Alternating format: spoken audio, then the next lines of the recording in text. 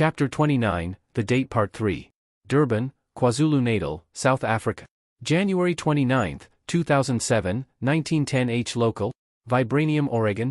Vibranium. The strongest metal on Earth. The same metal used in Captain America's indestructible shield. According to Coulson, Howard Stark accidentally found a piece of vibranium ore when he was traveling around Ethiopia. He studied it for a while before World War II came to America, and his attention completely went to helping the government. When the captain asked for a shield, he used the vibranium to make sure it would last as long as it can. He never expected it to be virtually indestructible. If the laboratories they were raiding are studying vibranium, SHIELD needs to do better against them. Who knew what would happen if they somehow finished studying the indestructible metal? Okoye. How much can the Talon carry? Chala asked through his comms. Naruto is binding Clow for the meantime. Around a ton? That should be enough, if barely. Swing around towards my position. Breach the hole in front of me. You'll understand what you would get when you see it? Chala answered his comms, presumably after Okoye answered. We're going to make our own exit. Naruto, you'll handle reinforcements, it would be loud for sure, he said towards Naruto and Natasha. Naruto nodded and walked out of the door, probably to stand guard. After a minute, a loud impact sound can be heard from the far side of the room, and dust rushed out of the entrance. For the first time, Natasha saw the Wakandan ship. It turned around and opened its rear door, revealing the Okoye and Wabi. Great, Bast. That's a lot of vibranium, Okoye said in shock. Wabi, help the prince load the canisters, she ordered before walking back inside. Wabi walked towards the side panel, and large metal claws extended from the side of the ship. The claws grabbed hold of dozens of canisters at a time. Chala tossed Clow inside, then both of them jumped inside the ship when they heard gunshots coming from below them. Naruto must have encountered more of Clow's forces. Natasha and Chala are rolling all the canisters inside the ship to make room for more. She didn't expect that small pieces of rock are that heavy. The moment every canister in the room are loaded, Chala shouted. Naruto. 1 minute. The back door closed, and they moved away from the ship. Hey! Naruto's still down there. Natasha shouted to Chala. Don't worry about him. It's safer for us to be this far away, Chala answered calmly. The Talon hovered around a kilometer away and faced the ship. Natasha could see a bright blue pulsing light is emanating from inside the boat. 5 seconds later, the whole ship is covered by a spiraling dome, grinding everything inside it to dust. The dome is producing such a powerful gust of wind that the plane they are in is experiencing strong turbulence. Natasha realized at that moment that SHIELD wouldn't stand a chance against Naruto in a head-on fight. Bast. So the one he used before is not his most powerful skill. Chala whispered in awe. Natasha really needs to figure out how Naruto and Chala met. The small snippets of conversation she heard suggest that they have some knowledge of each other's abilities. Hey, let's go. I still need to ask the king. Naruto suddenly shouted behind them. Natasha reflexively turned around, struck him in the chest using the staff. Oh my god. Are you okay? She asked immediately after she realized who she attacked. Wow, that hurt, Naruto said while rubbing his chest. The shirt he's wearing is a little singed. That's your fault too, you know. You just don't appear behind someone and expect not to be attacked. Natasha reprimanded Naruto while placing her hands to her hips. Behind them, Chala and Wabi are placing paralyzing cuffs and a blindfold on Clow. They're like an old married couple. How long have they been together again? Wabi told Chala in a quiet voice. This is their first date, Chala answered in a deadpan voice. Wabi looked shocked at Chala's statement before shaking his head and saying, they would be married on their third date at this rate. Who the hell thought raiding is a great idea for a date? Apparently, Naruto does. To be fair, he's a walking nuke, and she's a master assassin, Chala answered with a shake of his head. Just look at it this way, we got what we came for, and we retrieved the stolen vibranium. He finished before Wabi stood up and carried Clow forcefully to a bar and tying him up there. They really don't want him to get away. Naruto led Natasha to a couch at the side of the plane after a few more exchanges and sat down. So, are you ever going to tell me about how you and the prince met? Natasha asked, giving in to her curiosity. That's a good story. Let me set the scene. It was more than a year ago near the southwest border of Sudan or South Sudan, whatever you might want to call it. Naruto started his story. Flashback start. His next destination in mind, Barton Bashega of Wakanda. Nairobi, Kenya, would have normally been his next destination, but there's something he needs to confirm in Wakanda because there's something weird going on there. The first thing Naruto noticed was that it's complete isolation. No country would survive for thousands of years in complete isolation. Some resources are always unavailable inside a country. The fact that they primarily only export textiles and crafts and almost no import is an insane notion. The second thing is its uninfluenced culture. He can understand if a tribe or two remained isolated and retained their original tribal culture, but a country as a whole? It's just not believable, especially if they are so close to the slave trade and Western expeditions routes. Not to mention the fact that they have no reported standing armies ever since the country's formation. The surrounding states would have pounced to conquer the land, especially in the 1600s to 1800s. For Naruto, something fishy is going on. That's why he's going there himself after the clones he sent to scout the capital reported back. The two information he needs to confirm is the location of the royal family. The family would typically stay at or near the capital as it is the seat of power, but members of royalty rarely shows up in the city. Naruto's clones found that they stay somewhere outside the city, but it's also mostly empty. The next one is the weird movement of people. Groups of people would regularly trek towards the Wakandan jungle and return a few weeks later. 6-month survey of the villages showed that there is some kind of cycle for each group to go towards the middle of nowhere. Even the caravans that are moving from village to village always travels through the forest, not around it. That's why he's going himself to follow the people to where they are going. Naruto was tree jumping through the forest a few kilometers away from Binen Bashega when he heard shouting and gunfire from nearby. He decided to check it out and run toward it. When he was around 100 m away, he stopped on a tree branch and activated his Sharingan to watch the situation.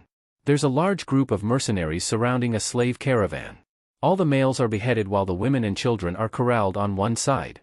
The presumed leader of the mercs is interrogating a woman harshly. The leader is wearing a tattered combat suit, hunter's hat, and a necklace made of teeth. He remembers his name as Mufasa. A warlord turned mercenary with a disposition for carnage. They often take the heads of their enemies as a trophy. He usually operates in southern Africa, so it's a wonder why he's this far north. The woman, on the other hand, is wearing an assortment of green clothes. She's acting well enough for everyone else to pass as a refugee or slave but not for Naruto's eyes. Her muscle development and physiology can't be hidden from Naruto's eyes. "I know who and what you are," Mufasa said. "You think you're smart by sticking with refugees and slaves, but what you don't realize is that people talk. Give enough incentives, and they would tell you anything." He continued while retrieving his knife and running it all over the woman's neck. Every one of them said the same thing. An angel in green called a man in black and saved them from a terrible fate. "I remember the stories of my childhood. The stories passed down from the ancestors, never fight the man in black." Mufasa walked over to a girl and pulled her towards him. "I also remembered the story of a golden city hidden in Wakanda, where the man in black came from. I'm only going to ask you once, Wakandan," he said while placing the knife on the now crying girl's neck. "Where is the golden city?" Nakia is in turmoil. She's a loyal war dog of Wakanda. Her mission is to serve for the best interest of Wakanda above all others and keeping Binanzana a secret. She hardened herself, believing the girl would die today. But Bast seems to give her a gift. Death wails of mercenaries echoed around the outer perimeter. Mufasa's men are dropping left and right, and he can't even see it. Mufasa tossed the girl aside, took his gun, and scanned his surroundings, trying to find the man that's been taking out his man. "I know you're there," Mufasa shouted before he shot Nakia in the kidney. He grabbed her and pointed his gun at her temple. "Show yourself, or I swear to God I'm going to blow her head out. You got 3 seconds. 3, 2.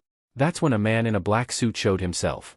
T'Challa has just been appointed as the new Black Panther a month ago after his father decided that he's not fit enough to be the Panther. An hour ago, an emergency transmission came from Nakia's Kimoyo beads. He immediately took a dragon flyer and set out to help her. When he got to the location, he saw a gruesome sight.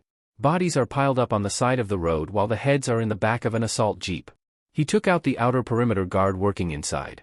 T'Challa got spotted by one of the inner guards, and all hell broke loose. Rookie mistake. Now he's in front of a madman with his love rapidly bleeding out, not sure if he can get to him first without him pulling the trigger. "Ah, the man in black. The protector of Wakanda?" Mufasa theatrically said. "The Black Panther. Maybe you can answer where the Golden City is?" T'Challa was now in the same position as Nakia a few minutes ago, but he doesn't have the same determination to let Nakia die. "Don't tell him," Nakia forced out. "She's getting weaker and paler as time goes on." "I'm sorry. I can't do that, Nakia," T'Challa answered. He faced Mufasa. "The Binanzara is in." He never got to finish his sentence since a stone pillar suddenly impaled Mufasa. T'Challa was surprised by the suddenness of the man's death. He looked around and saw that all the remaining mercenaries are suddenly impaled. You should help her before she keels over, a voice said out of nowhere. Chala looked back to Nakia and saw her starting fall. He ran toward her and caught her. I got you. You're going to be okay, he said while checking Nakia's wound. It's a through and through. He took a Kimoyo bead from his and Nakia's to plug the entrance and exit wounds. It stabilizes her condition momentarily, but she just lost too much blood. She might not make it back to Wakanda for treatment. He's feeling the weight of the situation when a hooded guy walked over to him and crunched down in front of him. You need help, man? The same voice that told him to catch Nakia came from the man. Come on. Just nod if you need help, the man said in a calm voice. Chala nodded. He would do just about anything to save Nakia right now. All right. Lay her on the ground and move 3 steps back. Chala was hesitant to leave Nakia's side, but he knows he can't do anything now. Naruto did a single hand sign and placed his now glowing white hands on Nakia's abdomen. Fair warning. I have almost zero medical knowledge. I'm just boosting her resilience. So yeah. Chala almost lunged at the guy, but he can't do any better right now.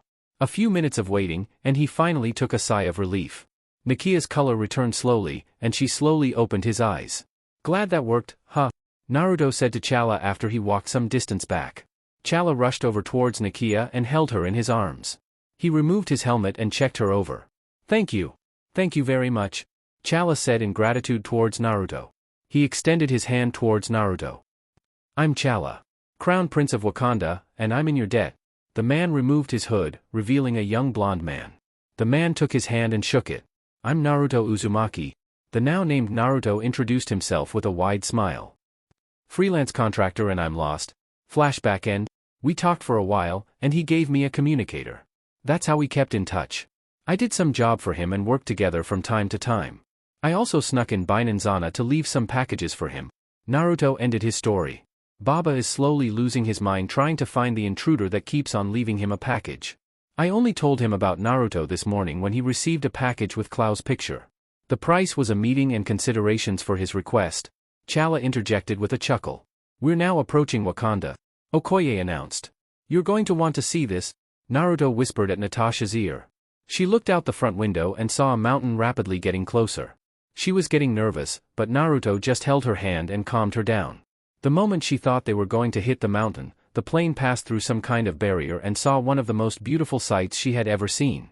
Welcome to Binanzana, the Golden City, true capital of Wakanda, Chala declared. Clint's homestead, Missouri. January 29, 2007, 1500 H local. Clint burst through the door and rushed up the stairs. He went straight towards the master bedroom and saw Laura sweating profusely. Hun, the Johnsons just went into labor before you.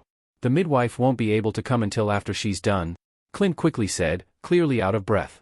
This kind of moment magnifies their living situation. Living partially off the grid would remove some comforts that people take for granted, like going to a hospital. Clint, take a breath and find the birthing binder. You're going to help me through this, Laura said between contractions. I can take you on the jet and take you to SHIELD HQ, Clint suggested. Clint Barton is usually calm and collected, but when the life of his wife and unborn child is on the line, the gloves are off. No time, babe. My contractions are 3 minutes apart and 60 seconds long. We're not going to make it, Laura asserted. You need to do it. Clint nodded and ran down the stairs to retrieve the binder, including some ice chips. He checked on Lila, watching cartoons in her room before going back to the master bedroom. Breathe, love. You can do it, Laura reassured. Clint opened the binder and read through it. Binanzana, Wakanda. January 29, 2007, 2030 H local. I still can't believe this is the real Wakanda, Natasha said while looking outside the window of the waiting room they are assigned in. The moment the rear doors of the Royal Talon fighter landed, a welcoming party greeted them, consisting of the Wakandan royal family and 2 groups of guards. One group looks similar to Okoye and another group that wears the same clothes as Wabi. A few words of greetings and subtle threats, and they were escorted into a room. Natasha thinks that the only reason they aren't attacked was that they brought them Clau and Naruto's presents. Oh yeah. This place is like Singapore on steroids, Naruto said beside her. I just think of it as an advanced hidden village. Hidden village? What's that? Ninja training grounds? Natasha asked, adding the last part as a joke. Yeah, basically, Naruto answered in a straight-laced voice. Natasha immediately faced Naruto, cupped his face, and turned his face towards him. The unique date and the kiss must have been getting to her since she was never this personal or touchy. Naruto got a little surprised at the spontaneity of Natasha, but he just rolled with it. Are you telling me there are still hidden villages who trains ninjas? Natasha asked, emphasizing some of the words. Here? Currently? Naruto quietly asked, just to make sure of his answer that would make it a partial truth. Natasha just stared with a slight admonishment, urging him to just answer the damn question. No. No. There are no more hidden villages here. Some schools still teach ninjato, but they're not hidden or something. He answered a little flustered. What do you mean, no more? She continued her questioning while narrowing her eyes. Damn. She caught that. Naruto whispered to himself, but Natasha caught it, and she shook him to recapture his focus. When Naruto faced Natasha back, he saw her slightly pissed off face. I kinda grew up in a hidden village. He mumbled. You mean there's a whole village that can do what you do? Natasha asked in a slight panicked tone. A whole village that can destroy entire armies would change the world order. Well, there are 31 villages, but not everyone can do exactly what I can do. I'm pretty special if I say so myself. Naruto absent-mindedly answered. He would have continued if Komiai's shout about shutting the fuck up. But don't worry. I'm the only one here, like ever. I'm sure no one would show up.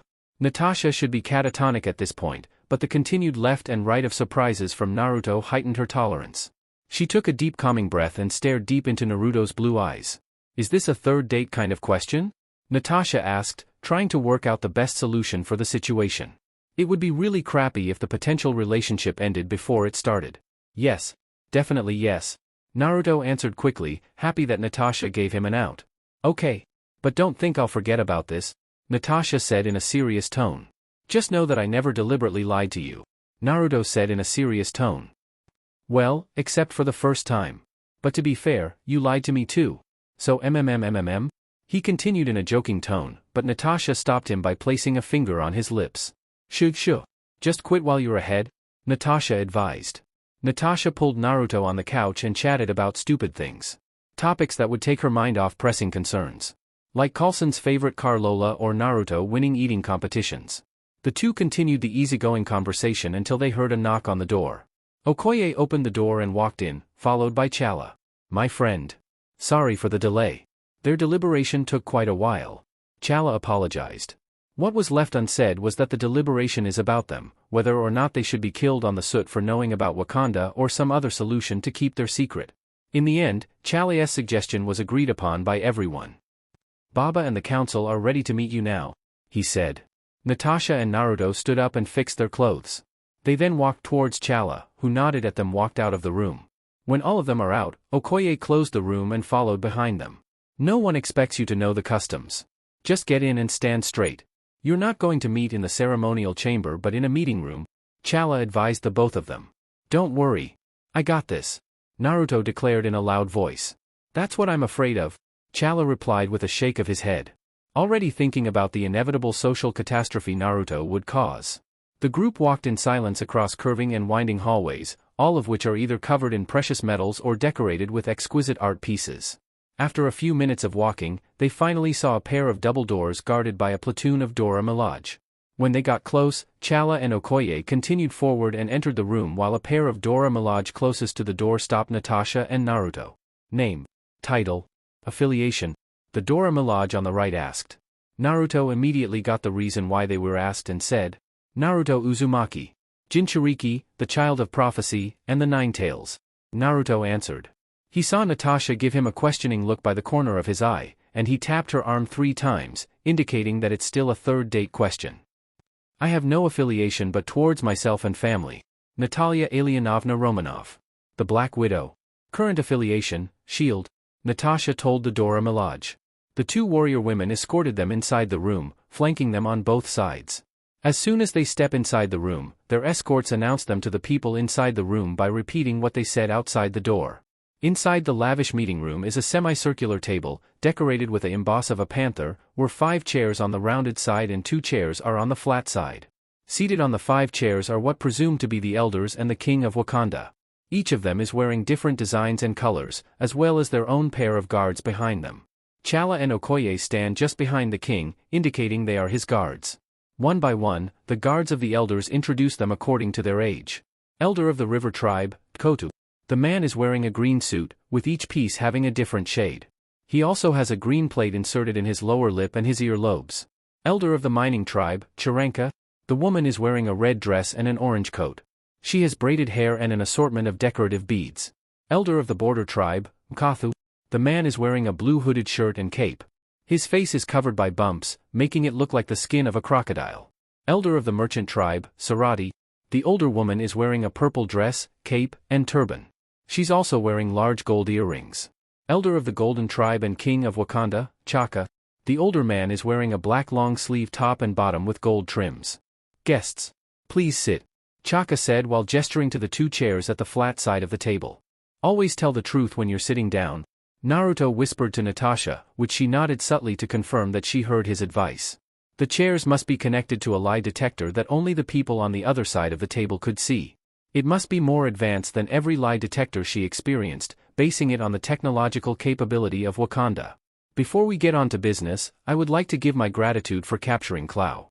A persistent stain on our history, the king said with a small bow, followed by everyone else in the room. The people of the border tribe bowed noticeably deeper. Chaka raised from his bow. First of all, Jinchuriki, Child of Prophecy, and 9 Tails. Quite a peculiar set of titles you have. Would you mind explaining this for us? Nope. I don't want to explain it. Naruto's immediate answer shocked everyone except Chala, Okoye, and Natasha. His rude response drew disgruntled murmurs from everyone in the room. Their escorts are tensing their body to prepare to strike them the moment their king ordered them. Haha. My son warned me about you, but I guess you need to see to believe. The king mused with a chuckle. Now, let's continue to business. Naruto, the first thing I need to know is how did you get clued into the secret of Wakanda? Oh, that's an easy one to answer. You guys are just too obvious. Naruto answered with a shrug. Chaka gestured him to continue. 3 things, really. The most obvious for everyone is your isolationist policy. It is to prevent outsiders from getting in the country. Mkathu interjected. Well yeah. But at the image your country is showing, you should be welcoming trade if not people. What impoverished nation wouldn't want to develop, think about it. Naruto explained. The next thing is the people's movement. The rotation of people to and from the villages is just too regular. You can set your calendar on it. I mean, who the hell would go towards the middle of nowhere? Don't even get me started on the merchant caravans. Naruto ranted.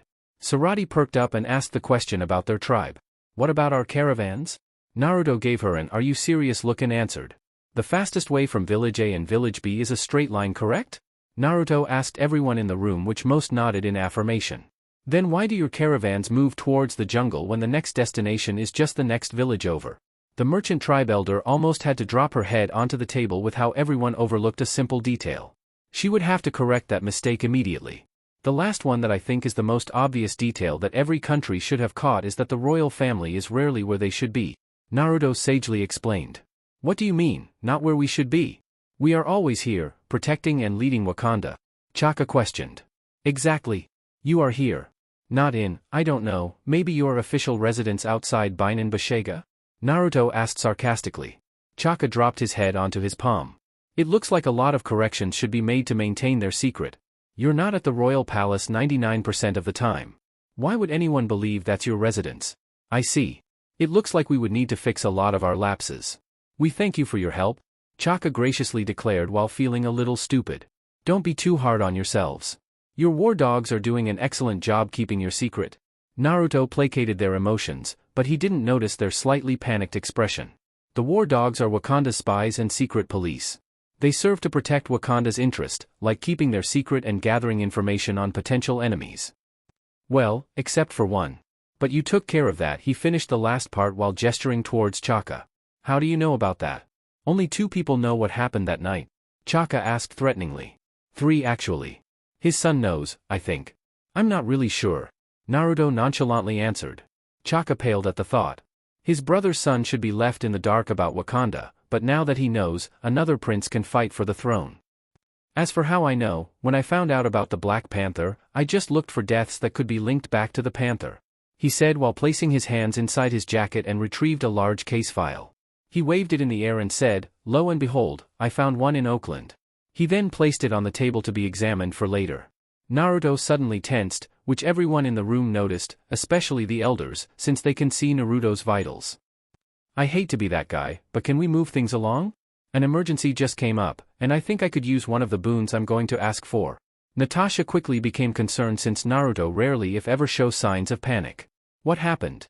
She quietly asked, but almost everyone in the room heard the question. Laura's in labor. I think the baby is breached. Clint is panicking. Naruto quickly answered. He then faced Chaka and said, I'm sorry for how this meeting progressed, but as I said, there's an emergency. Chaka wanted to push his questioning more, but his son's advice echoed in his mind. Never antagonize Naruto. He's a walking calamity. We want him on our side. It's not a sentiment due to our friendship. It's a request from a future king. Okay. Let me hear your request, Chaka said, earning various reactions from everyone in the room. I have 3. First is for the approval of establishing a restaurant in Binanzana, but that could be discussed for later since I know you would want some answers, Naruto said, earning questioning gazes from everyone. Second one is for a small lump of pure vibranium, maybe 3 inches in diameter, that I would like to test. Supervised, of course.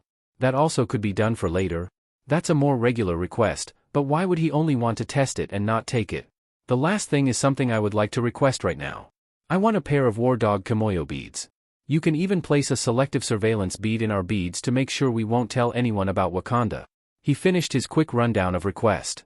The last part is convenient for them since Chalia's suggestion is to give them a single surveillance Kimoyo bead.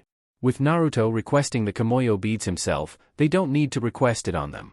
Chaka nodded towards a pair of Dora Milaje by the side of the door. They stood in attention and walked out of the door to pick up the Kimoyo beads. After a few minutes, the pair returned and presented it to Natasha and Naruto. Before you wear them, let me warn you. War Dog's Kimoyo beads are the most advanced version we have. It is also the most deadly. The moment you wear them, only a member of the tribal council could remove them. Force removal would lead to the dematerialization of a 5M area. Telling someone about the secrets of Wakanda to someone not wearing Kimoyo beads would also activate the dematerialization. Wear it at your own risk?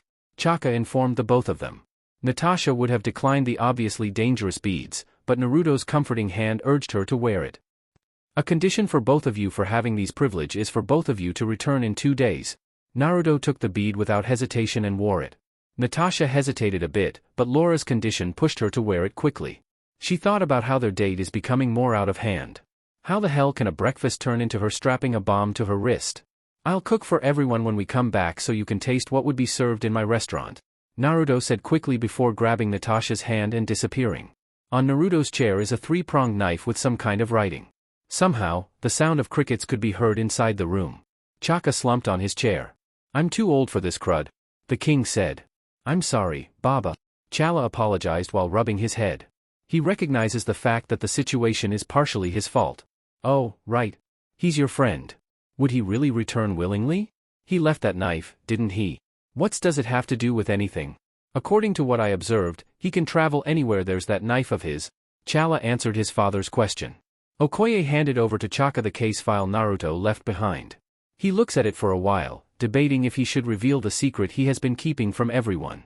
He called the attention of the already exhausted tribal elders due to the previous meeting and said, before everyone leaves, let me tell you something that happened in 1992. My brother, Njobu.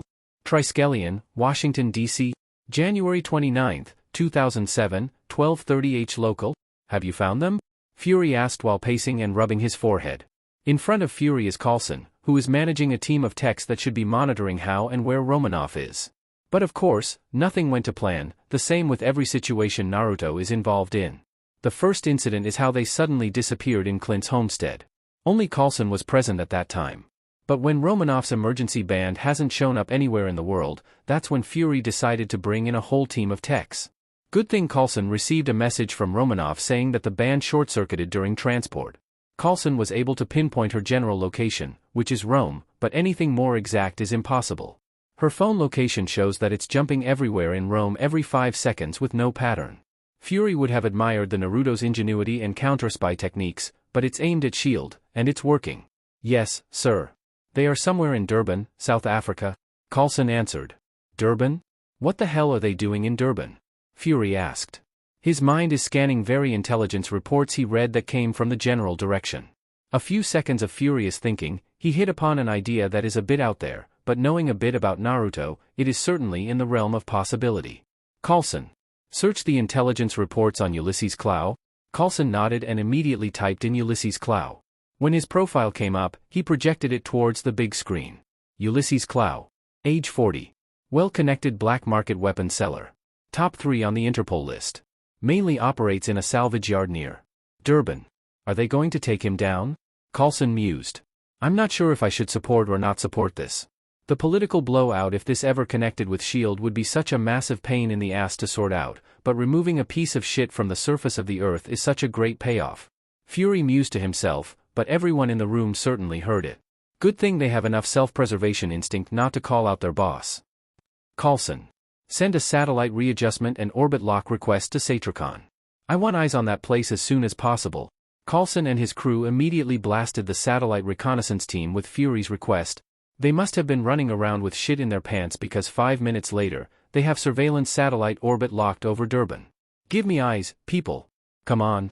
Coulson ordered, making everyone but Coulson move faster. Eyes up. Coulson announced at the same time a live feed from the satellite showed up on the screen. Coulson scanned the area, focusing mainly on each ship.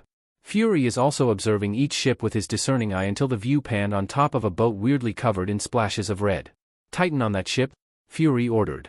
Coulson immediately saw what Fury saw and tightened on top of it. It's basically a massacre, similar to Budapest. A lot of the techs that can't handle the gory image run out of the room, presumably to puke in the bathroom. I guess we found them, Coulson mumbled. The techs returned in waves, looking a whole lot better. They watched the ship with no developments. They were about to throw in the towel since they thought that the group already left until the hull of the vessel suddenly ripped open. There's nothing there. It looks like it just opened. Can Naruto turn invisible? Coulson observed. No. I think that's a plane with active camouflage, just like the Quinjets. What I wouldn't do to have the god's eyes right now. Fury weighed in. After another few minutes, blue light seemed to pulse from inside the ship. They have no idea what they should expect next, but a spiraling dome of blue energy grinding everything inside it to dust is the last thing they thought they would ever see. After the dome faded, only a large crater was left behind and a whole lot of dust. Coulson looked back towards Fury and asked in a joking tone. You still want to bring him in again, boss? After a small chuckle on Fury's disgruntled look, he checked on a hunch of his and looks like he's right. A few seconds the invisible plane appeared or not appeared, Romanov's phone went entirely offline. Looks like Romanov got in on the plane and went wherever the hell they're going next. Fury took on one of his serious thinking faces. Coulson recognizes this one as something that appears every time he would make a big decision, just like he saw before with Danvers. Clean everything up, no evidence at what we were doing. No logs, no time and stamps, no emails. If I find out details about this op got out of this room, I'll send every one of you personally to a gulag in Siberia. Got it. Fury threatened everyone with a hard stare down. Everyone nodded frantically, sure that their boss would go through with his threat. Good. Coulson, come with me. He ordered and walked out of the room without missing a beat. Coulson quickly got out of his chair and followed Fury. The pair marched through the Triskelion. Coulson is expecting them to head straight to Fury's office, but when they reached the elevator, Fury pushed the button towards the helipad's way up top. When they reached the helipad, Fury told the standby pilot that Coulson would fly the thing himself. Coulson walked straight to the pilot seat, and Fury sat on the co-pilot seat. Go dark and head to Huntsville, Alabama. We need to pick something up, Fury said in a clipped tone. Coulson didn't even question Fury and flipped some buttons. After checking everything is okay, he flew the Quinjet towards Alabama. Not like I'm questioning you, boss, but what are we going to do in Alabama? Coulson hesitantly asked. I'm going to pick up a file I made in 1995, Fury said. Coulson tried to think back about what happened in 1995, and the only thing that important happened is the Carol Danvers situation. The question is, what file could be so crucial that Fury had to hide it off the S.H.I.E.L.D. system? I know what you're thinking, but it's not sensitive. It's just a pet project that we need to start up. Phase 2 would not be enough if we would have to fight someone as powerful as Naruto. He continued. Coulson is, of course, aware about the study of the Tesseract and its future use as a weapon, but what could be more effective than weapons powered by it? It's time to start the Avengers initiative. Jersey City, New Jersey, January 29, 2007, 1400 H local. Jonathan Pangborn is living a good life. It has been almost 2 years since he left Camartage, and he can confidently say that he did well for himself. He runs a booming auto shop, a girlfriend that quickly turned into a fiancée, and finally, he was able to reconnect with his family. But even after all that, there's one thing he never forgot to do, to accomplish the Ancient One's mission personally given to him. To find the Yellow Fox. He has always been looking for any news or signs of the fox. Most of the things he found are of inconsequential or hoax, that's why he and his fiancée, Joanna, have not married yet. He told her that the moment he finds the sign of the fox, they would marry, which she accepted readily. It's like she knows that John is still on a mission.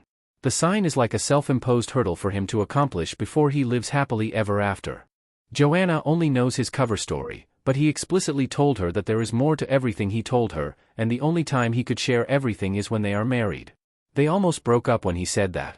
Currently, he's working on a heavily damaged 1970 Dodge Charger of a cop friend of his from New York. "What did you do with this beauty?" Jonathan exclaimed while under the hood, checking each small part. Javier Esposito can't help but look ashamed by what he had happened, although it'd been done for the line of duty. "You watched the news about the machete killer car chase that went from New York all the way to I-95? Javier asked hesitantly. "The guy who managed to nab a Lenco Bearcat? The fuck are you thinking when you took on a glorified tank with a Charger?" Jonathan couldn't help but shout. The absurdness of the situation is just too much for him. "Hey! We stopped him." "Well, Castle stopped him, but that doesn't matter. We got our guy," Javier weakly defended. "How did you find him anyway? I heard he leaves nothing behind for you to get lead on," Jonathan offhandedly asked. "Hey! We found a lead, or at least our captain did, indirectly," Javier answered. "Why the hell would your captain find some leads? Because the Ninetails bargained with him?" This got the attention of Jonathan. He doesn't know why, but something in the back of his mind is screaming at him. He rolled out from under the car and stared at Javier. "Who's the Ninetails?" Jonathan asked seriously. "Some kind of information broker that only deals with military and law enforcement worldwide. Barters weird stuff for information. The only catch was that he contacts you by leaving a package. Everybody tried to find him, but he's just too good.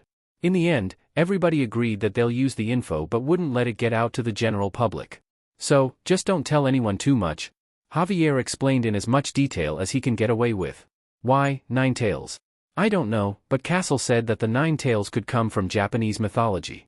Some kind of immortal fox demon or something," Javier answered with a shrug. Jonathan quickly stood up and grabbed Javier at his shoulders. With almost a desperate plea, he asked, "When did he first show up? Bro. What the hell? Just answer the damn question." "All right. The first reported package was received almost 2 years ago.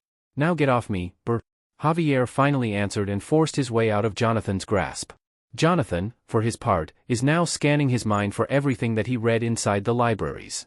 One book mentions that the Ninetails fox is one of the strongest yokai or god but usually only uses their power for mischievousness or pranks. One of their skills are shape-shifting and invisibility. That skill set could explain how it can move around undetected and gather information for selling. If a nine-tail fox demon decided to change the flow of time for its pleasure, that could explain why the Ancient One would see a shift in the future. "Javier. I need you to get out of here. I'll fix up your car, don't worry.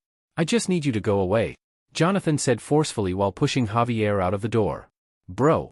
What the fuck, man? Come on. You're acting weird," Javier shouted. "Go, man.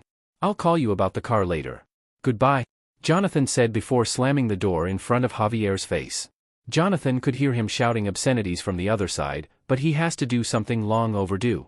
Jonathan ran up the second floor of his garage and went into his office. He closed the blinds and locked the door. When everything is locked tight, he sat down in the middle of the room and meditated. It has been a while, but he was still able to create an astral projection. The projection traveled far until it finally reached its destination. The Ancient One is in the middle of a room meditating when she felt a projection rapidly approaching her. She opened her eyes and saw something that she's waiting for a long time. "Master Pangborn. Good to see you again?" The Ancient One greeted Pangborn, who bowed in respect. "I think I found a clue about the fox," Jonathan reported. The Ancient One just gestured him to go on. "There seems to be an information broker that is helping the military and law enforcement. No one saw or heard him. He only leaves behind packages with information and a price."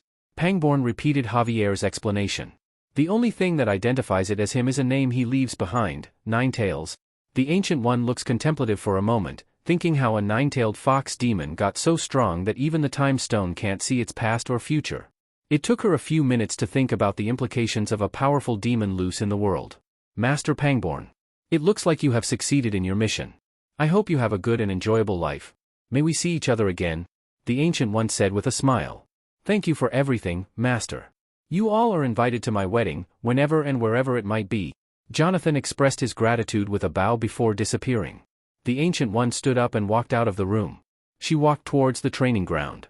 When she reached the viewing platform of the fields, she shouted her order. Master Mordo. Assemble a team. You're going to look for a nine-tailed fox. Mordo, whose mid-step on the air, immediately dropped to the ground.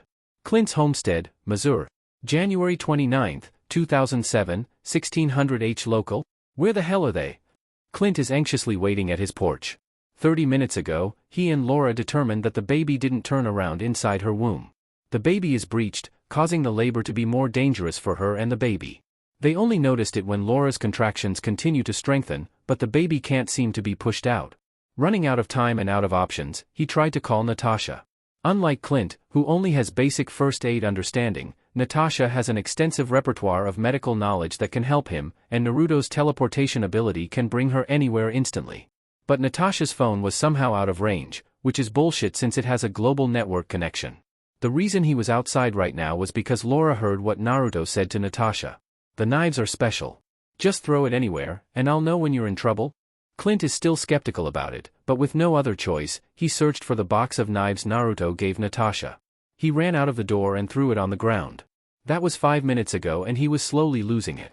Laura is still upstairs trying hold on for Natasha, but the baby would get out one way or another, with or without complication. Clint was just about to run up the stairs when he heard a particularly agonized cry of Laura when he suddenly saw Naruto and Natasha appear on top of the knife. He was about to go on a tirade about where the hell are they and all that, but Natasha cut him off. Before you say anything, we have a lot to do, she said while walking inside followed by Naruto. Clint has enough presence of mind to shut up and follow her lead. Get a tub of water and lots of towels. After that, go be with Lila. She needs you right now. Naruto and I would handle it. Clint was going to complain about Naruto, but Natasha just cut him off again. Just go get the stuff. Clint just nodded and ran off to get what Natasha requested. And you can't go in the room unless I call for you, Natasha shouted as a final order. She looked behind her and saw Naruto staring at her. That was so hot. Naruto involuntarily let out. Natasha would have felt flattered, but time is of the essence. Focus, Naruto. Follow me. Laura should be upstairs, Natasha said while running up the stairs, sure that Naruto was following her. When they got into the room, Natasha went to Laura's side.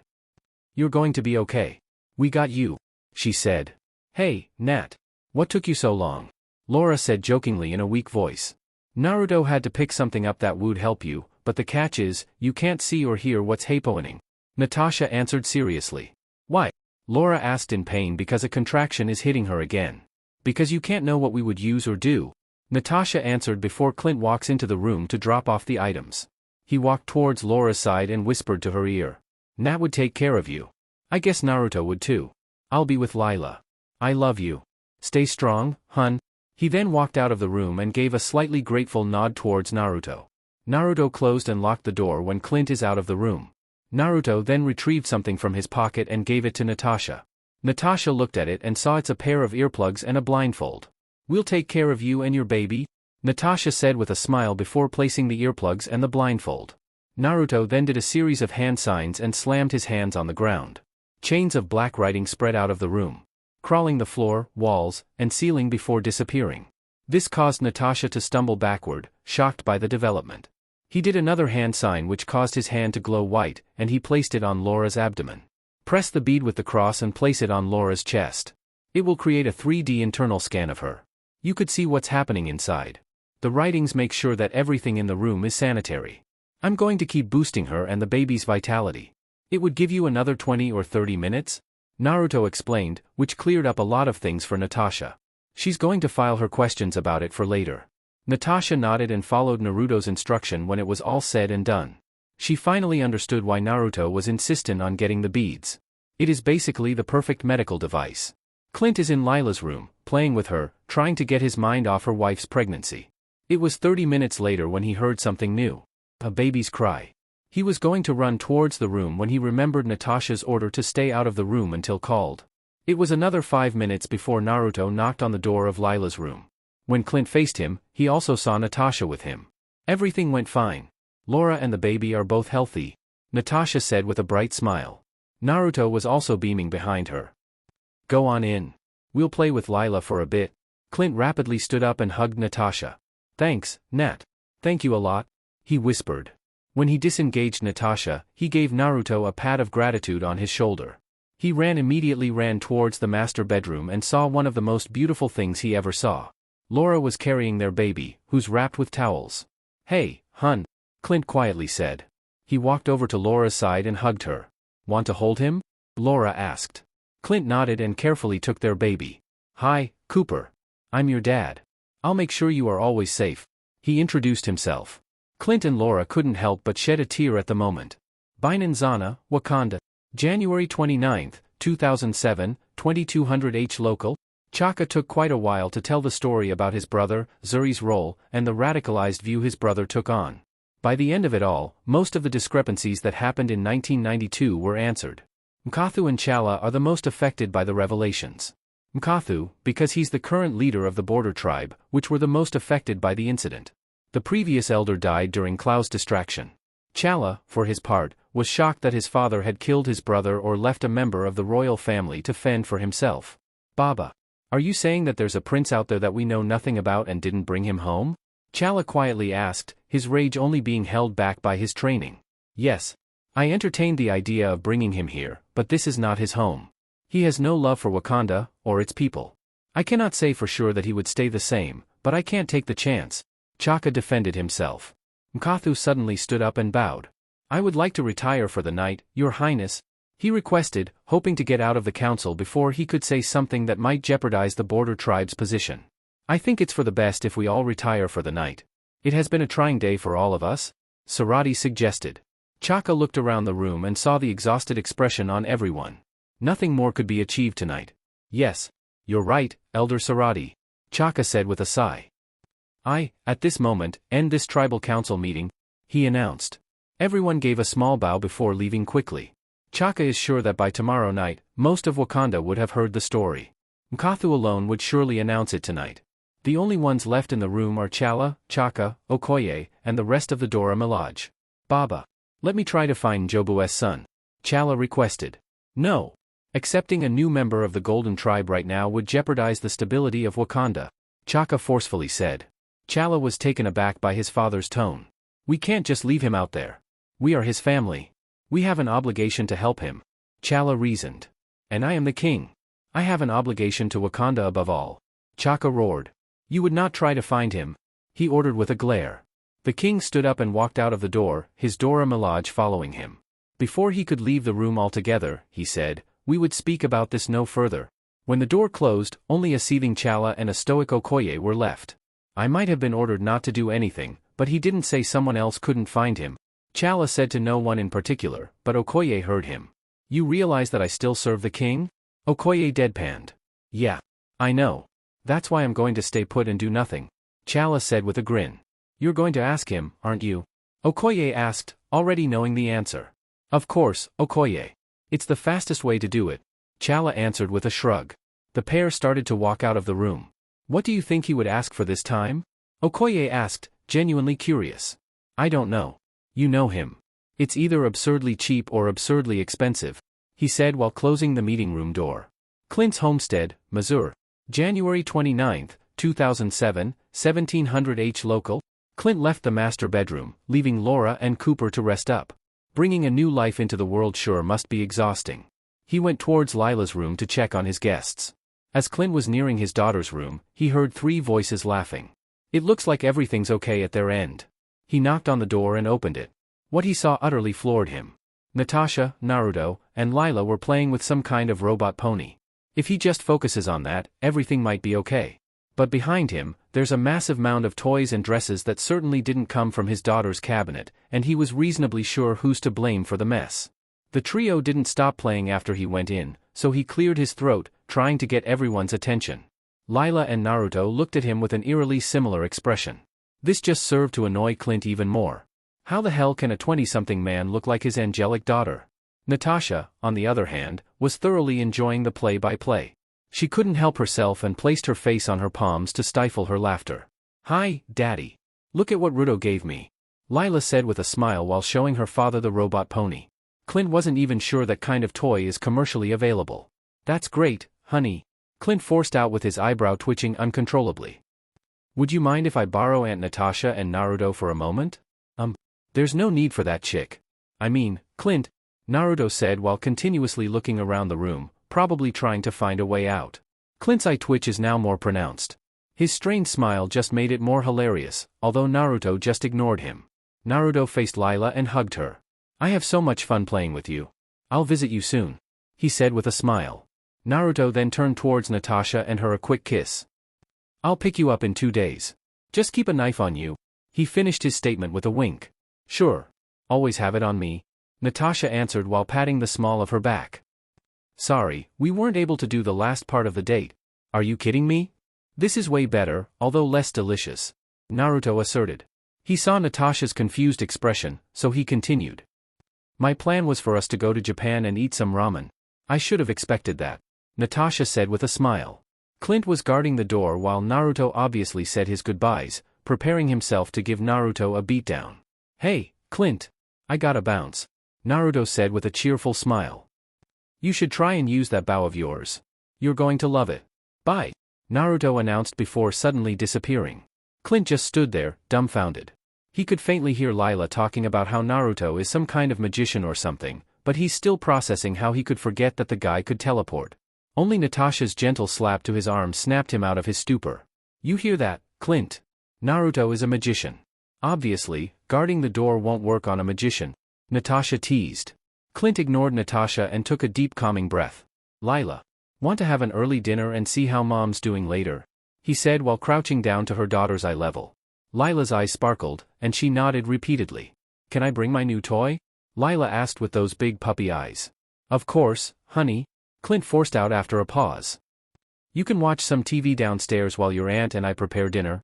Kids really are full of energy because Lila still has enough energy to run downstairs even though she's been awake for 9 hours. Clint and Nat walked out of the room and towards the kitchen.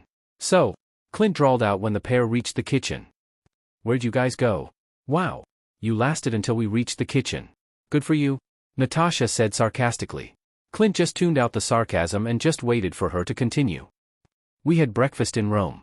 Some friend of his owned a restaurant there. He took you to Rome? Clint asked in disbelief, which Natasha just nodded to. Of course, he took you to Rome. How the hell did he even know someone in Rome? Natasha started taking out ingredients from the cupboards and fridge while Clint prepares the pots and oven. Natasha had stayed with the Bartons so much that she knows everything in the kitchen. I don't know, but I think he's one of his customers. I thought every one of his customers is military and law enforcement. Apparently not. I met another one of his customers, but I can't talk about it. Why can't you talk about it? Come on. You can tell me anything? Clint.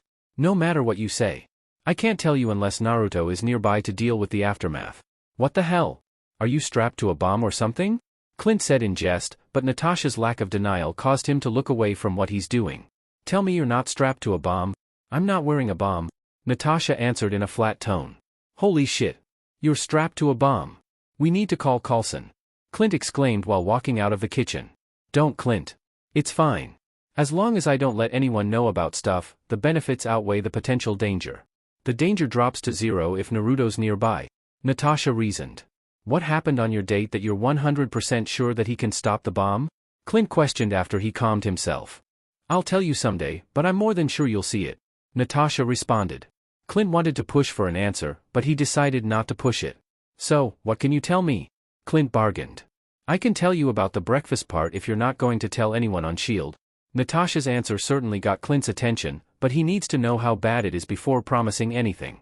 From the scale of stealing snacks to hiding a nuke, how bad is it? Knowing a dead hitman is still alive and running a restaurant, Natasha explained. That's a low one, Clint said after thinking about it for a second. Hit me. Okay. Leon, the professional of New York, is in Rome? Damn. What did you know? The legend's still alive. I know, right? Imagine him being your server, and your date is apparently a friend of his, Natasha said while setting up the table. Clint washed his hand and walked out of the room. I'll see what Naruto did to my bow while there's still some light left. It'll only take a minute, Clint informed Natasha. I'll get Lila, and we'll wait for you outside. I want to see what Naruto did to it, Natasha replied. Clint nodded and went up the house and retrieved the still pink bow from the cabinet. He decided that it's best to clean off the pink paint so that it can look more presentable. He entered the bathroom and retrieved the shower head and set the thermostat to high. The moment the hot water hit the paint, it started melting off. When all the paint was off, he noticed the minuscule engraved characters on his bow. It reminded him of the carved characters on the trees in New York. Naruto must have done something to it. Clint walked down the stairs, making sure to retrieve a quiver full of arrows, and walked out of the door. He saw Natasha and Lily sitting down on the porch. "What took you so long?" Natasha asked. "It was still pink, so I washed it. Good thing it immediately came off," Clint answered while retrieving the bow. He showed it to Natasha and asked, "You know what these engravings are?" "All I know is that Naruto uses them to do almost everything," Natasha answered after examining it, but she's almost as clueless as Clint. Clint gave up, for now, figuring out what those signs meant, so he just took an arrow and loaded it onto the bow. That's when he first saw and felt the difference from his old bow. It's more steady and a lot easier to draw the string. Pushing aside the thought for now and aimed the bow towards a dandelion flower 100 meters away. He took a deep breath, slowly released it, and fired the arrow. The result was staggering. The arrow flew away in subsonic speeds, and that's with half a draw. When the arrow impacted the ground, it exploded into a cloud of dust.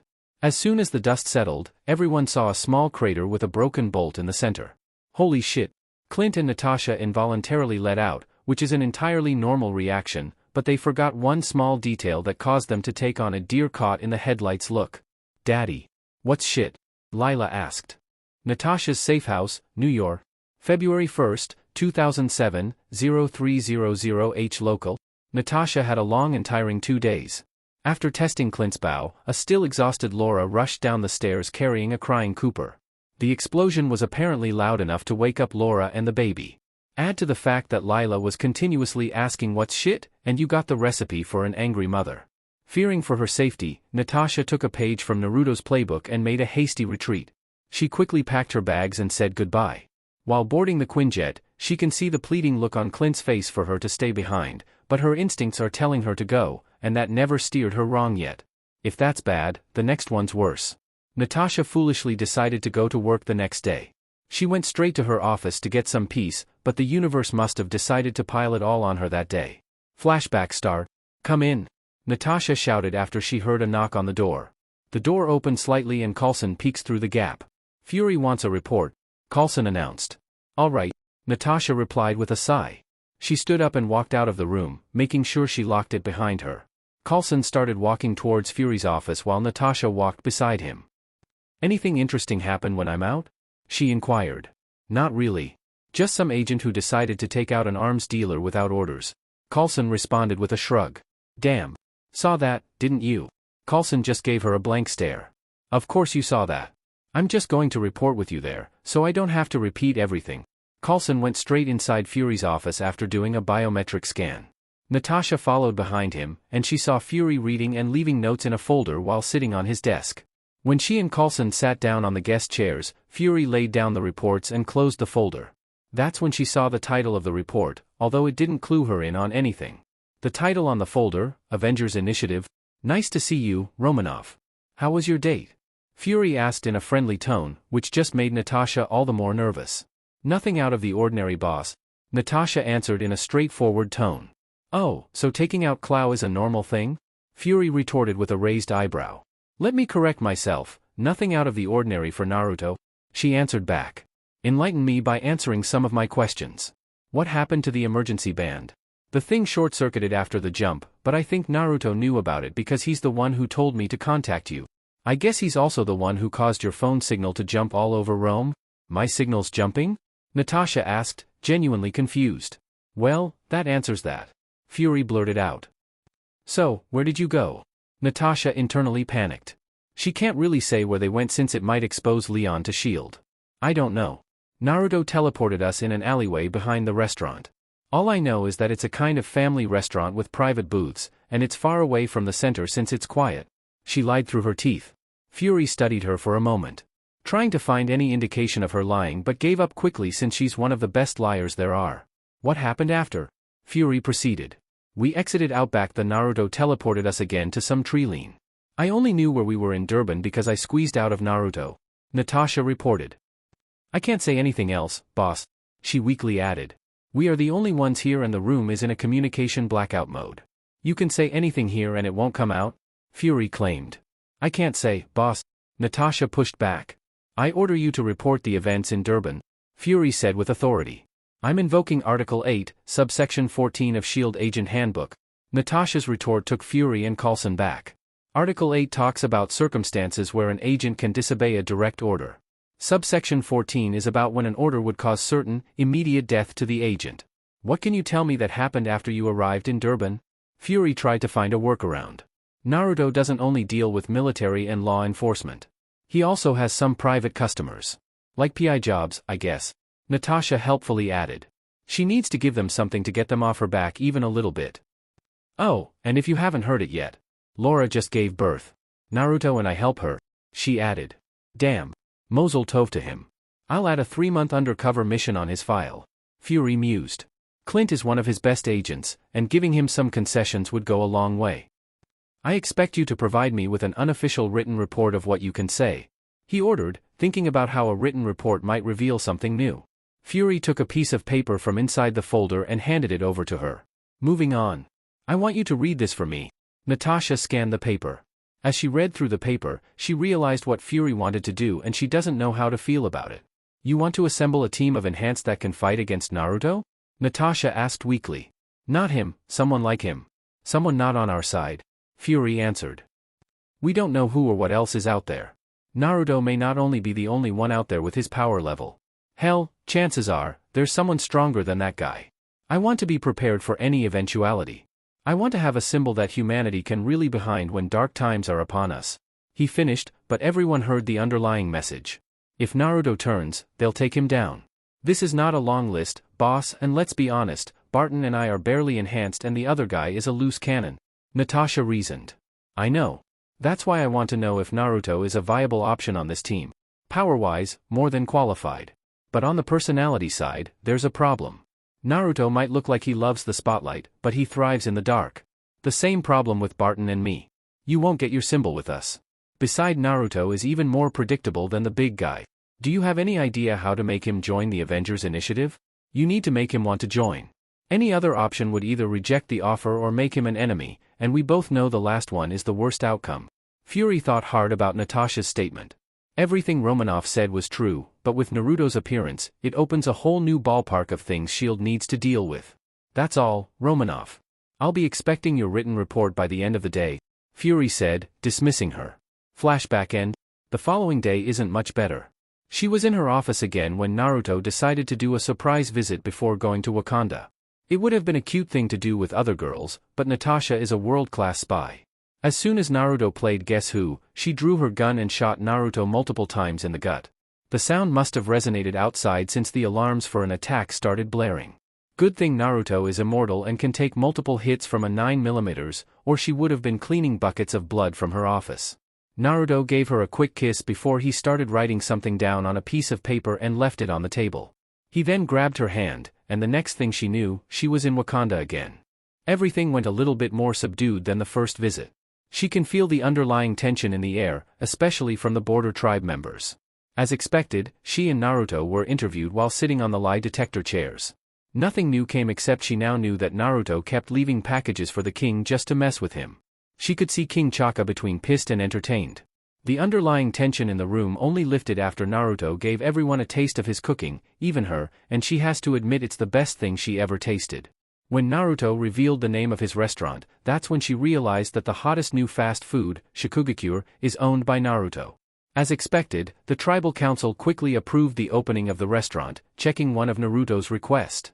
The royal family would even help in its construction. The next request was also approved. Apparently, everyone wanted to see if Naruto can damage or destroy a piece of pure vibranium.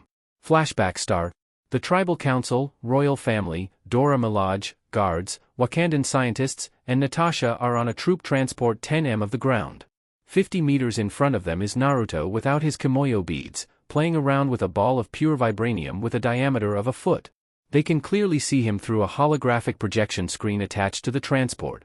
Your Majesty, with all due respect, no one can destroy pure vibranium. It can only be changed from one form to another. It's the perfect representation of the law of conservation of mass, a scientist told King Chaka. You know that, I know that, we all know that. But there's nothing lost in this experiment. Either he destroys the ball and we learn something new, or he doesn't and we just took a pleasant stroll outside the city. The king answered. Naruto kept tossing the ball around until he placed it on the ground. He removed his jacket and shirt and put it somewhere behind him, which then disappeared, leaving him in his black slacks and boots. I still can't figure out how he does that. The largest thing I saw him do that was his motorcycle. Chala said a little loudly, probably to answer everyone's question. He's the one holding on to Naruto's kimoyo beads. Natasha studied Naruto's body. She saw black marks running everywhere on his abdomen and forearms.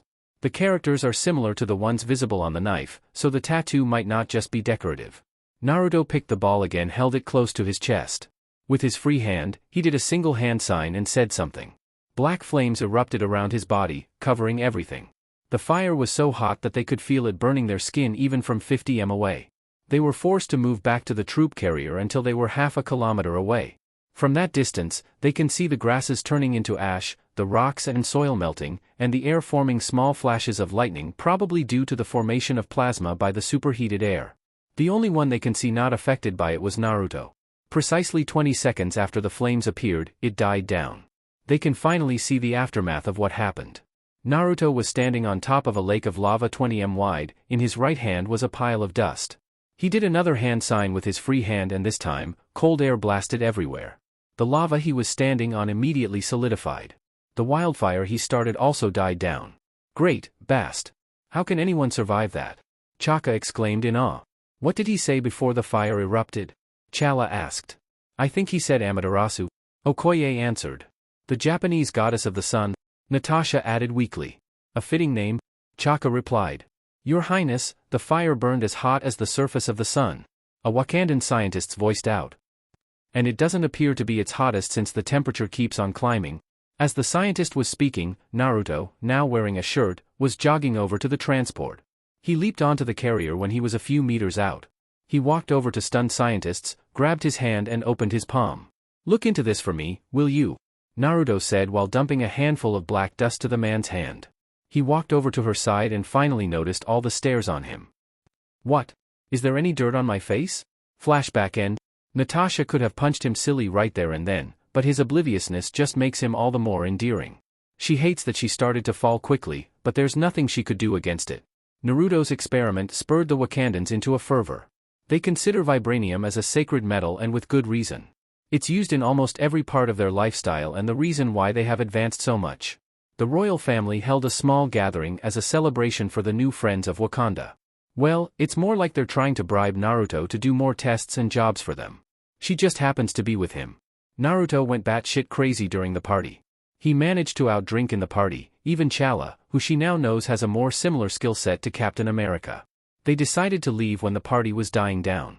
But before they could go, Chala pulled them aside. Flashback star. I have a job for you, Chala said to them when they were sufficiently out of the way. Let me hear the details first before I give my price, Naruto replied. I want you to find my uncle Njobu's son. Naruto thought about it for a second and pulled out a folder from behind him. Are you going to contact him? Naruto asked seriously while lifting the folder. Yes. I intend to bring him home, Chala asserted. Damn. I can't give this to you in good conscience. Why? Chala asked with a slight snarl. How can I put this lightly? Naruto mused. Oh, I know. He'll destroy Wakanda. What? His whole life, he prepared for one single purpose. Be the king of Wakanda and basically take over the world. Of course, it's for fighting racism against dark-skinned races, but Wakanda would inevitably fall if he becomes king. So, what do you want me to do? Just forget about him. Nah. I'll make contact with him. We just need to keep anything Wakandan as far away from him as possible until we change his worldview. Chala thought about it, and Naruto's plan made the most sense.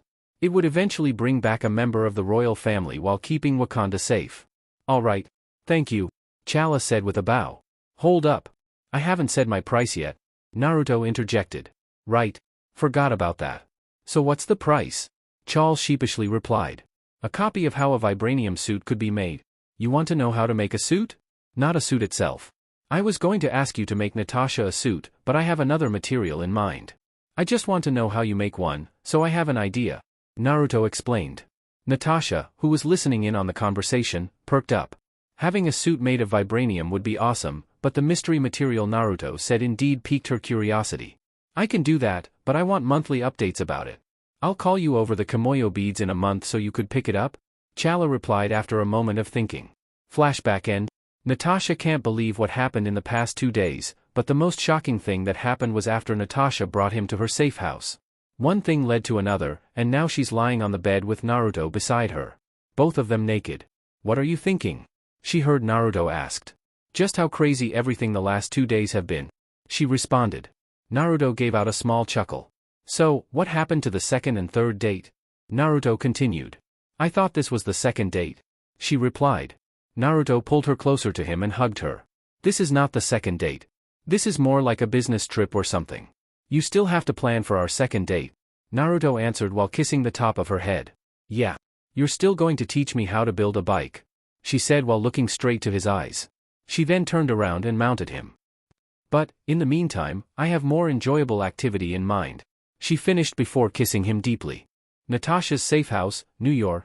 February 1st, 2007, 1400 H local. Natasha woke up to a discomfort she never experienced before, never thinking that someone could do something like that for quite a long time. The assassin twisted and stretched her body to relieve some of the soreness. That's when she noticed the heavenly smell of eggs and bacon. This would have normally caused her to feel elated, but now it caused her to panic. She reached for her phone on the bedside table and looked at the time. Fuck.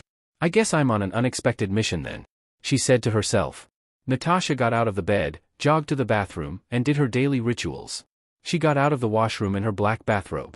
When she got out of the bedroom, she saw Naruto plating the freshly toasted bread. Good morning, Nat, or should I say good afternoon? I made breakfast, so I guess it's morning. Naruto greeted her with a bright smile. Natasha sauntered over towards Naruto and gave him a deep kiss. This looks wonderful. Probably taste wonderful too. You could probably take over the world with your cooking, Natasha complimented with sincerity. Contrary to possible stereotype, he doesn't only know how to cook god-tier ramen. His range of cooking goes far and deep as supported by the cuisines he cooked up in Wakanda. Come on. I want to taste your food again. Don't exaggerate. You just tasted my food yesterday, Naruto retorted with a blush. Sometimes, his insecurity peeks through his confident exterior, and Natasha could see something deeper behind those eyes. A sadder and darker history. Come on. I want to get some calories in my body after last night, Natasha teased before pulling Naruto and sitting down in front of the table. Naruto sat down in front of her. Itadakamasu, Naruto quietly said. Natasha, for her part, waited for Naruto to finish giving his thanks. Naruto and Natasha ate in companionable silence, enjoying their meal until Naruto noticed Natasha continuously glancing at him. Nat. You're a world-class assassin. Just ask the question, Naruto told Nat. Natasha choked a little when he had Naruto since she thought she's subtle. She drank a glass of water to wash down the food. All right? Natasha said before dropping the food on her plate so she could focus on the talk. There are some things I want to know about you before any of this. She pointed Naruto and herself. Continues. Call me old-fashioned, but I want to know more about the person I'm going to have a relationship with. She finished. You want to be with me? Naruto hesitantly asks. Naruto. I strapped a bomb on my wrists because you said it's alright. I think we're past the new dating stage. Natasha deadpanned. Oh, right. Sorry about that. Naruto sheepishly said with a scratch with the back of his head. I have one question that I need a real answer to because it could explain everything. Natasha stared deep into his blue eyes. Are you human? Naruto sighed, already expecting the question. Normal humans don't do the stuff he can, and everything he did in front of Natasha was more than enough to clue her in. Naruto sat straight and said, Before I answer that, I want to know what you think I am. Two ideas are running through my head. Natasha responded while lifting two of her fingers. 1. You're an enhanced. This could explain most of the things you could do, but there's one problem with that. What is it? Naruto asked. Enhanced humans only have one ability. That's because whether we like it or not, the human body is weak. It can only handle one enhancement. It might be as straightforward as having super strength or as complicated as being able to control plants. Of course, each skill has a certain level of versatility that can make abilities look like two different things. An example would be the ability to fly, super strength, and telekinesis, but all of this could be explained by having the ability to control gravity. Natasha explained. But in your case, there isn't a single thing that unifies everything that you could do. I thought you have the ability to control space because of your teleportation. It could also explain your speed, strength, invulnerability, and your ability to take out and hide items from behind your back. Maybe even your cloning if you push it, but there's one thing it can't explain. That fucking satellite really screwed me over, huh? I thought I'm sneaky enough in the beginning, Naruto said to himself. That statement of his confirmed to Natasha that he's already aware that the US government has a video of his abilities. What's the thing it can't explain? He finally asked Natasha. The fire you created yesterday as well as the instant cooling, Natasha answered. I tried to think about how you did it. I first thought about the spiraling dome that destroyed the ship. The dome could also be explained by space manipulation, but the fire was just too different from it. You might achieve the heat by colliding space together and performing controlled nuclear fusion, but the problem now was that the scientists detected no radiation. In conclusion, I don't think you're an enhanced. Naruto stood up and clasped Natasha's hand. He gently pulled her towards the couch. They sat there side by side but facing each other. What, your other idea? He asked when they were finally settled in on the couch. You're an alien? Natasha answered straightforwardly. She can see Naruto thinking hard about what he should say next. They were sitting there for a few minutes when Naruto stood up, did some hand signs, and slammed his hand on the ground. The same as the last time, writing spread out across the room before disappearing. She assumed that it was some kind of anti-surveillance measure since the sound of traffic outside suddenly stopped. I'm not exactly sure what I am, he said in a quiet voice. But I know, at the very least, I was born human. Natasha hid her surprise. Even though she expected some form of confirmation to her question, hearing it was still a shock. What happened? She asked, drawing from her skills and experience, trying to make it easier for him. There's a few basic knowledge that you need to understand first, he said. I'm not from this world. Hell, I'm not from this universe. Natasha finally connected a lot of details. The light, his initial lack of identification and background, and some gaps in basic knowledge. The world I came from is called the Elemental Nations, named after the 5 largest countries: fire, wind, lightning, earth, and water. Think of it as feudal Japan, except for one major change. We can use chakra? Chakra? Like spiritual energy? Natasha couldn't help but asks. It's more like the combination of environmental physical and spiritual mental energies, but it's almost the same, Naruto answered. There are 3 specialized units the daimyo can call. The monk, the samurai, and the shinobi ranked in strength. He created a single hand sign, and a stereotypical monk with a staff appeared. The monk, as the name suggests, is a religious man who had forsaken all worldly possessions. They are trained in temples to pray and to fight. Skilled in hand-to-hand combat, and the staff, a single monk can decimate a group of bandits with well-placed hits. They can also use chakra to reinforce their bodies and expertly control a single element. The reason monks are rarely called upon by the daimyo is that they would instead make peace than war. Natasha can't take her eyes off Naruto's representation of the monk since, as he was explaining, the monk would move to show its skills. The monk then turned into a samurai-themed metal-armored man. The samurai. The right-hand man of the daimyo. They help him with all the bureaucracy and administration. But don't be fooled by their day-to-day job. When it comes to war, they are efficient and deadly. Trained in the art of kenjutsu and chakra enhancement since birth, they can cut down battalions of men. Their chakra swords and armor makes them almost invulnerable in the battlefield. They follow a strict code of honor that makes them fight everyone face-on. Any violations of the code would immediately label them as ronin. Their only downside aside from their code of honor is that the daimyo needs them to run the government efficiently. That's why they are rarely called onto the battle. I'm guessing you fall onto the shinobi category? Natasha asked. That's right. The samurai then turned into a younger Naruto, maybe around 12 or 13 years old, wearing a god-awful bright orange worker suit. The shinobi is the most potent and versatile warrior. They are like a combination of monk and samurai, but without all the constraints. We have no code of honor, only laws of war. We would stab you behind the back if it made the job easier. The shinobis are mercenaries. They would do almost any job for money as long as it doesn't have a negligible negative impact on them. Trained as young as 6 in hidden villages, most of us would graduate at 12 or 13 and having our first kill not long after. Natasha couldn't help but draw parallels between the shinobis and her. That's when something struck Natasha. Naruto was a shinobi, making them more alike than she could imagine. There are 3 primary skills shinobi can learn: genjutsu, taijutsu, and ninjutsu. Genjutsu is the ability to create illusions with your chakra, just like what I'm doing now, he said, pointing to the image of his younger self. Taijutsu is the ability to strengthen one's body and fighting styles. You can also throw in weapon fighting skills in there. Ninjutsu, on the other hand, is anything not in the first 2 categories. He showed a blue spiraling sphere in his hand to demonstrate ninjutsu. Of course, there are other categories like Kekai Genkai or simply any specialized skill that can be inherited, and Fuinjutsu, which are sealing techniques using characters that can give instructions to chakra and perform a function. Almost everyone can use chakra in your world, right? Natasha asked, still trying to comprehend everything he said. Yes. Then why do you say you're not sure if you're human? Let's go back a bit, Naruto said. In a world full of chakra, some things are bound to be different too, right? Natasha nodded. Behind him, 9 monstrous beings are formed. In the elemental nations, there are 9 immortal beasts made of near-limitless chakra. Each of them can theoretically wipe out all life on the planet. They are walking calamities that have individual types of abilities. Now, what do you think the hidden villages would do with these powerful beings? Natasha thought hard, but she doesn't like where her thought is continuously going even after thinking about the positive side of humanity. Even now, they're trying to do the same with the Tesseract. They would capture them and harness their power. Natasha quietly answered. Naruto chuckled darkly before continuing. Got it in one. Naruto mumbled. The hidden villages fought over the tailed beast or bijou, but no one can continuously and safely control a force of nature. That's why they did the next best thing. They would place a bijou in a newly born baby to make it have the chakra reserves of the beast. Jinchuriki. The power of human sacrifice. Natasha weakly whispered, remembering about his titles in Wakanda.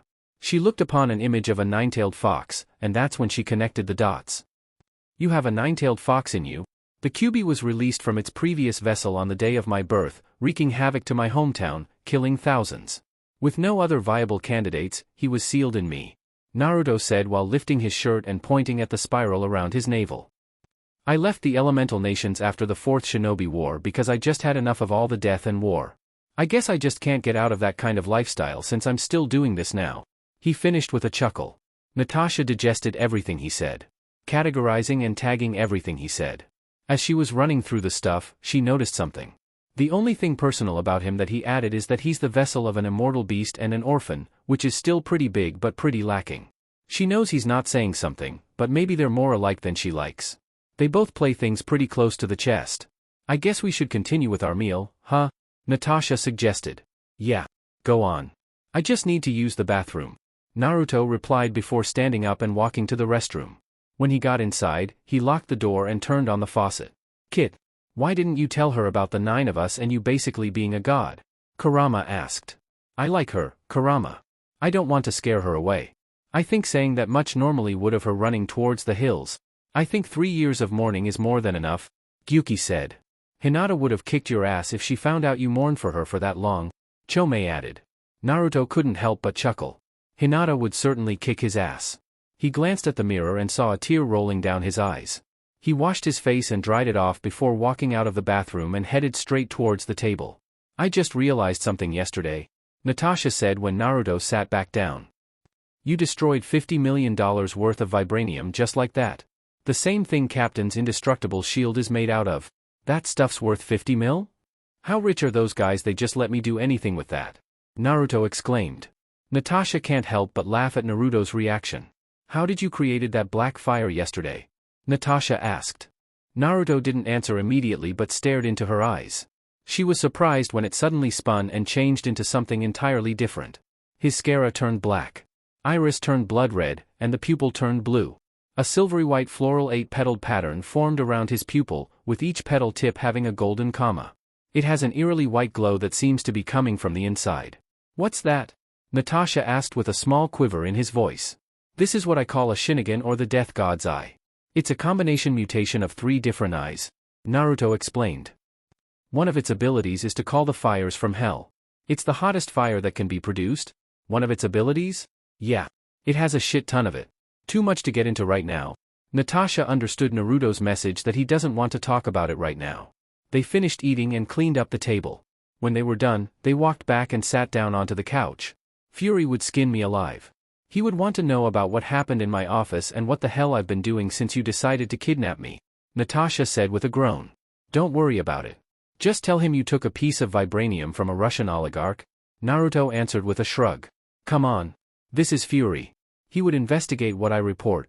Just give him this, he said while handing over a piece of rock. Is this a vibranium ore? Yep. Took down a Russian oligarch this morning. He's funding some terrorist groups in Afghanistan. One of his hobbies is collecting meteorites or anything that came from space, Naruto explained.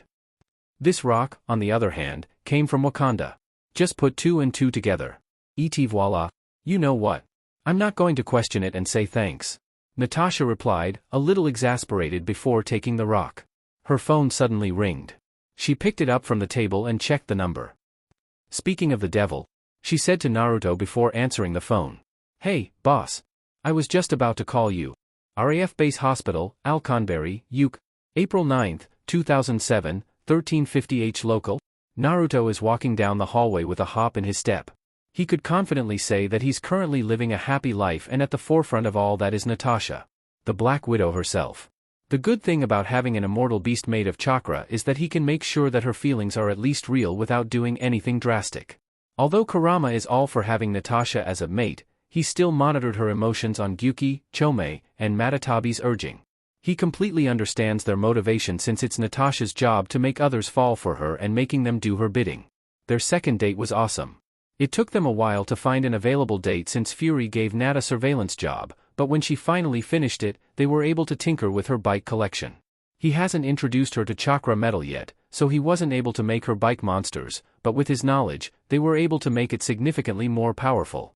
Speaking of knowledge, he was finally able to learn some things from Tony. He's an unorthodox teacher that gets distracted a lot and focused mostly on a hands-on approach. He was even able to help Tony with the problem of his flashback star. Maybe I should just do the railgun project. That would be a whole lot easier. Naruto heard Tony say while they are both working on some projects on the computer. Naruto is currently trying to figure out how to integrate a jet engine on his bike. What are you working on anyway? You've been mulling over it for almost a month now. Naruto asked before walking over towards Tony's station. Rhodey brought over a problem for me. Tony answered while rubbing his forehead. Some general decided that he wants a horizontal explosion missile. What the hell is that? Naruto asked, seriously confused. Well, the guy doesn't want a circular explosion. He wants a missile that can wipe out guerrilla troops across a whole mountain range. You know, like the mountain ranges in Afghanistan, Tony explained. What's the problem you're running into? I can't just make a missile that can bomb the whole mountain range. It would cost a lot just for the explosive alone, don't even get me started on the delivery device. Then why don't he just fire multiple rockets? Because it would cost too much, Tony answered with a groan. How about smaller missiles or a mobile battery? The range isn't enough. I want a full-size missile that can act as a mobile battery. Why don't just stuff a bunch of smaller missiles inside a larger rocket? Kind of like a cluster bomb with individual rockets. You can launch the large one carrying the smaller missile, and when it's in range, they just launch. That way you can make any shape of explosion you want, Naruto suggested with a shrug. His suggestion came from his vast experience of using shadow clone explosion technique. Tony sat there on his desk, thinking about Naruto said. He's running the numbers, blast radius, production cost, and travel radius. Each missile would be 10% cheaper than other weapon systems with comparable damage output while possibly extending the range. Motherfucker, Tony whispered to himself. He has been trying not to use curse words since Morgan was born, but he just seems to be an appropriate time to use one. I could just kiss you right now, he said. Please don't. I have enough trauma with that, Naruto replied while distancing himself from Tony. He can't help but shiver when he remembered his first kiss. Jarvis, run bring up the specs of the RGM-84 harpoon. We could probably use that as the base. Certainly, sir. Bringing it up now, Jarvis answered. Flashback end. Tony estimated that he could make a prototype by the end of the year and a finished product the next. There's just too much on his plate to finish everything in under a year. As Naruto was musing about Tony's new PERT project, he finally reached his destination. He looked at the clock at the end of the hallway before going in. Inside is a 70s-style bedroom complete with an attached bathroom. Balloons, gifts, greeting cards, and flowers are placed around the room. The medical equipment is presumably hidden inside the walls, which makes the room unique as it gives the studio a homey feel. Lying down on the bed is an 86-year-old British woman. Margaret Elizabeth Carter, or Peggy for short, is the woman that started it all. Born in 1921, she first joined the Royal Army before being recruited into MI5 as a cryptographer. Being one of their best recruits, she was loaned to the Strategic Scientific Reserve or SSR, the predecessor of SHIELD, as a liaison and advisor. She was one of the heads of Project Rebirth, a secret program by the U.S. Army to create super soldiers, which eventually resulted in creating Captain America, the only recorded success of the program. An unexpected romance bloomed between Rogers and Carter even before Rebirth, and it continued to grow until the abrupt end when the captain crashed the plane into the Arctic. Fueled by her loss, she started to honor Roger's legacy by creating S.H.I.E.L.D. from the husk of SSR with the help of Howard Stark. She became its the first director and continued protecting the world, just like Roger would have done. But her success in her professional life was balanced out by her inability to get over her love. She tried to move on, even going as far as almost marrying, but the love she has for Steve is just too much ever to let go. Now, she's just waiting for her to be reunited with him, but she just has no idea they will meet again when she's still alive. Peggy heard the door open, revealing a tall blonde man wearing blue jeans, white sneakers, and a black jacket over an orange shirt. He walked over to a chair at the corner of the room and carried it by the bedside positioning. In the old days, she would have immediately been wary of a stranger coming into her room, but her age allowed her to be more relaxed, or just more accepting of what might happen next. The two just kept staring at each other when the man finally spoke. "Would you mind if I ear here while I wait for Sharon? It would be easier for me just to introduce myself to you two at the same time," the man asked while somehow pulling out a large ceramic bowl of ramen from nowhere. "Sure, go ahead," Peggy replied with a small smile, although from the inside, she's trying to solve the mystery of the man. They were sitting silently with only the sound of eating from the man when the door opened, revealing a 5 feet 8 inches, blonde woman with dark brown eyes wearing a blue suit ensemble. She's Sharon Carter, the great-niece of Peggy Carter herself. Her idolization of her Aunt Peggy led her to join S.H.I.E.L.D. at the age of 18. To prevent biases or other forms of inequality in the workplace due to her relationship with the first director of S.H.I.E.L.D., she doesn't use her last name. She would typically just go by as Sharon or Agent 13. The reason she's visiting her Aunt Peggy today is that it's her aunt's birthday today. So imagine her surprise when she saw an unknown man sitting by her aunt's bedside eating ramen. The hospital has stringent security protocols to make sure no one unwanted would get in. So, either the man is well connected, or he is just that good that he can just waltz in a secure hospital, and right now, she's leaning towards the latter. Sharon immediately drew her gun and pointed it at the man, but it didn't faze him at all. "Who are you, and what do you want?" Sharon asked in a threatening tone. "I'm the guy who's about to finish his ramen and I'm obviously here for a visit," the man answered with a sarcastic tone. "Rude," he added with a whisper. "To be fair, you entered the room without knocking," Peggy interjected. "We're talking about your niece here, not me," he said before drinking the rest of the ramen. He placed it on the bedside table and looked at Sharon, utterly apathetic to the gun pointing at his face. "Pull up a chair. It's too tiring to talk while you're still standing up." Sharon thought about it for a moment before reluctantly pulling a chair facing the man, but still not moving the gun away. "Ugh. Really? Can't you remove the gun?" Sharon just glared at him. "Before I leave today, we're all going to be buddies." The man placed his hand onto the side, acted like he was pushing something, but then suddenly a cube precisely a meter wide appeared, surprising both women. "I'll even bet this thing." "Is that?" Peggy hesitantly asked.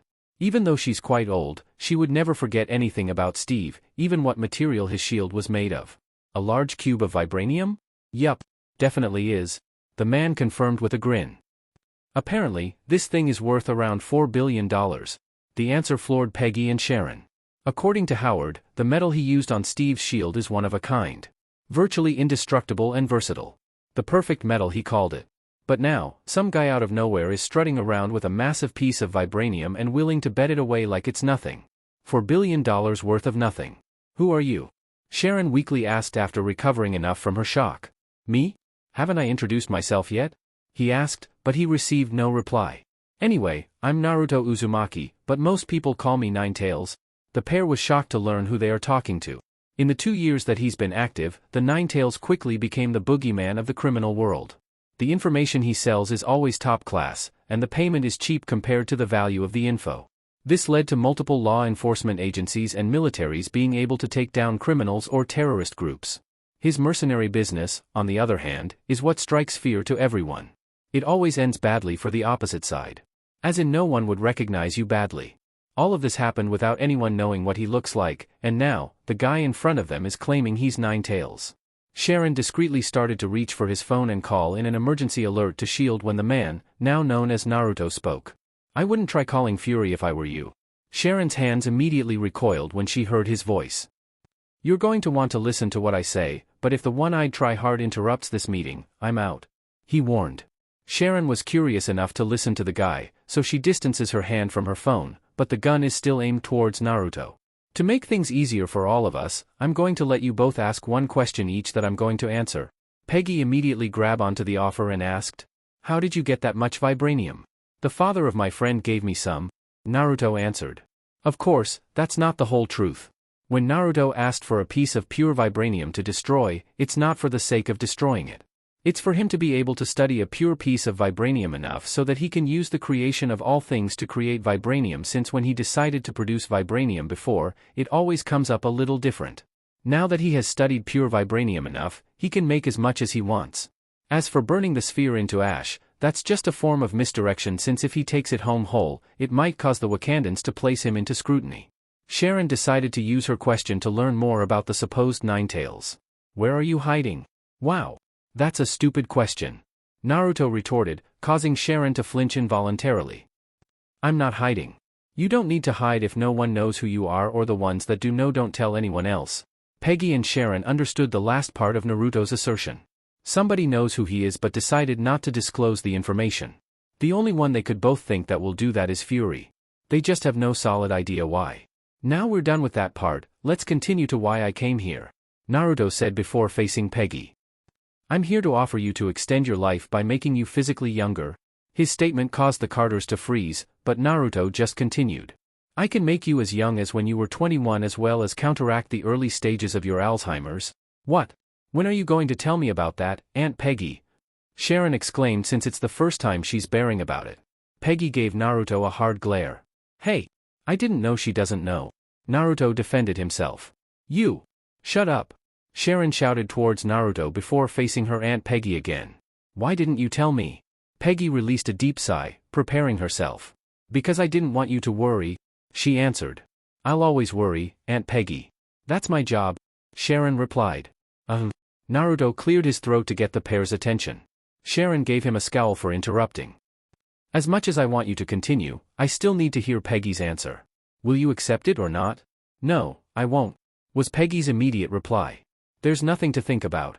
She's more than ready to join Steve wherever he might be. You know, you won't find him in the afterlife," Naruto said with sincerity.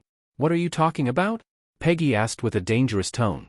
"Before I answer that, how much do you trust Sharon?" Sharon, of course, took it as an offense. "Because I'm dropping 2 bombs on you, and these pieces of information would change everything for you. I trust her with my life," Peggy answered quickly. "How about the fate of the world?" Peggy was taken aback by the question, but she answered quickly after recovering. "I trust her with that too," she answered. Sharon was touched by her aunt's faith in her, but Naruto's questions made her curious. "First of all, HYDRA isn't gone. They are in S.H.I.E.L.D. growing and waiting for the time to strike," Naruto said with no preamble. "How?" Peggy asked feebly. "As far as I can tell, S.H.I.E.L.D.'s recruitment of ex-HYDRA agents backfired, but I'm not sure," Naruto answered with a shrug. "There are HYDRA inside S.H.I.E.L.D., and you think I might be one of them?" Sharon asked. "Nope. I know you're clean. I just want to know how much your aunt trusts you," Naruto answered. "Do Fury know about this?" Peggy inquired. "Oh yeah. Gave it to him more than 2 months ago. I think he's planning some sort of counteroffensive." Peggy felt tragic that the agency she built to honor Steve's legacy was used by his enemy to grow. She was contemplating about the development when Naruto spoke again. "The second thing is, the captain is still alive." Peggy almost had a panic attack when she heard him. Tears started to fall down her eyes. Sharon immediately clasps her aunt's hand to comfort her. "How do you know?" Sharon asked the question Peggy can't ask right now. "This is going to sound weird, but I can contact the dead," Naruto replied. "So what?" Naruto's answer didn't faze Sharon.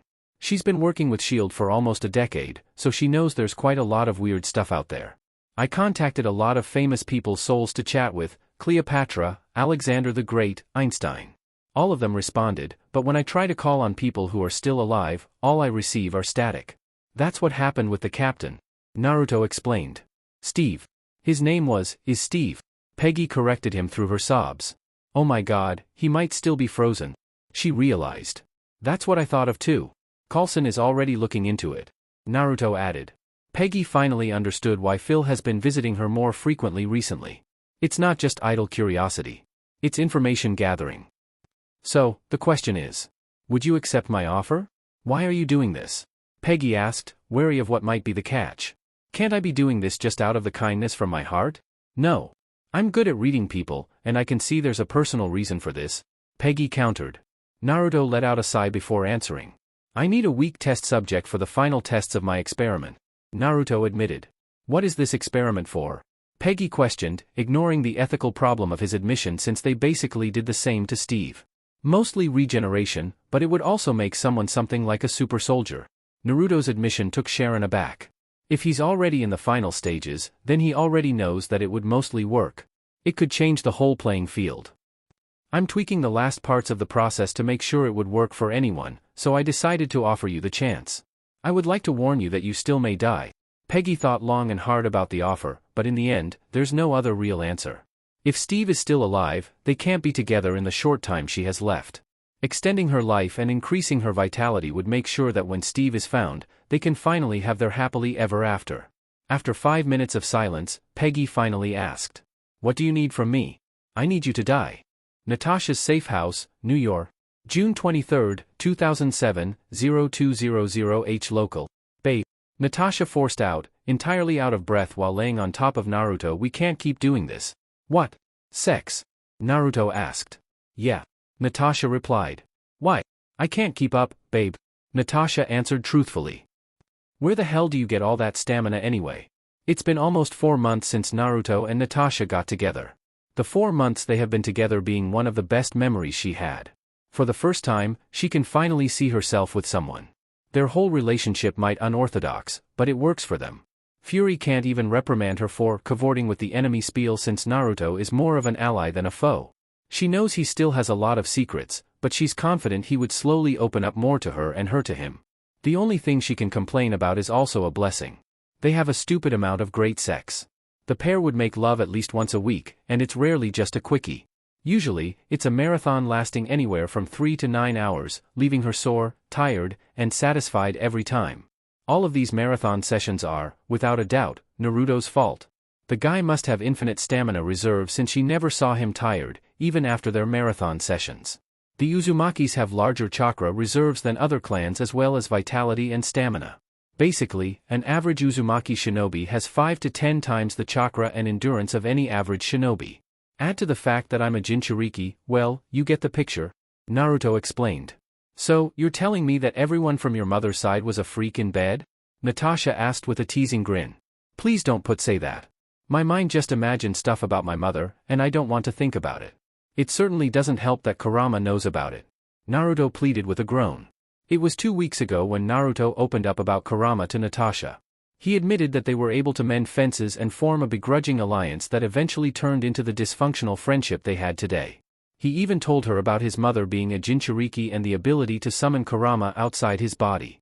But there's something he needs to do first before he can safely summon a being of pure chakra to this world. "But seriously, how did your family deal with that?" Natasha asked, referring to the whole endurance problem. "Well, the Uzumakis usually couple with another Uzumaki, so they don't have a problem with that regard. But in the cases where an Uzumaki is coupled with a non-Uzumaki, there are only 2 options." Naruto started explaining while recalling about the books he had gotten from the library. Either the outsider is married through a special ritual that would lessen the gap of vitality between the two by siphoning it from the Uzumaki and sending it towards the mate, or... He stopped, hoping Natasha won't make him continue. "Or, just say it," Natasha urged. "The Uzumaki would have multiple wives or husbands," Naruto blurted out. "Like a harem?" "Not like a harem. Exactly like a harem? Is that normal in your world? Having a polygamous relationship?" Naruto asked for clarification, which Natasha nodded to. "Pretty much. You have to remember that being a shinobi has a life expectancy of 25 to 30 years old and like 70% of them are males, causing the balance to shift between genders. That's why there's a lot of open polygamous relationships in the low to mid-level ranks while the high-ranking ones have open secret relationships," he explained. "Add to that the CRA laws," he finished as an afterthought. CRA? Clan Restoration Act. When a clan is down to its last 10 surviving members due to any circumstance, he or she is required to take on multiple partners to increase their numbers rapidly and with as much genetic diversity as possible. The more valuable a clan is, the higher the partners. It can be anywhere from 3 to 20. "You're basically made into a baby machine," Naruto answered with a shake of his head. The CRA laws are just too forced for him. It's one thing to have a polygamous relationship out of love, but having one because it's forced on you is just wrong. He can't even imagine being a woman in that scenario. That's probably one of the reasons Tsunade-bachan left. "Wait. Aren't you the last Uzumaki? Doesn't that mean you would have been forced to marry at least 3 people? Natasha asked. Yeah. Good thing I dodged that bullet, Naruto said with a sigh of relief. With how many high-position clans ended, will end, or started with me, the Kage would probably force me to at least 50 partners. He's referring to the absurdly abnormal lineage he has. The obvious ones are the Uzumaki and the Namikaze clans, both of which are highly sought after. The first one for their vitality, Fuinjutsu acumen, adamantine chains, and absurd chakra reserves. The second one is for their innate speed, fighting instincts, and intelligence rivaling the Nara clan. Then there are the Senju and Uchiha clans. The eternal rivals. The former is the cousins of the Uzumakis. Famed for their vitality and the possibility of acquiring the Mokutan bloodline, the only bloodline that can reliably subdue a Bijou. The Uchiha came from his father's side since the Namikazes was a clan formed before the foundation of Konoha. They were the rejects of the Uchiha, unable to unlock their Sharingan. The Uchihas are famed for their fighting acumen and the Sharingan, making them more than a challenge for many shinobi. The last ones were the latent bloodlines that activated due to Kagaya's blood integrating with his own. These are the Hyuga, the Kagaya, and the Otsutsuki clans. The Hyugas are famed for their fighting prowess, gentle fist fighting style, and the Byakugan or the all-seeing white eye, although they are not a member of the CRA. The Kagaya was a feared battle-oriented clan having incredible vitality and the capability to use their bones as weapons. Even though Kurama confirmed that he could use the Kagaya bloodline, he just doesn't use it. All the bone stuff just creeps him out. Finally, the Otsutsuki. Considered as gods of the shinobis because of Kagaya, Hagoromo, and Hamura. Speculated to have immortality and the evolved form of the Byakugan, Tensigan. They have many more attributes, but there are just too many to mention. Add to the fact that he basically has all the bloodlines running through his veins, and it's guaranteed that each hidden village would go to war because of him. Huh. Natasha let out in contemplation while adopting a thoughtful expression. Naruto immediately felt a chill running through him. It's like the feeling he had before his Shinigami unlocked. He knows he doesn't want it, but after he got it, he loves it. Babe, Naruto hesitantly called. What are you thinking about? Natasha was shaken out of her stupor and looked at Naruto. I just thought of something I never thought I'd be turned on to, Natasha unashamedly announced with fire behind her eyes. Naruto quickly became hot and forgot about his premonition. He still can't over Natasha's intense sexuality. Maybe I can help you with that, Naruto purred out while running his hands on Natasha's ass. Maybe you can, Natasha seductively whispered before getting off Naruto and lying down on her side of the bed. Well, good night, babe. Be careful tomorrow, she said before nodding off. Naruto was left there all hot and bothered, gobsmacked by Natasha's power move. Now he's just sitting on the bed with a boner like an idiot. Fuck. Natasha's safe house, New York. June 23, 2007, 1300 H local. Natasha was walking back towards the building where her safe house was at after buying some groceries. She dressed in a comfortable white blouse, blue jeans, and black sneakers with a hidden pistol tucked in on her back. When she woke up that morning, Naruto was already gone, but not before leaving her a note and some food on the table. He probably already went to his Ninetale gig. He has a flexible working date making him able to be together with her anytime he likes, but sometimes there are some jobs he just can't resist, which she completely understands. When Natasha got on the elevator, a younger woman quickly got on without registering her surroundings before the doors completely close. She's a 5 feet 9 inches Caucasian with pale skin, green eyes, and wavy black hair while wearing gray jeans, a black shirt covered by a black leather jacket, and black boots. Her name is Jessica Jones. An enhanced SHIELD has been monitoring her ever since she was 14 after being revived when their family car crashed on April 13, 2000.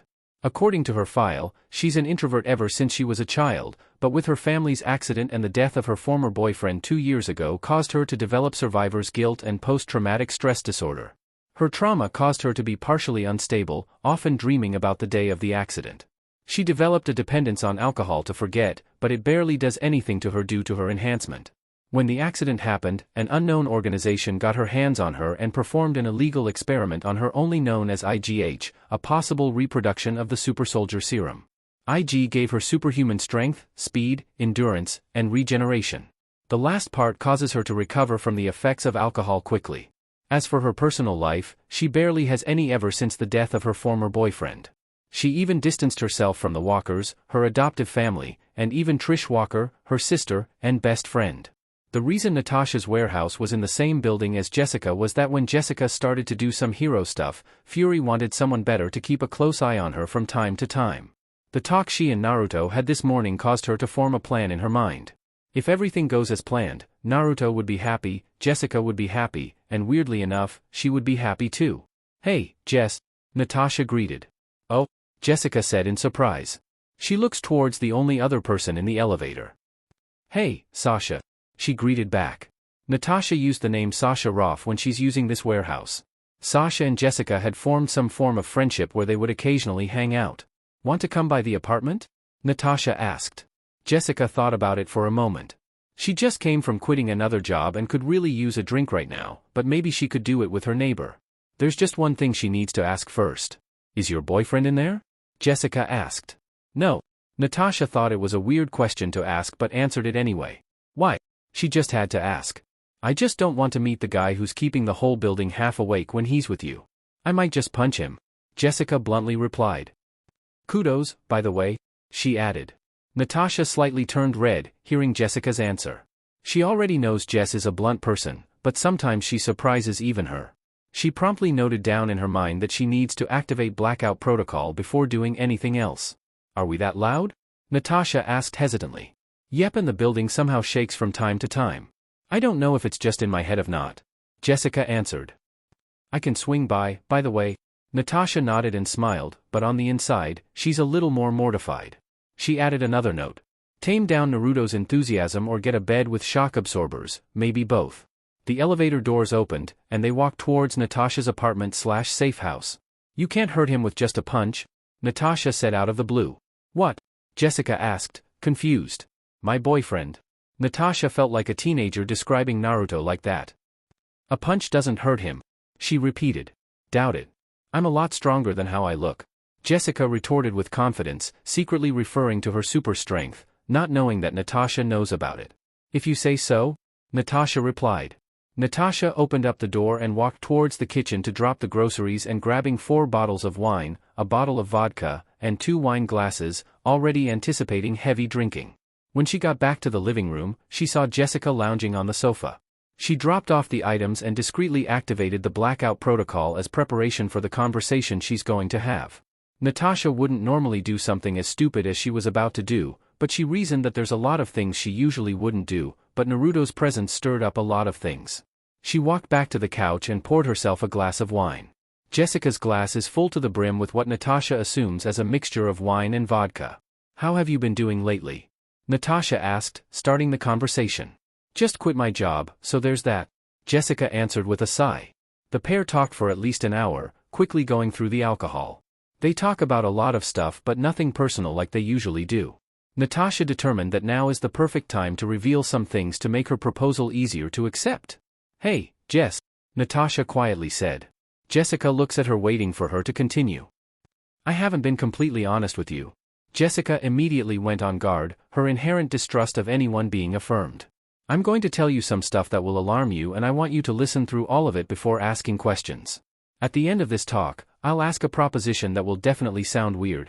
Jessica moved to the far side of the couch, putting some distance between her and Natasha but showing that she's willing to listen. Natasha took a deep calming breath, thinking about all the protocols and rules she's breaking by going through with this, not to mention the possible consequence that might occur. "First of all, my name is not Sasha. That's an alias I use when I stay here," Natasha said. "So, what's your name?" Jessica asked, not thinking that having an alias is a big lie. "My name is Natasha Romanoff. I'm a spy and assassin working for an international US-based intelligence agency," Natasha blurted out quickly, ripping the band-aid off, but Jessica just started laughing. "That's a good one. Damn, haven't had a good life for quite a while," Jessica said, but when she noticed the now-named Natasha still looking serious. "Holy shit. You're not joking, are you? The organization I work for deals with problems that the world is not ready to face. Highly advanced technology or supernatural stuff is all in our ballpark," Natasha continued with a loaded stare. Jessica realized what Natasha was saying. A whole government organization knows about her and apparently sent an agent to check on her. The reason why Sasha only stays in the apartment at least once a month finally made sense. "When you started doing vigilante work, my boss decided it's better if someone more experienced keep an eye on you. So what, this is all a job?" Jessica asked, hiding a small stab of pain. No. No. If anything, I shouldn't even be engaging socially with you, but I enjoy your company. Natasha defended. Jessica stayed silent while pacing back and forth in front of the couch, thinking about what Natasha said. She feels violated, but she knows she should have expected it. Nothing stays secret for long. You're going to try to recruit me to this spy agency of yours? Jessica asked with snark. No. Natasha answered quickly. It's something weirder. She proceeded. Just spit it out. I want you to join a threesome with my boyfriend. Natasha confessed. What? That doesn't connect with anything you said. Jessica exclaimed. Not really. My boyfriend is an enhanced like you. Enhanced?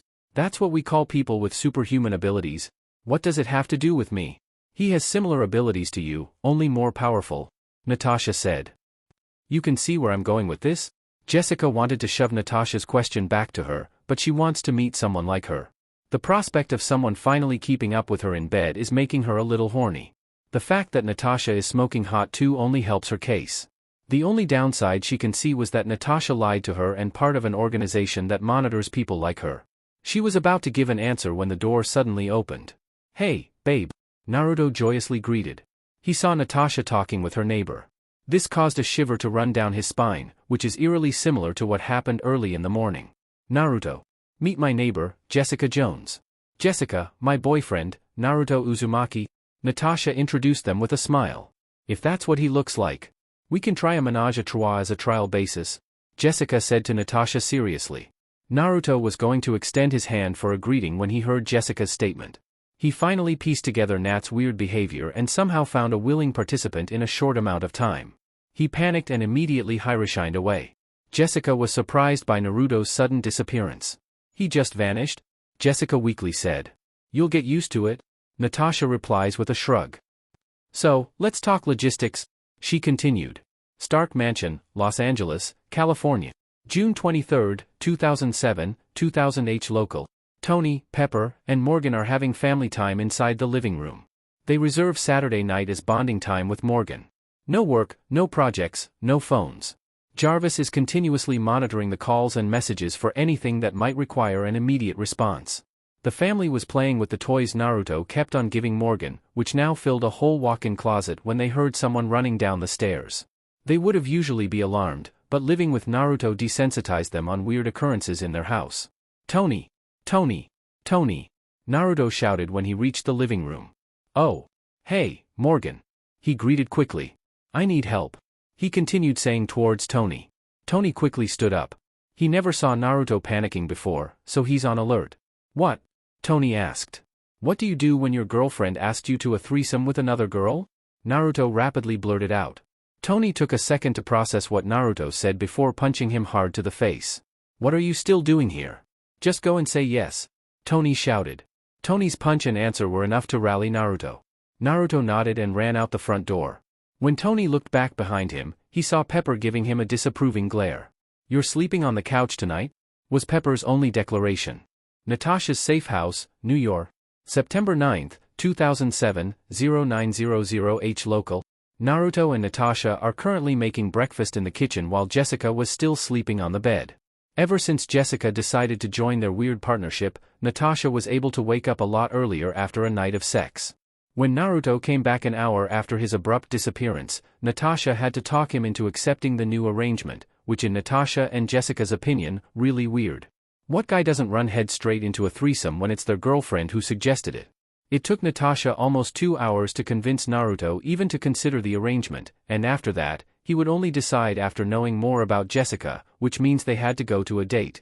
Jessica almost backed out of the arrangement since, as she put it, I didn't sign up for all of this emotional shit, but as always, Natasha had talked her into saying yes. Now, a lot of other women would probably throw a fit when their boyfriend insisted on going on a date with another woman. Still, everyone else doesn't have an admittedly overpowered superhuman boyfriend that can be classified as an alien that works as the world's most feared information broker and mercenary. One of the things she figured out about Naruto is that he's an emotional individual and hiding it in a mask of cheeriness. Natasha surmised that he must have an extremely rough childhood, a lot more than he was letting on. Another quality of his is loyalty. It's hard to gain his true loyalty, but when you got it, you have it forever. She could tell that he would follow her through hell, the same as she will do for him, although no one said it to each other. Those two qualities are why Natasha already expected the date from a mile away. Naruto wouldn't just have sex with anyone. He would form some sort of emotional attachment first before doing something intimate, as he considers lovemaking a personal experience. Natasha thought for a moment that choosing Jessica, an emotionally distant individual, as a potential partner would be stupid, but they have a lot more in common. And if Jessica remained emotionally distant after that, Naruto's magnetic personality would win her. If Jessica manages to worm their way into their hearts in the future, well, that's just a problem for the future. Naruto and Jessica decided it was best for their date to happen the next day. When Jessica left, Naruto tried to question Natasha if the whole thing is some kind of trick, but another round of reassurance and Naruto believed that no traps or tricks are involved. The only condition she set was Naruto would tell her what he can about happen during the date, since she knows that he would try to respect Jessica's privacy. Flashback start. Naruto knocked on Jessica's door, still confused about the whole thing, but willing to just ride the waves. He's wearing a striped black and white shirt covered by a black leather jacket, a burnt orange pants, and black slip-on shoes. Natasha joined him going out of the apartment. She's going to the SHIELD New York field office to get a report that she needs to bring back to Washington, D.C. when she returns. Before they separate, Natasha gave him a final encouragement. Naruto briefly considered that he was trapped in an infinite Tsukiyomi before Kurama reminded him that he has the Shinigami, making every illusion useless. Naruto was still contemplating the mess he's been thrown in when Jessica opened the door. She's wearing a dark brown leather jacket and a black scarf over a pepper gray shirt, light gray jeans, and black high-heeled boots. She has her hands in her pockets, head slightly bowed down, and her hair partially covering her face. Naruto could clearly see her insecurities. Her desire to be anywhere away from people. Weirdly enough, her behavior reminds him of how Tsuba-chan was before she became the Hokage.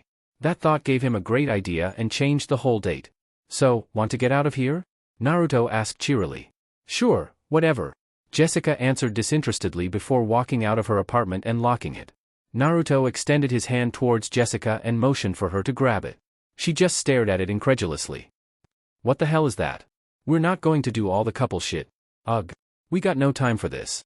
Naruto mumbled before grabbing her shoulder. This caused Jessica to defend herself. She grabbed Naruto's hand and twisted it. She was going to break his joint, but a feeling of disorientation assaulted her senses, and their surrounding changed. Ow! Ow! Ow! You can let me go now, he shouted. Jessica released her grip and observed her surroundings. They're on a side road surrounded by trees. It's colder but not too much compared to New York. She can also hear cars not too far away from them. She looked back at Naruto, who's rotating her arms. Where are we? Jessica asked. Somewhere in northern Moscow? Naruto replied. Russia. What the hell are we doing in Russia? Naruto gave her a stare like she's stupid before answering. For our date, of course. Naruto stepped aside, suddenly revealing Raijin with two helmets on top of it behind him. He walked towards the bike and wore his helmet before tossing the other one towards Jessica, who promptly caught it.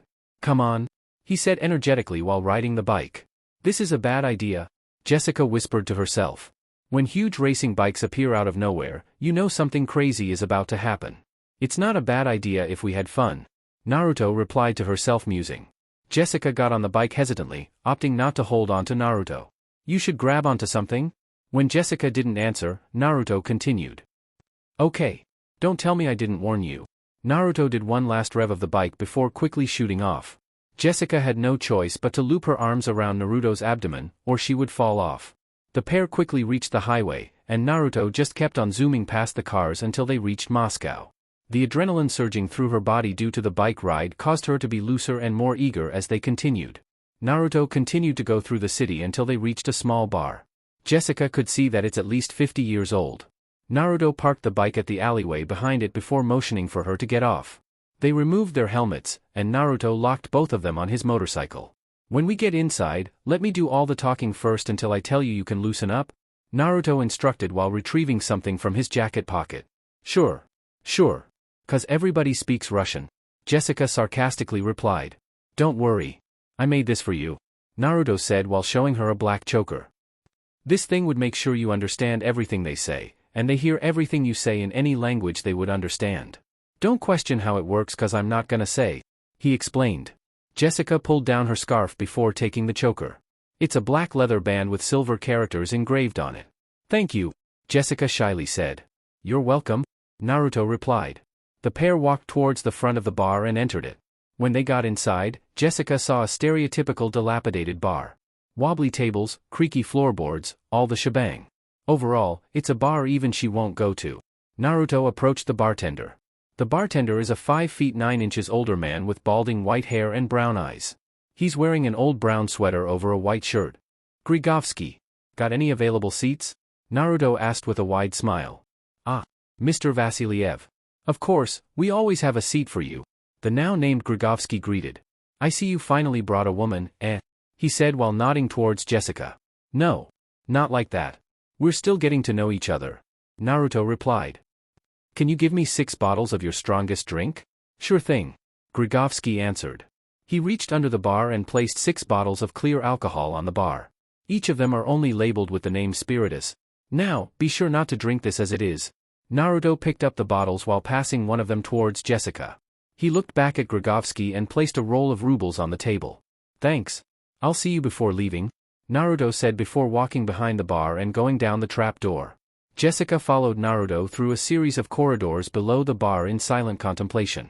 She knows they are speaking in Russian, but for some reason, she can understand it, even the subtle inflections, and all of it is because of the choker she's wearing. She can't help but open the bottle and taking a swig out of it, but that proved to be a bad idea because she started coughing after only having a sip. I should have warned you. That's 95% alcohol? Naruto warned, although a little too late. Jessica just gave him a hard glare. They continued down a maze of corridors with Naruto confident in his step until they reached a large metal door. Naruto knocked twice, and a peephole opened. A man opened the door and checked them out before closing it again. A moment later, the door opened, revealing a man that is more than likely the twin of the bartender. The difference is he's wearing a suit. Mr. Vasiliev. Welcome back. Are you going to participate or spectate? The man asked. Gregory. Good to be here too, Naruto greeted. I'm just spectating, but this lady here is going to participate, he said while pointing at Jessica. Are you sure? Gregory asked. Oh yeah. She can handle herself, Naruto replied confidently. Very well, then. Gregory turned around and walked inside the room. Jessica finally regained her presence of mind and tugged Naruto's arm to get his attention. What did you just sign me up to? Jessica said through gritted teeth. Here's the rundown. This place is a criminal paradise. A lot of the world's most wanted come through here at one point or another, and you're going to fight against every mean asshole in there. All of them are bad guys in every sense of the word. The lowest of the low, Naruto explained. You'll fight them in a no-holds-barred fight. The fight can only stop through surrender or death. Jessica finally figured out Naruto's date plan, and she had to admit she likes it. What are we waiting for? Come on. Jessica shouted as she pulled Naruto down the hallway. Flashback end. The pair came back to New York, already getting along. Natasha can't help but laugh when remembering the story of how Jessica took down Serbian commanders, African warlords, Chinese triads, and other pieces of shit. When Natasha asked about the location of the place was that it's in Moscow. Apparently, he uses it to mine information on the criminal underbelly. A few more outings similar to that, and Naruto was finally comfortable enough to try the whole thing. The first time it happened though has a lot of awkward moments, but as the night went on, it got a whole lot better. Hey, you got a safe house you don't use? Preferably a place only you know? Naruto suddenly asked out of the blue. Why? Natasha asked. She's already used to Naruto's shenanigans, but it's always best to ask him what he's doing since he tends to spiral out of control. I got a surprise for everyone, but it would take 3 to 5 years to prepare. I need an isolated place to prepare, Naruto explained. People tend to have a mini panic attack every time you give a surprise, Natasha deadpanned. Don't worry about this one. Everyone's going to love it, Naruto reassured with that mischievous grin that she loves to hate. Natasha released a deep sigh and walked over to a stack of pen and paper near the phone. She wrote down an address and gave it to Naruto. That's a house outside a medium-sized town in Switzerland. It's far enough from the town that no one accidentally goes to it, but near enough that you can make a day of buying stuff from the town, Natasha explained. Tell me when you're done with it. I still want us to use it. She finished. Thank you, Naruto said while hugging her. He let go of her and picked up his jacket from the couch. I gotta go. Don't wait up for me. I love you. He kissed her before disappearing. Natasha stood in the middle of the kitchen frozen. That's the first time either one of them said the L word, and she doesn't know how to react to it. As weird as it sounds, she never heard it from anyone. Being in a top-secret training facility to produce high-level assassins doesn't precisely foster personal relationships. Her closest confidants are Barton, Coulson, and Fury in that order, and everyone would agree that they would not tell her that. She usually would talk about the new experience to Naruto, but it just won't work for this particular case. She must have been standing there for a long time since Jessica was the one who snapped her out of it. Tasha? Hey. Are you all right? Jessica asked while shaking her gently. He told me he loves me, Natasha whispered. What? He told me he loves me, Natasha said a little louder. Are you telling me you guys pushed forward a threesome before you said the L word to each other? Jessica asked incredulously. Natasha just nodded, still in a daze. You guys are weird. RAF Base Hospital, Alconbury, UK. September 9, 2007, 1500 H local. Naruto arrived in Peggy's room, not realizing what he said to Natasha. The bijus inside him would have told him what he's done, but they decided to let him work it out himself. Inside the locked room is Peggy and Sharon, who's visibly more relaxed compared to their previous meeting. Flashback start. I need you to die. Sharon quickly reacted and pulled the trigger into Naruto's face. A loud gunshot reverberated in the room. Naruto's head jerked back. Peggy was shocked by the development and about to press the button that would call for help if the gunshot itself doesn't call for the guards. But before she could press the button, he heard a groaning sound coming from Naruto. His head slowly straightened up, revealing an unmarred face. He started moving something from inside his mouth until the Carters finally saw what it was. It's the bullet Sharon shot. Undeformed. You're a step down from Clint's reaction, but still not cool, Naruto said calmly after spitting out the bullet. What are you? Sharon let out, partially recovering from the surprise. Naruto just looks towards Peggy.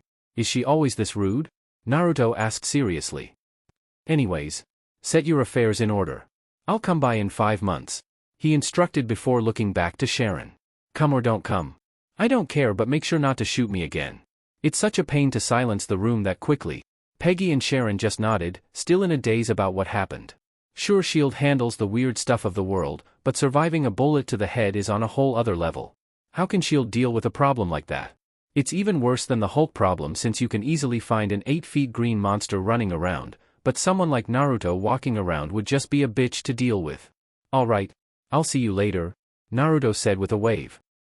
I'll just bring this with me, he said while touching the cube of vibranium. And don't tell Fury about any of this or the deal's off. He finished before him, and the block of vibranium disappeared, leaving a stunned set of Carters in the room. Flashback end. Before we leave, I need you to leave your phone here. Don't worry. You'll get it back. I don't want anyone finding out about your aunt here, Naruto said towards Sharon, who hesitantly left her phone on the bedside table. Naruto then took hold of Sharon and Peggy's hand before disappearing. As soon as they were gone, 2 reinforced Naruto clones showed up in the room and hinged into Peggy and Sharon. Peggy went to bed and lay down while Sharon took the phone and left the room. John, Switzerland. September 9, 2007, 16:30 H local. Naruto, Peggy, and Sharon appeared inside a living room of a fully furnished home.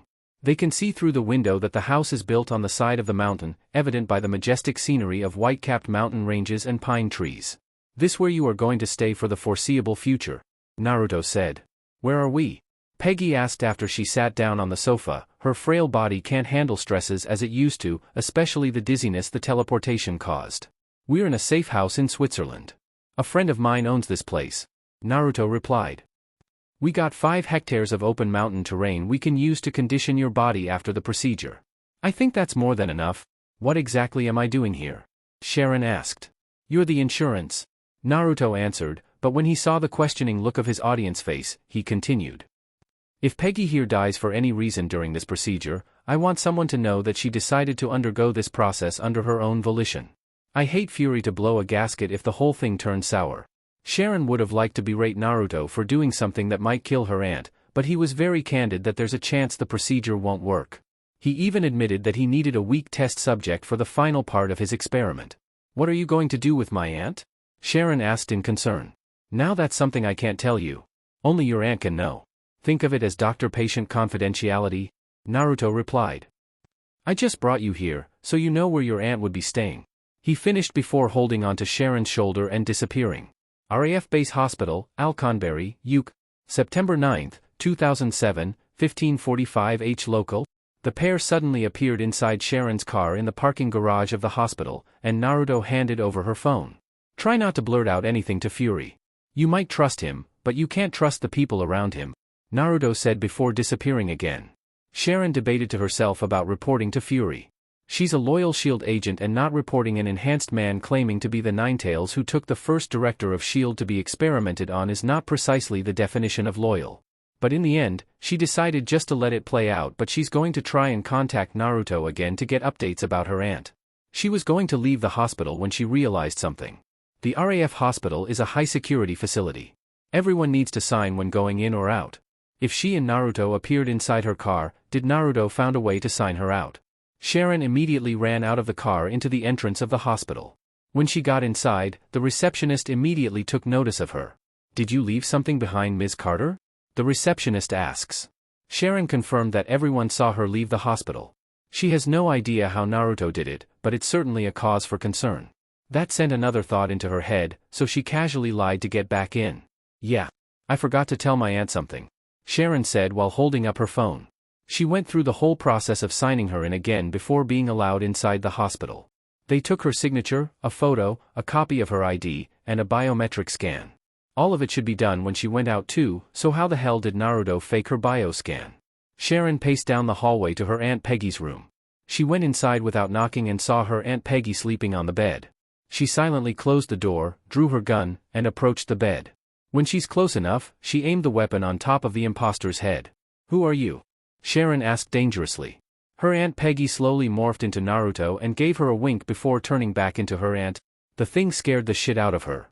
It's like a scene straight out of a horror movie. Sharon immediately hightailed it out of the room. If Naruto is capable of replacing everyone, who knows what would happen to her if she reports to Fury. John, Switzerland. September 9, 2007, 1646 H. Local. Naruto appeared almost as suddenly as he left. Peggy was looking at him with a look of concern in her eyes. "Where's Sharon?" Peggy asked. "I just brought her back to her car," Naruto answered while walking towards the couch. He sat on the opposite of the sofa and pulled out a large whiteboard and marker. "Let me start by laying out the whole thing for you. I'm only going to say what I'm going to do and why I'm going to do it. Do you still accept the conditions?"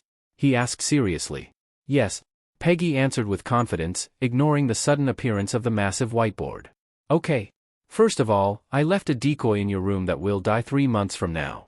We need you to be entirely out of the picture so we can maximize the surprise during the counteroffensive," Naruto explained while writing it a condensed version on the whiteboard.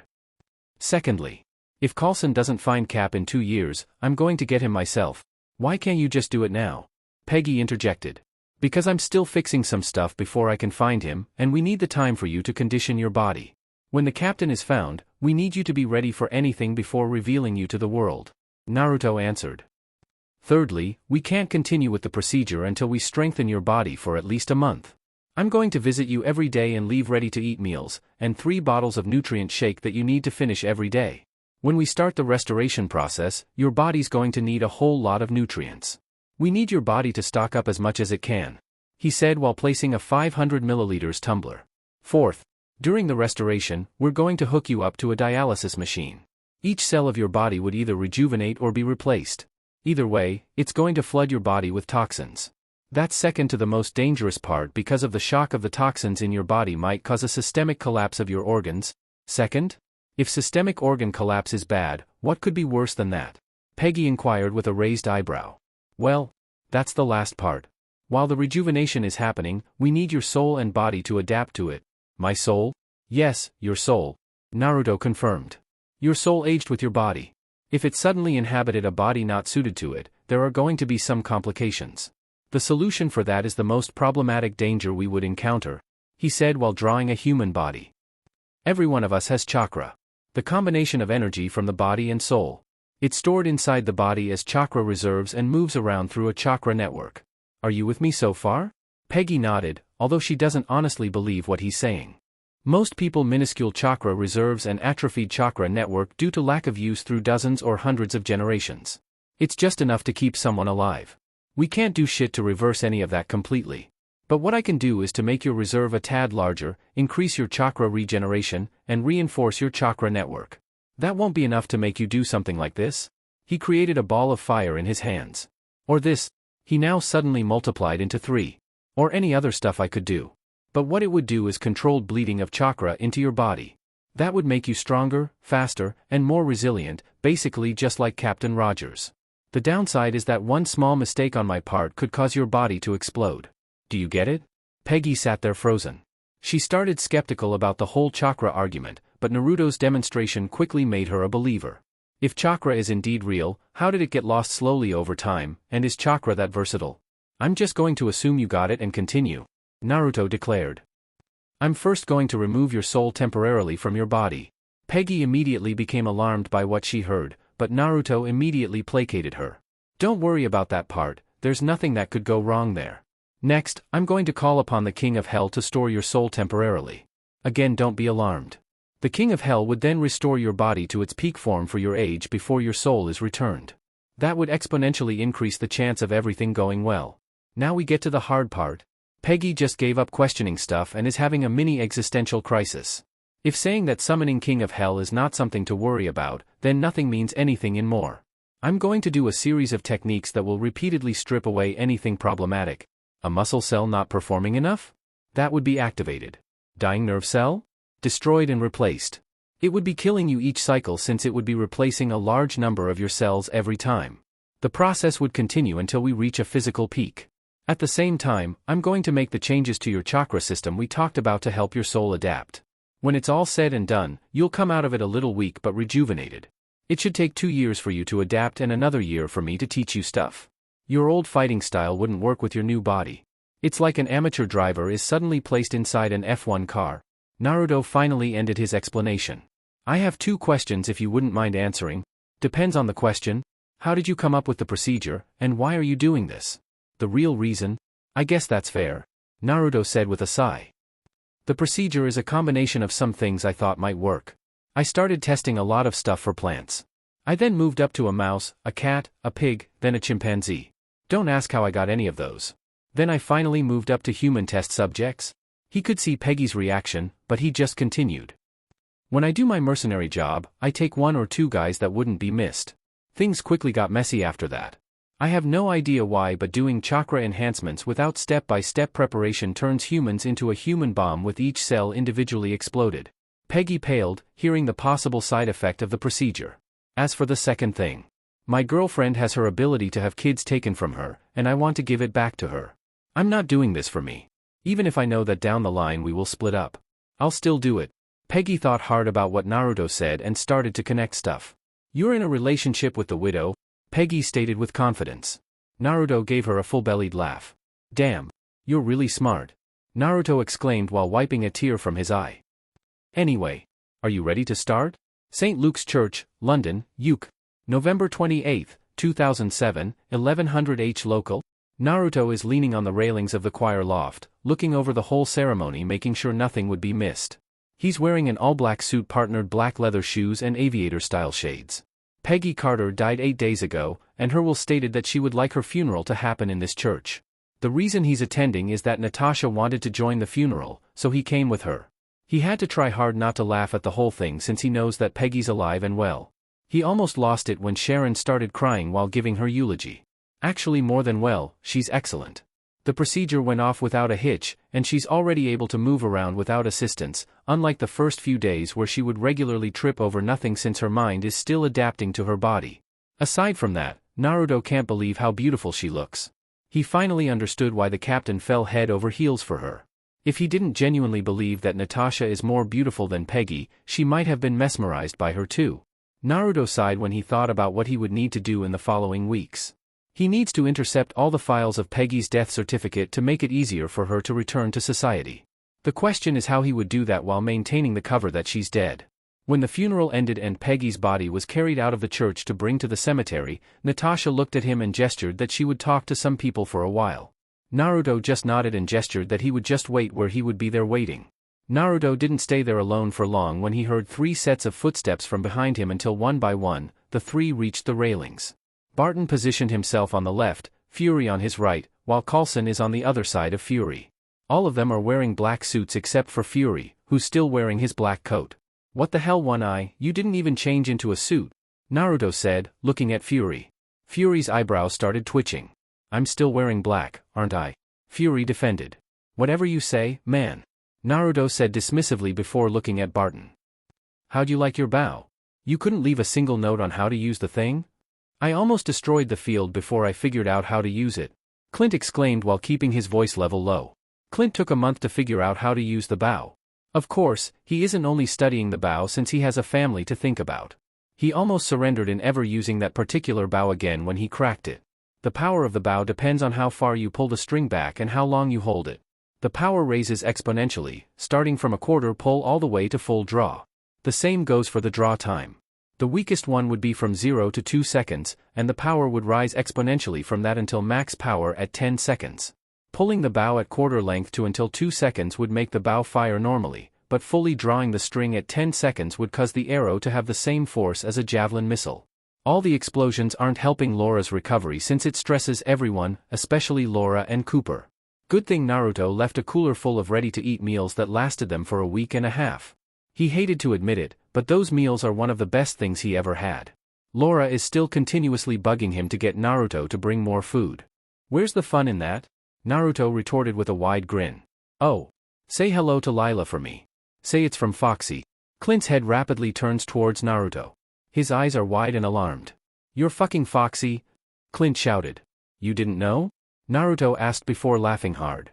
You're telling me Lila never told you? That's gold. He forced out before laughing hard again. In the past 8 months, Laura and Clint have been busier with Copper, which inevitably caused them to lose some time with Lila. Good thing that she started going to school, which took up most of her time. Another peculiar thing that happened though was Lila had a new imaginary friend she calls Foxy. She would play in her room with Foxy for hours. The reason Laura and Clint thought her playmate was imaginary because they never saw her playmate, and the description of Lila's playmate changes every time. Clint is seriously considering placing cameras with motion detectors all over the house, particularly in Lila's room. Fury interjected before Naruto could blow Clint's gasket. What are you doing here? Fury asked. Natasha wanted to come, so I came with her. A whole lot cheaper than riding a plane. Naruto replied. No plan or business? Fury continued the questioning. Nah. Just pleasure. I wanted to tour London with Nat. I was alone when I first came around here. Naruto answered. Are you any closer to finding the capsule? He asked Coulson. I'm nowhere close. I just narrowed down the crash site to a 100 kilometers radius, but it landed on an area with a lot of unstable ice that's continuously shifting. Coulson confessed. If you don't find it in 3 years, I'm stepping in, Naruto said.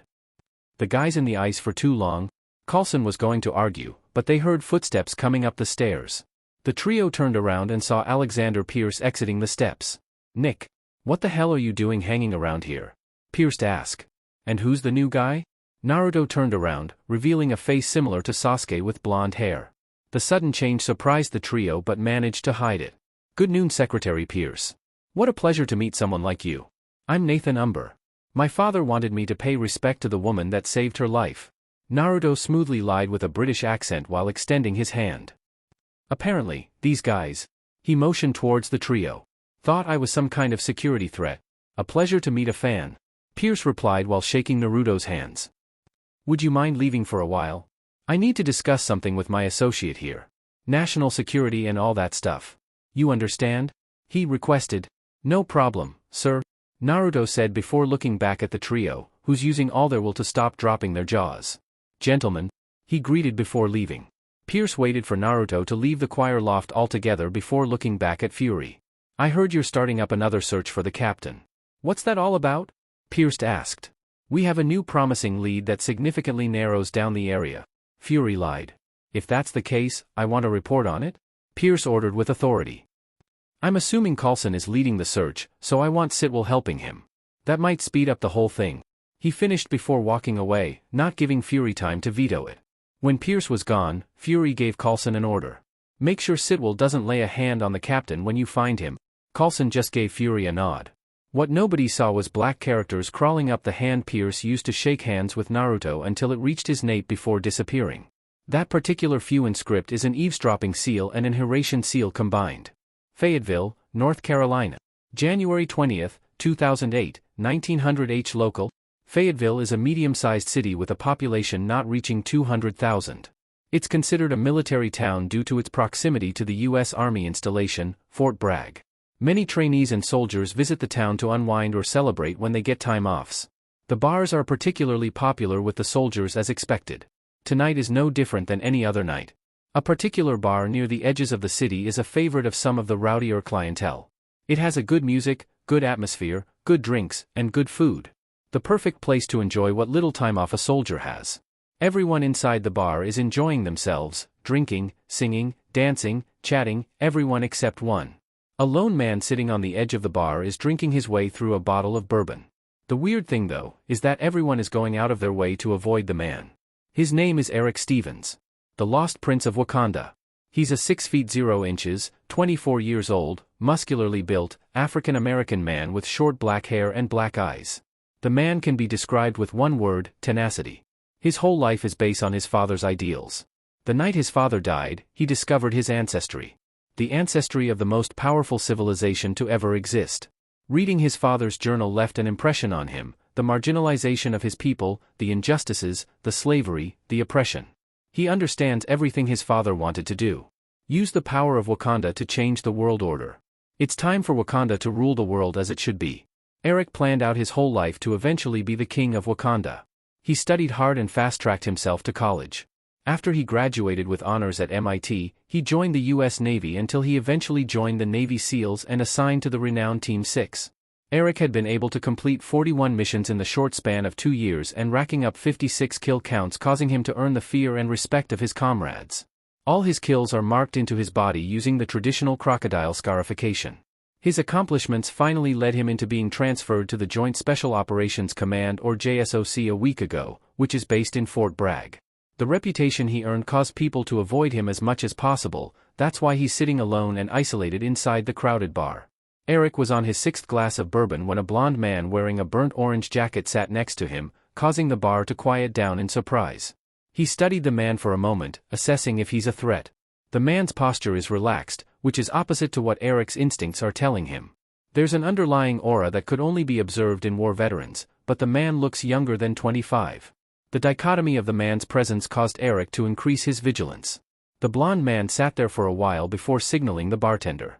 Shot glass, a bottle of Everclear, and the largest serving of cheesy fries you have. Add as much cheese as you can. Serve everything at once. The man ordered while sliding $200 to the bartender. When the customers heard the man finally order, they slowly regained their energy until everything returned to normal.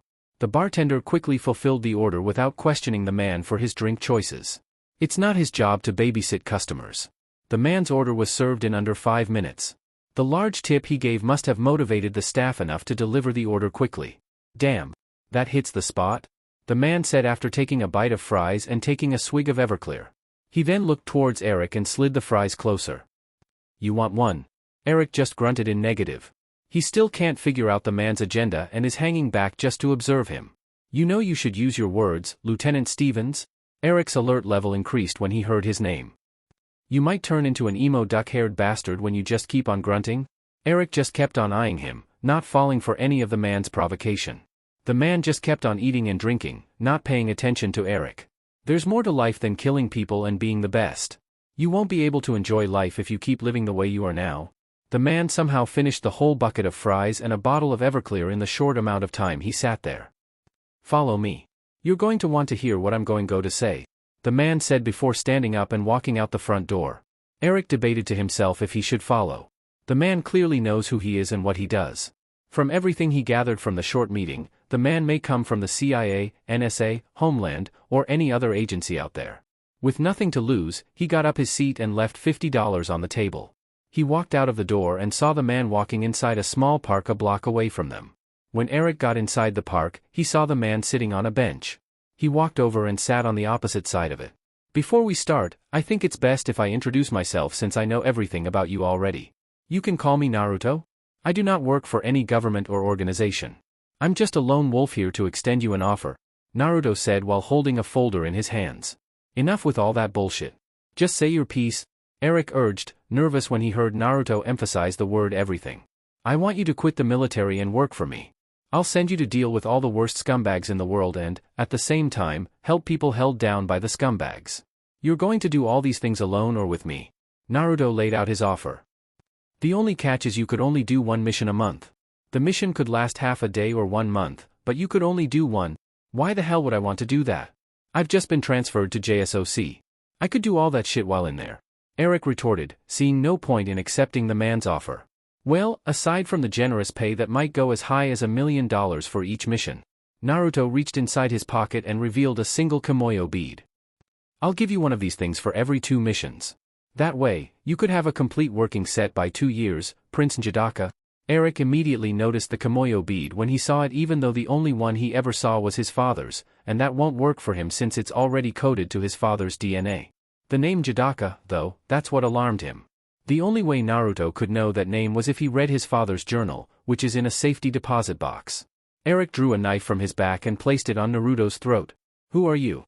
Eric asked in a dangerous tone, but Naruto just remained calm. I told you, I'm Naruto. Are you deaf or something? Don't play with me, motherfucker. I'm going to fucking slit your throat. Eric threatened, forcing the blade deeper to Naruto's throat. Don't say it. Just do it, Naruto said with a wide grin. Eric, who's already on edge, pulled back his knife and plunged it to Naruto's brain through his jaw, but to his surprise, the blade bent.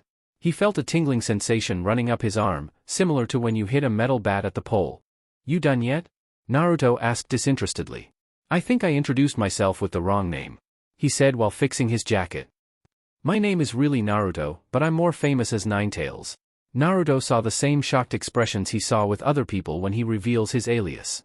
So, you want to accept the job? He finally asked while handing over the folder. Eric hesitantly took the folder and opened it. He saw a dossier of a British man. His shock is slowly turning into a justified rage as he reads through it. The fucker is one of the so-called blood diamond warlords. People who are controlling the African diamond trade. These are the people he wanted to target but can't do inside the military. When Eric got off the folder, he closed it and looked at Naruto. Give me 1 week to process my exit papers, Eric said with finality. Natasha's Safe House, New York. March 30, 2008, 18:30 local. Naruto has been assigned again to cook dinner. Natasha and Jessica had unanimously agreed to let Naruto cook as much as possible since his cooking is to die for. It's been already a little over 9 months since Jessica joined there with arrangement. A month ago, when the couple finally convinced Jessica to move into the safe house/apartment. The decision was made since Natasha and Naruto are gone half of the time, and Jessica has been staying with them whenever one of them is present. There's just no point for Jessica to live in her apartment if she lives with them half of the time. Jessica relented after Naruto used his puppy dog eyes at full power.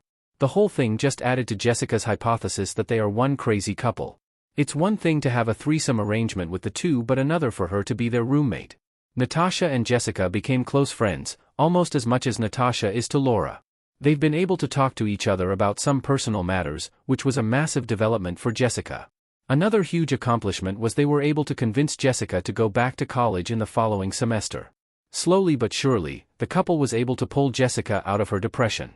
Natasha and Jessica were chatting on the kitchen island while watching Naruto chopping some greens when they noticed he suddenly stopped mid-chop. Solns, my son. Naruto. Natasha called in worry, but Naruto just remained standing still. Natasha and Jessica looked at each other, silently communicating about what they should do next. The pair know that Naruto is not exactly normal. Jessica is reminded of Naruto's power every time Natasha tells censored stories of Naruto's exploits, although she still can't connect the overactive Naruto to a sociopathic killer. The duo walked around the island and slowly approached Naruto from both sides. They were about an arm's reach away from him when he suddenly dropped down to his knees and shouted in pain. Natasha and Jessica took a step back in surprise.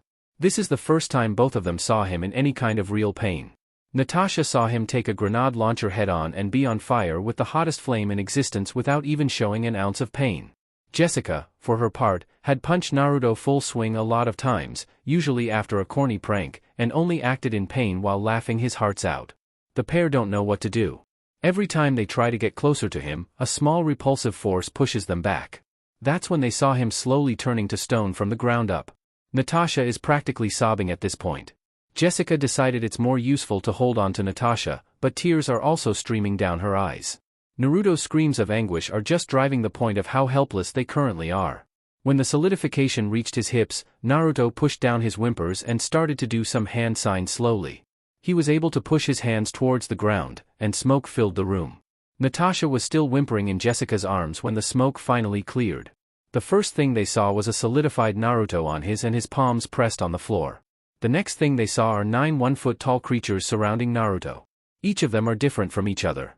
In a clockwise direction starting from Naruto's back, a brown raccoon with blue marks running around its body, a two-tailed cat made of blue flames with black marks running around its body, a three-tailed spiked turtle with a gray carapace and one eye, a four-tentacled ape with green skin and red fur, a five-tailed white horse with the head of a dolphin, a six-tailed slug, a six-winged blue and green beetle with a green tail, a brown minotaur with its lower body turned into an octopus, and finally an orange fox with 9 tails. That's when Natasha remembered one of Naruto's stories about the 9 creatures of pure chakra that can destroy the world. Each of them are placed inside a human to be a weapon. She recognized Kurama, the 9-tailed fox, as the monster sealed inside him, but what are the other Bijou doing here? The other Bijou should be left behind in the elemental nations, but it looks like Naruto brought them with him. Stupid kid, Kurama said in a whisper. Go to the mates, Kurama. We're going to try and stabilize the nature chakra, the Minotaur Octopus hybrid said. Kurama nodded to Gyuki's suggestion and walked over to the girls. Follow me, Kurama said to Natasha and Jessica before walking towards the sofa set and sitting on top of the center table. Jessica, being the one more composed of the two, led Natasha towards the living room. She also recognized the fox as Kurama in Naruto's stories. There's nothing else they could do, so why not follow the all-powerful demon fox? Sit down, Kurama ordered. Natasha and Jessica sat down on the sofa in front of him. Both of them still red-eyed from their crying, especially Natasha, but she finally calmed a little. Here's the thing. Naruto did something stupid as you might expect, but he would be fine. Don't worry. How could I not worry? He turned into a fucking stone. Natasha exclaimed, finally releasing some of her built-up tension. That's nothing. If he were still mortal, that would be a problem, Kurama offhandedly announced, not realizing what he said. A ball of sand suddenly hit the back of his head, and he turned around. What the hell, Shikaku? You're not supposed to tell them about that, dumb fox, the brown raccoon, now named Shikaku, said. Kurum suddenly has a deer caught in the headlight look and looked back at the two girls. Can you just forget about what I said? Kurama weakly requested. Natasha finally realized Naruto's big secret, why it feels like sometimes Naruto pulls back in the relationship. At first, she thought it was because of his insecurities as a child, but now the truth is revealed. How is he immortal? Natasha asked in a dangerous whisper. The Minotaur Octopus hybrid decided to take over the conversation before Kurama can somehow screw it up more. Hello. I'm Gyuki, the 8-tailed ox. I think I'm better suited to answer that question, Gyuki said. Naruto's immortality is a complicated situation that occurred due to multiple unlikely events coming together, but a simple phrase can explain it: he became immortal when he became a god. He dropped the bomb without any preamble. Natasha and Jessica's mind froze hearing Gyuki's explanation. Goofy but sociopathic Naruto is a god? Your definition of a god is a little different than ours. With our definition, we are basically gods ourselves, Kurama explained, seeing the gears running through the ladies' minds. Natasha slightly calmed down enough after hearing Kurama's explanation and was able to focus on something more urgent. What happened to him? Natasha asked. When he first traveled the world, we noticed that the natural chakra pathways running across the planet were a little constipated. Without the nature chakra flowing freely across the earth, one of Naruto's abilities was sealed. His ability to control nature chakra allowed him to sense everyone in the world if he likes, and that's just one of its benefits. He also can't summon us without fixing the world's chakra network without causing a disaster, since the moment he summons us, we would connect to the chakra network, Gyuki explained. So he finally fixed it since he summoned you guys, but why did he turn into stone? Jessica asked. Pure nature chakra would cause any human to turn into stone. That's why he was pushing you two away, Kurama explained, finally answering the question of why they can't get close to him. He continuously pumped his chakra into the world to start its motion. When he succeeded in letting nature chakra flow through the world freely, a burst of nature chakra flowed out of the hot zones where Naruto's clones are facilitating the flow. Without any intervention, it would cause disaster in those areas. That's why his clones decided to absorb all of it into their body. The problem occurred when one by one, clones filled with nature chakra popped, sending it directly to Naruto, who's unprepared with the sudden assault of foreign chakra. We tried to combat it with pushing demonic chakra or Yuki to his body, but that might cause significant harm to you too. That's why Naruto just decided to take the nature chakra, Kurama finished. He summoned us to make sure we can manage to release him from the nature chakra's effects faster and to have someone explain the events to you, Gyuki added. Natasha tried to file away all the information the two Bijus told her, but the number of stresses assaulting her mind right now is just too much to organize. Jessica saw Natasha slowly getting overwhelmed by the situation again, and she decided to take over. When will he get out of that? Jessica asked while pointing at Naruto. A day at most. Tomorrow morning the earliest? Gyuki answered. All right. Thank you. I'll just take Nat to the room. We probably can't eat after all this, Jessica replied before standing up and leading Natasha to the bedroom. Of course. We'll handle cleaning up the mess here. Have a good night, Gyuki said before Jessica could close the door. Kamartaj, Kathmandu, Nepal, March 31, 2008, 0500H local. The Ancient One was watching over the morning practices when a wave of energy washed over the world. It was so powerful that even the apprentices took notice. Mordo immediately ran over to her side with worry in his eyes. His unbending beliefs about sorcery are now slightly tempered. The Ancient One's decision to let him read her journals and make him understand that rules are sometimes meant to be broken was enough to prevent Mordo's desertion in the future. Master, what should we do? Mordo asked the Ancient One. The Ancient One remained silent, trying to think about what could cause the surge of power. It took her honing her senses and focusing down on the earth before she identified what happened. The Earth's chakra network is restored, the Ancient One stated. How? I thought Sorcerer Supreme Agamotto had invariably closed off the network when he created the Eye. Mordo asked. When Agamotto forged his ultimate weapon to battle Dormammu, he had to utilize all of the power of the world to create a vessel that could control an infinity stone. He was, of course, successful, but it caused the Earth's chakra to deplete, causing it to stagnate. The fox healed the world? The Ancient One said with certainty. There's no being strong enough that could kickstart the world's chakra circulation. We need to find him before the new year. Some things need to remain the same, she said with urgency. Natasha's safe house, New York, March 31, 2008, 0600H local. Jessica woke up alone in the bed. She remembered sleeping with Natasha in her arms. Natasha must have been drained because the moment she laid on the bed, she went straight to sleep. Jessica woke up intermittently throughout the night, making sure that Nat's okay and the creatures of mass destruction haven't decided to go into the room. The feeling of sleeping so close to something that could wipe out all life on Earth is really disconcerting. Jessica got out of the bed, still wearing what she wore yesterday, and got out of the bedroom. She saw Natasha sitting on the couch, staring intently on Naruto's figure being surrounded by the puppy-sized bijou. How long have you been awake? Jessica asked when she sat down next to Natasha. Not long. Maybe an hour. Natasha answered, still gazing at Naruto. Thanks for being with me, Jess, she continued while looking at Jessica. No problem. That's what friends with benefits do, Jessica said, trying to put some levity on the situation. It seemed to work since Natasha let out a small chuckle. Aren't you going to work today? She asked. Right. I should probably call Fury. Natasha replied, not realizing she said the name of her boss out loud, although Jessica doesn't seem to give it any importance. Nat picked up her phone from the center table and dialed a number. A few moments later, Natasha spoke. Boss. I'm not going to be able to get in today. Maybe tomorrow too. Give me a reason, Romanov. I can't just put in nothing. Fury replied from the other end of the line. It's personal? Okay. That's what I'll put in, Fury said while typing it into the leave request form. A small burst of static was heard after Fury pushed a button on his phone. This sound indicated to both him and Natasha that no one would eavesdrop on the conversation. Now, tell me what happened, he ordered. Natasha debated to herself whether she should answer or not. In the end, she decided to do something in the middle. Naruto did something stupid last night that incapacitated him for a bit. Apparently, he stopped a series of disasters previous night, and that wore him out. I'm just going to shoot him a few times today to warn him not to do something like that again without telling me, Natasha explained, using only half-truths. Huh? Who knew something could take him down? Fury mused, filing it away for future use. Natasha quickly understood Fury's words, but she doesn't care right now. And even if they find a way to take him down, it won't last for long because of the whole immortality thing. I'll call you tomorrow, boss, if I'll be able to come in, Natasha informed Fury before closing the phone and tossing it. Jessica noticed Natasha tensing before tossing her phone away. She decided to throw caution into the wind and ask her question. Your boss didn't take the news well? No. He took it a little too well. He probably is already planning a whole bunch of stuff that can take down Naruto in the future, Natasha said with more bite than she wants to let out. Damn. He's cold, Jessica exclaimed. That's his job.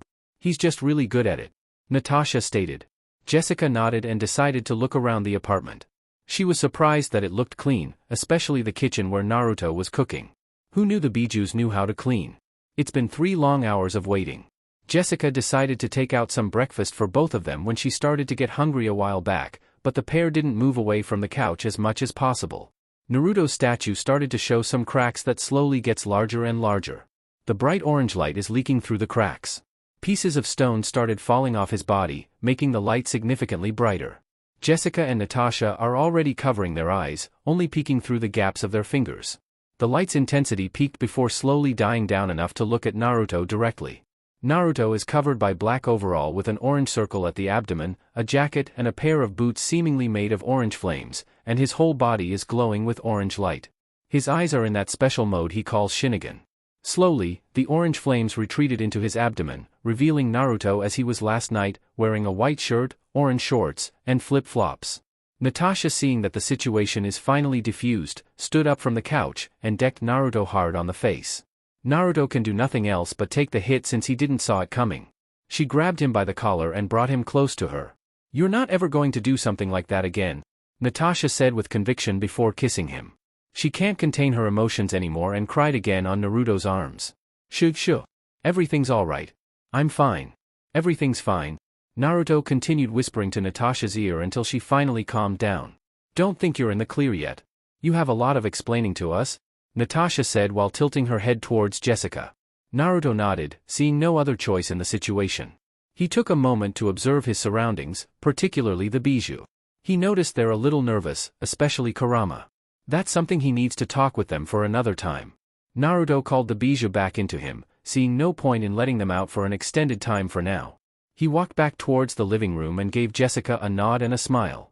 Naruto sat on the armchair so he could create an atmosphere that the ladies could use to ask questions freely. Natasha understood Naruto's intentions and sat on the sofa next to Jessica. "What do you guys want to know?"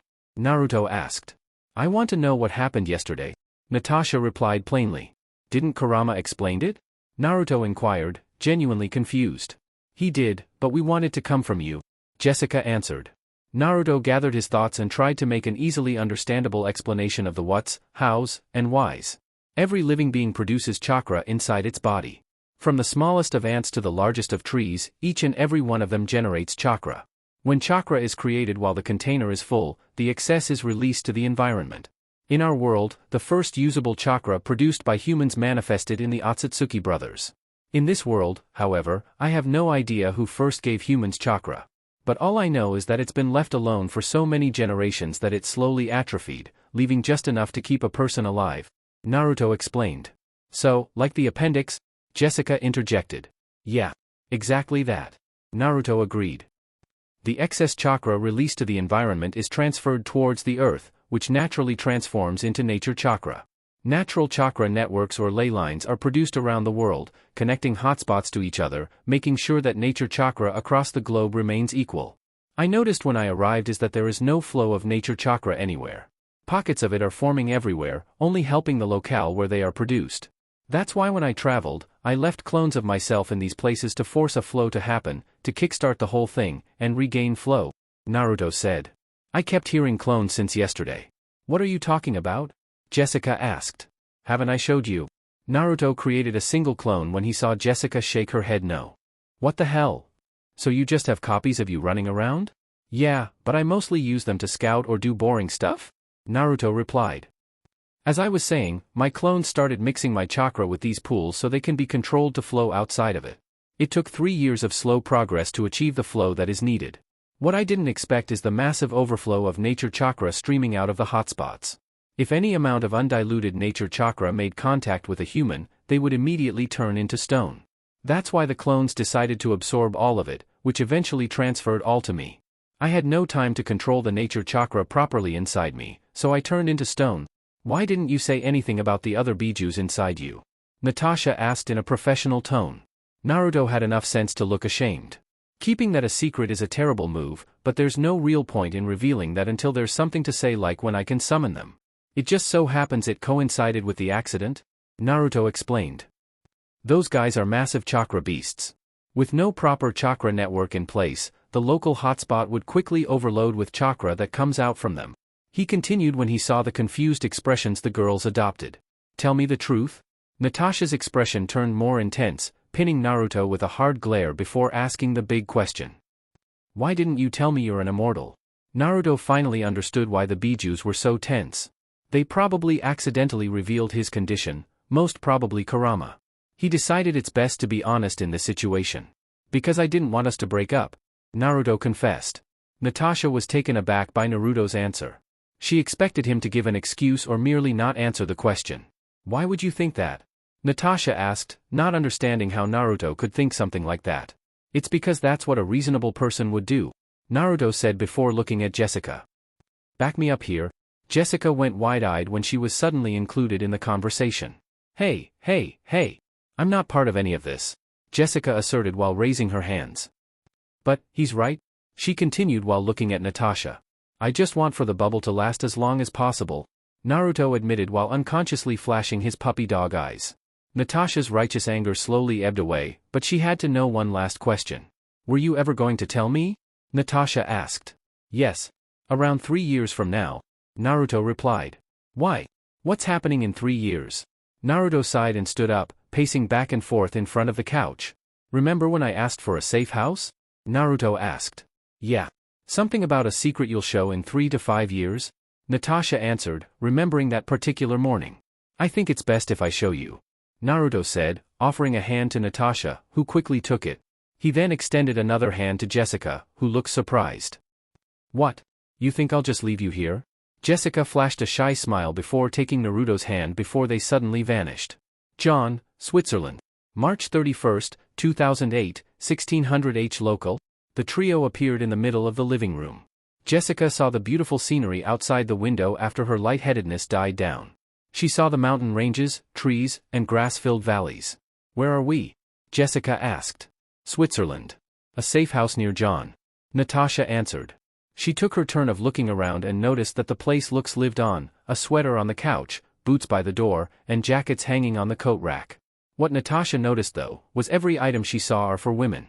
The smell of perfume in the air only served to support her observation. Naruto. Are you hiding a woman here? Yep. Naruto replied with a bright smile while shaking off the feeling that he forgot something important. A mistress? Natasha asked. Don't we need to be married for that to happen? Naruto asked, genuinely confused. Something from the back of his mind is screaming at him that he forgot something important. Naruto, Natasha said, threateningly. Naruto knew he's in trouble when he heard Natasha's tone, but he has no idea why. Good thing, the universe decided to throw him a bone, but in the worst way possible. Naruto? Nat? What are you doing here? And what is Jones doing here? Sharon exclaimed when she decided to check out the ruckus in the living room. Damn. I knew I forgot something. Naruto whispered to himself.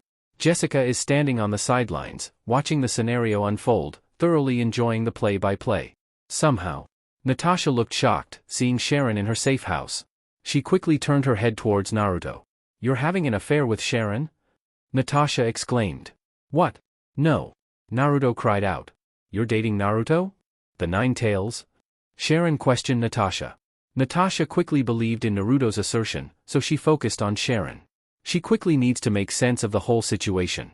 The roller coaster of emotions she's been experiencing since last night is just too much. Let's calm down and discuss things without shouting at each other. We can just shoot Naruto after everything. Is that acceptable? Natasha proposed, attempting to create some semblance of order. Sharon acknowledged Natasha's attempt and nodded. Yes. I'm dating Naruto. We've been together for a little over a year. Natasha answered. What are you doing here? I shouldn't be the one to answer that question. Sharon stated before looking at Naruto. He should be the one to answer that. Natasha looked at Naruto, urging him to answer. The answer would come through the door in 3, 2, 1. Naruto counted down. When he reached 0, the front door opened, revealing a woman. Are we having a party? The woman asked with a thick British accent. She's wearing red, white, and blue winter running outfit. Natasha took a hot minute before she recognized the woman. She only identified her after scanning through her memories of the SHIELD archives and history. Peggy Carter? Natasha said in a whisper. Jessica recognized the name, went wide-eyed. Peggy Carter is a war hero. One of the most decorated women in the military and pivotal to HYDRA's downfall. There's only one catch, though. I thought she's like 90 years old and, more importantly, dead, Jessica remarked. The too young and mobile Peggy Carter removed her boots and coat, making herself more comfortable. For your information, I'm only 87 years old, Peggy retorted. And all of this is the fault of our blonde-haired friend. He offered me a chance that I almost refused, she explained. What? Make you younger? Jessica asked half sarcastically. Yes. That's exactly what he offered, Peggy answered. That and making me a super soldier? She added. Natasha thought quickly about why she would accept Naruto's offer. The last report on her reported that she's waiting for her eventual end, wanting to be together with her lost love. A tragic love story if anyone wrote about it. That's when she remembered who her lost love is. You know the Cap's still alive, Natasha states with confidence. Jessica, being the only one not in the know, was surprised for another time today. Captain America is still alive? Don't tell me he's here too, Jessica exclaimed before looking at Naruto. Can't you just drop everything at once? Hey, that's not on me. It's not my fault he managed to stay alive being half buried in snow, Naruto stated. Peggy, Sharon, and Natasha managed to pick up Naruto's strange use of words. The trio looked at each other and silently communicated before looking back to Naruto. Naruto, how did you know he's half buried in the snow? Peggy asked, all too sweetly. Naruto realized his mistake. When they high-reshined to Switzerland, Naruto decided to use his newly unlocked ability to find Captain Rogers. When he determined his location, he mentally sent a command to his clones mark the plane. The whole thing lasted for 15 minutes. Kamui sure is one hell of a cheat. He didn't intend for Peggy to be clued in that he knows where the captain is. I guessed. Naruto lied badly. Natasha hazily remembered Kurama's explanation last night. Something about finding anyone on the planet. When did you find him? Natasha asked, ignoring Naruto's blatant lie. She doesn't understand how Naruto could act excellently but, at the same time, lying poorly. 20 minutes ago? Naruto admitted. But we agreed I'll only get him when Coulson can't find him in 2 years. He reminded Peggy. Why's that again? Sharon asked. Because Peggy here needs to be ready to face any consequence the captain being alive might cause, Naruto explained. The spies understood Naruto's reasoning, mainly because they know HYDRA is still active. Captain America would force HYDRA's hand to do something drastic one way or another. Jessica decided to interject and circle back to one of the topics at hand and asked a question. So he decided to reverse your age, so you and Captain America have a chance to get together? That's sweet of Naruto, I guess, Jessica asked. Partially, but he did it mostly for Natasha, Peggy answered. He wants to create a procedure that can regenerate and heal any injuries and ailments. Natasha questioned why Naruto would make a regeneration procedure for her. The only reason she found was for what the Red Room to her. Tears of gratitude and joy fell from her eyes. She quickly turned, and hugged Naruto. Thank you, Natasha whispered continuously to his ear. Anything for you, Heim? John, Switzerland. March 31, 2008, 16:45 H local. M. Naruto and Natasha snapped out of their moment when they heard someone clearing their throat. The pair looked towards the direction of the noise and saw Sharon with a sheepish expression. I hate to break up this obviously emotional moment, but I still want to know what Jones is doing here. Does everyone know about me? What the hell? Can't someone have a little bit of privacy?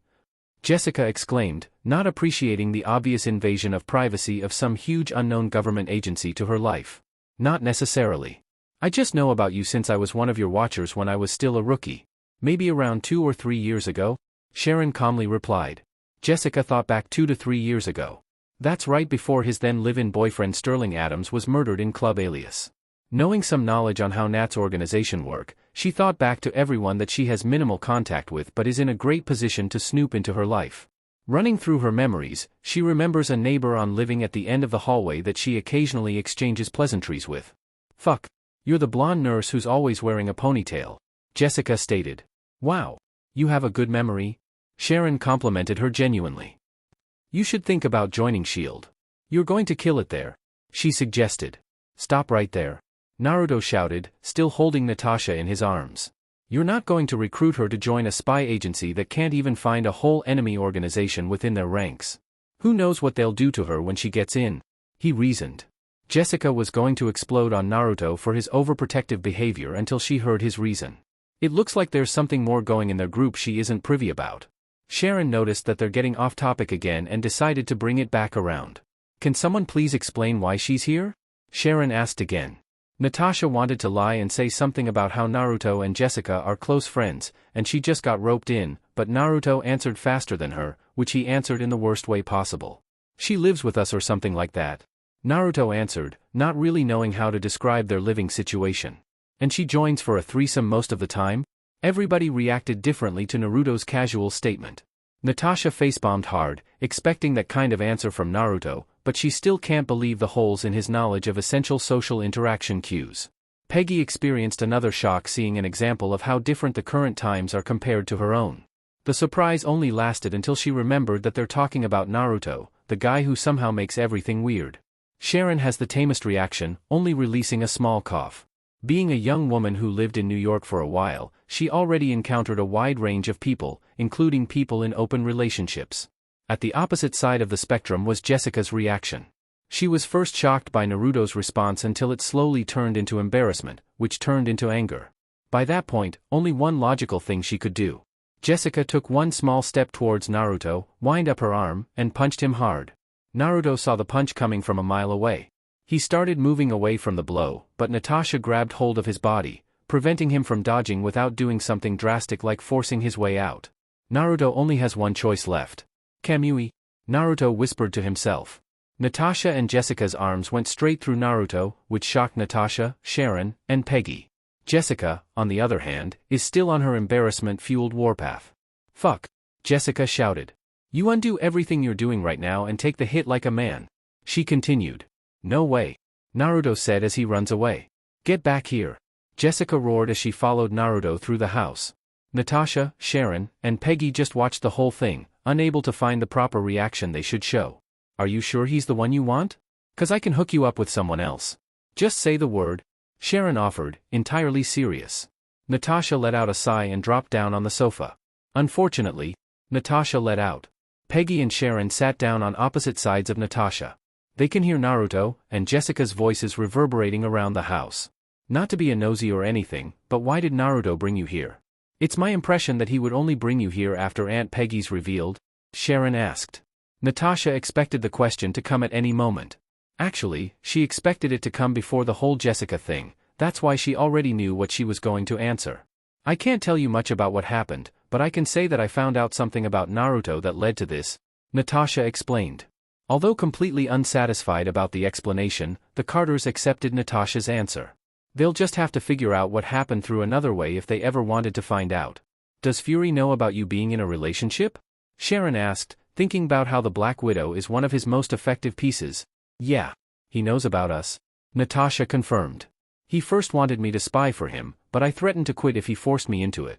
He tried to do some other stuff like remote surveillance but quickly gave up on that idea. Naruto has luck and skill on his side, capable of easily outmaneuvering even Fury. She continued with a small smile. Even if all that doesn't work, he's just so unpredictable that Fury would rather gouge out his eye than deal with him. Peggy let out a full-hearted laugh at Natasha's statement. Meeting Naruto every day for the past 7 months has driven home some facts about him. Number 1 on that list is his unpredictability. After calming down from his laughing fit, Peggy asks a question she's dying to know the answer to. Are you going to do the procedure? Peggy asked. Yes. Natasha's answer was instantaneous. I don't know if I'll ever going to be a mother, but I want the chance. You should talk to him? Peggy advised. He loves you so much, and he's terrified of you leaving. When he told me why he's doing the regeneration procedure, he somehow thinks that you two are surely going to break up. She continued. Peggy's statement brought down a somber mood on the trio, but it didn't last long since Naruto suddenly phased through the wall and ran straight towards them. The action surprised the ladies, especially after he phased through them too and out of the house through the wall. Seriously, Nat. You could do much better, Sharon quipped. Hong Kong, China. September 14, 2008, 2300 H local. Come in, Mr. Awesome, over Eric said to his mic. He's currently on the rooftop of an abandoned commercial building just outside the Victoria Harbor, staking out one of the Triad's warehouses. Eric has been doing work for Naruto for the past 8 months. All of his missions involve human trafficking, and this one is no different. This time, a high-ranking Triad official is going to oversee a shipment of newly acquired merchandise, which is a euphemism for slaves. The 300 or so girls the Triad acquired are going to be shipped to different parts of the globe, surely to be used as disposable sex slaves. If the ship ever leaves port, they won't have another shot on severely crippling this part of their operation. Go ahead, Mr. Broody, over. Naruto's voice responded through the radio. Next time, I'll be the one to choose the code names, over. Eric replied, pissed about his boss's immature personality. You said that during the past 3 missions. What makes you think you're ever going to choose, over? Naruto retorted. His cheery attitude could be heard through the radio. Eric sighed in defeat. His fucking boss really enjoys messing with him, and he still has a little under a year and a half to go through. He's musing, not sure if he can last that long without trying to kill him for all the good it will do. That's when a convoy of black SUVs rolled up the front of the warehouse, followed by 3 heavily guarded semis which drove through the gate. We have activity, Eric reported, still surveilling the cars. The doors of the SUVs opened, and a total of 24 people disembarked, the most notable of which is a man in an Armani suit. I have visual on the target, over. You want to handle it, or should I? Naruto asked. Eric mulled it over. He knows he can take out everyone outside with the loadout he has, but he has no idea about how many more are inside the warehouse itself. He has 4 options on how to do this. 1. He can take out the outside and let Naruto handle everyone on the inside. Option 2 is the opposite of that. Option 3 is that he wings it and drop everyone, and option 4 is to let Naruto handle all of it. The way Eric sees it, there's only one real option. I'll take them myself, over. Eric radioed out, immediately changing out his extended magazine AW-50 to his 416 Hong Kong dollars as his primary weapon and strapped it around his body, leaving the AW-50 for later pickup if possible. Eric grabbed his Milker 6-shot grenade launcher and jumped over the ledge, his rappel line bringing him back towards the building face. He runs down the side of the building, aimed his MGL towards the SUV caravan, and started unloading all 6 shots to the convoy. This caused a massive chain reaction of explosions, flipping over some SUVs and forming massive fireballs, effectively cutting off the main exit of the warehouse and killing more than half of the guards. Too bad, the main man is still alive and is retreating inside the warehouse through the side door. He tossed the grenade launcher when he reached the ground and sprinted towards the warehouse, ignoring the flames licking his skin and half-burnt bodies on the ground. Eric braced his back on the wall by the side of the door and took a peek, which was immediately answered with a hail of gunfire. He unhooked a grenade from his pack and tossed it inside. The moment the grenade exploded, he rushed inside, firing at everyone he sees. He fired some quick headshots to the downed men to make sure they're dead and continued forward. Eric stuck to the shadows, making sure that he's exposed as little as possible. The triad was heavily armed, but they're not as trained as their gear suggests. He cut through them like butter, making sure to count his kills along the way. He was just about to enter the warehouse proper when he heard gunfire and bullets whizzing by. Eric quickly found cover and hid himself. That's when he noticed the gunshot wound on his abdomen, uncomfortably close to his kidney. The bullet penetrated just below his bulletproof vest. Fuck, Eric said to himself. Need some help? Naruto offered through the radio. Shut up. I got this, Eric answered, not willing to give up. Eric changed his magazine and pulled down his goggles. He pulled out 3 tear gas canisters and 3 M18 smoke grenades. One by one, he pulled the pins and tossed it inside. He might lose visual of the enemy, but the enemy can also see him, and that's what he needs. He hurried inside the room and fired at the general direction of foreign sounds while making sure he's not staying at any one place. He also fired towards the guards that are on top of the railings running around the warehouse. His enemies are not entirely useless in the smoke, though. Some shots still find its way to him, his vest taking most of the damage. It's just through sheer luck a bullet didn't find his head. The smoke slowly dispersed, revealing the massacre he brought to the triads. He's not taking any chances, though. He pulled out his sidearm and shot all the bodies through the head. Eric looked over every body, but he can't find the head honcho. Before he could pull his 416 Hong Kong dollars though, he felt the familiar burning sensation of a bullet wound was felt in his legs. It seems your luck ran out, American, the triad leader said while pointing an AK towards him. Heh, but not before you, though, Eric retorted with a small chuckle. The triad leader didn't have time to think about Eric's statement before a large cone-shaped piece of rock launched from the ground and impaled the leader. The rock pierced through his ass and exceeded his abdomen, pulling out his guts. The whole thing was not a clean kill since the leader tried to pull himself out of the rock before eventually succumbing to his injuries. Even Eric felt sorry about how the leader died. Eric heard someone dropping down behind him, so he turned around. This is one of your worst works. The whole thing is sloppy and loud. Not to mention the fact that you didn't think things through, Naruto commented. I think this is what would happen to you every time you let your ego take control. I could have taken him out, Eric replied weakly. And what's the point of it if you're dead? Naruto retorted while tossing Eric a small vial that he caught. Drink that before you bleed out. We need to get out of here before the cops arrive. The girls? Eric asked before drinking the contents of the vial. They'll be fine. They were almost burnt to a crisp, though. One of the triads almost pushed the button that would cook them inside the containers. Good thing I took him out. Naruto answered. Eric paled, hearing Naruto's answer. The thought of him almost costing the lives of everyone he's trying to save through his method sent a chill through his spine. He can't help but draw parallels to what happened here today to what he's planning for the future. Naruto secretly smiled. His plan of turning Eric around finally passed phase 1. He never thought it would take this long, but at least it's finally done. He held onto Eric's shoulder and they disappeared. Fuji, Shizuoka, Japan, November 18, 2008, 1000H local. Natasha and Naruto are currently on vacation. No jobs, no missions, no phones. The good life. Naruto had decided that they should go on vacation, after the emotionally trying summer and the unexpectedly high workload of fall. He chose Fuji as their destination since the density of nature chakra flowing down from Mount Fuji has a calming effect on him. He has been doing a lot of research about HYDRA, and it's been a slow process. HYDRA has a well-placed system set up.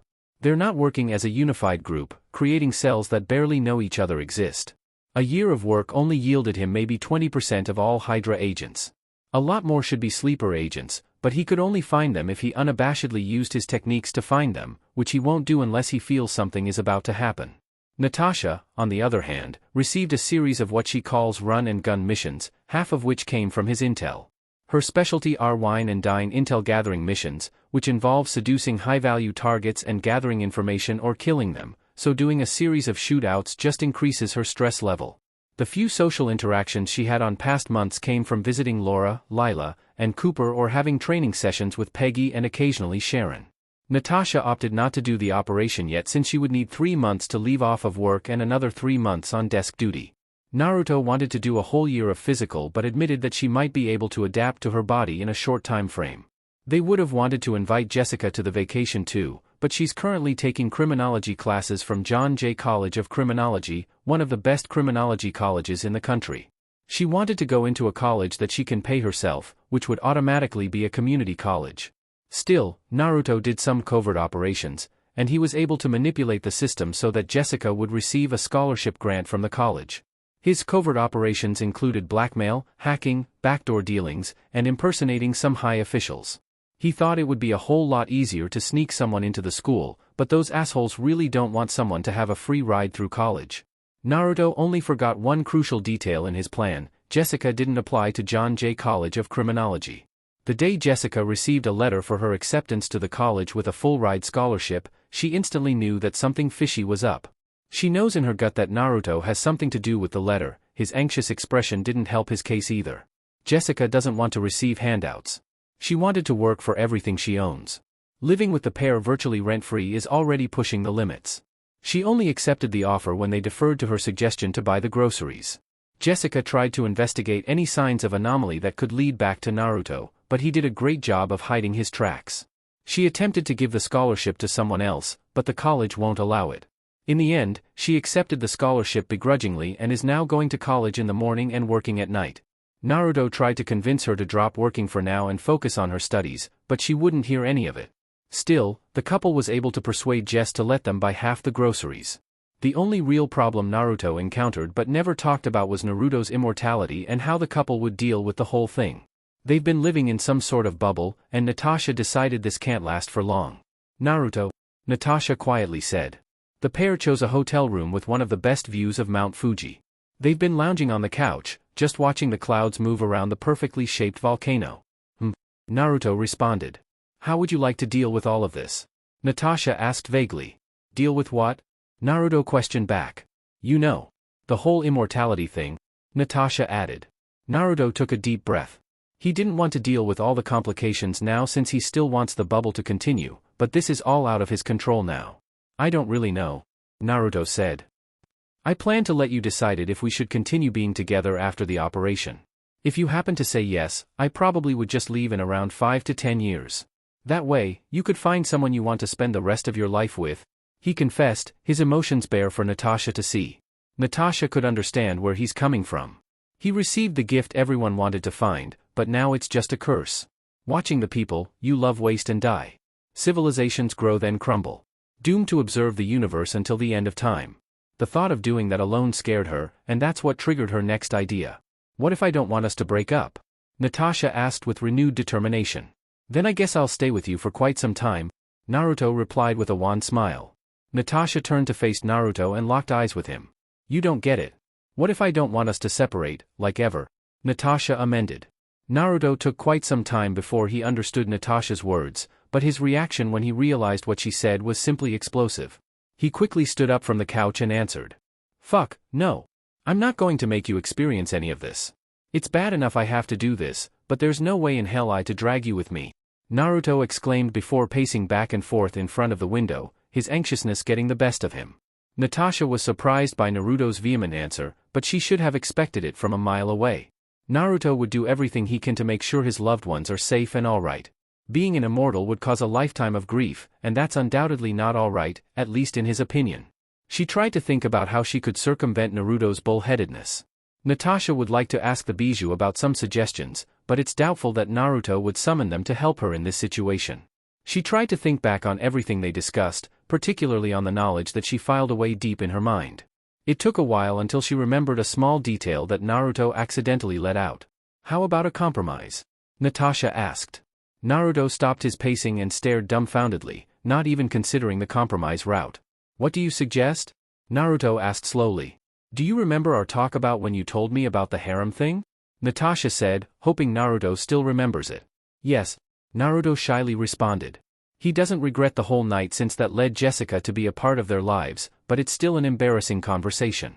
Can you tell me the other option for an Uzumaki that's in a relationship with a non-Uzumaki? Except for the harem? Natasha prompted him. A marriage ritual of sharing an Uzumaki's vitality, Naruto answered automatically. It took a brief moment before he understood what he said. The Uzumaki marriage ritual would extend the non-Uzumaki's lifespan while the Uzumaki's lifespan would decrease, effectively closing the life gap.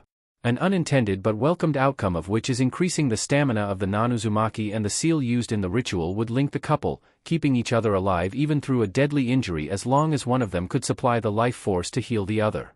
The only downside was that if one person dies, the other will follow not long after.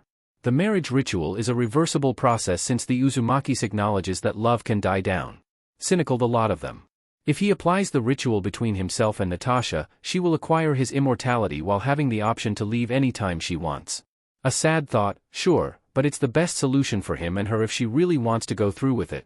Natasha could see Naruto debating with himself about his answer, and he's slowly talking himself to accepting her compromise. She can admit to herself that Naruto is the best thing that ever happened to her, personally and professionally. He's like a storm that swept her life, suddenly being in every part of her life in an instant. He's like the sun, giving new life to her withering existence, slowly being swallowed by trying to wipe away the red in her ledger. She can't imagine a life anymore where Naruto is not there. Natasha internally chuckled in disbelief. How can a strong and independent woman like her be so head over heels with someone that she would even consider to be alone with someone else for eternity, just to make sure they stay together for as long as possible? That may be just how love works. You just do stupid things. Naruto walked up to her and took a deep calming breath. How about this? We can always do the marriage ceremony anytime we want, but I want you to be sure about this. So, why don't we wait for 3 years and see how you feel about it then? Naruto suggested. Natasha didn't see anything wrong with Naruto's suggestion. It's better to make planned and informed decisions as opposed to spur-of-the-moment type deals, especially on life-changing decisions, and being partially immortal is pretty high up that list. Alright, 3 years, Natasha answered with a smile. Naruto released a sigh of relief when he heard Natasha's answer. They have 3 years to think about how they should move forward in their relationship. Natasha's Safe House, New York. December 12, 2008, 2200 H local. What time is Jessica's finals tomorrow? Natasha offhandedly asked while sitting on the bed and reading a case file Fury ordered to take home. He wants her to lead an OP next week to retrieve a possible alien artifact from some German business tycoon, and all the files are every intel they have on the target. The first one would start at 8 a.m. The last one will end at 8 p.m. Naruto automatically answered while playing Pokemon Emerald on his Game Boy Advance SP. The moment he first played a video game in this world, he was immediately hooked. He has a vast collection of gaming paraphernalia hidden in the storage seal. It ranges from retro gaming consoles all the way to top-of-the-line gaming computer setup. He rarely has any chance to play with any of those, though. Jessica, on the other hand, is in her room, slaving her way through the notes and handouts.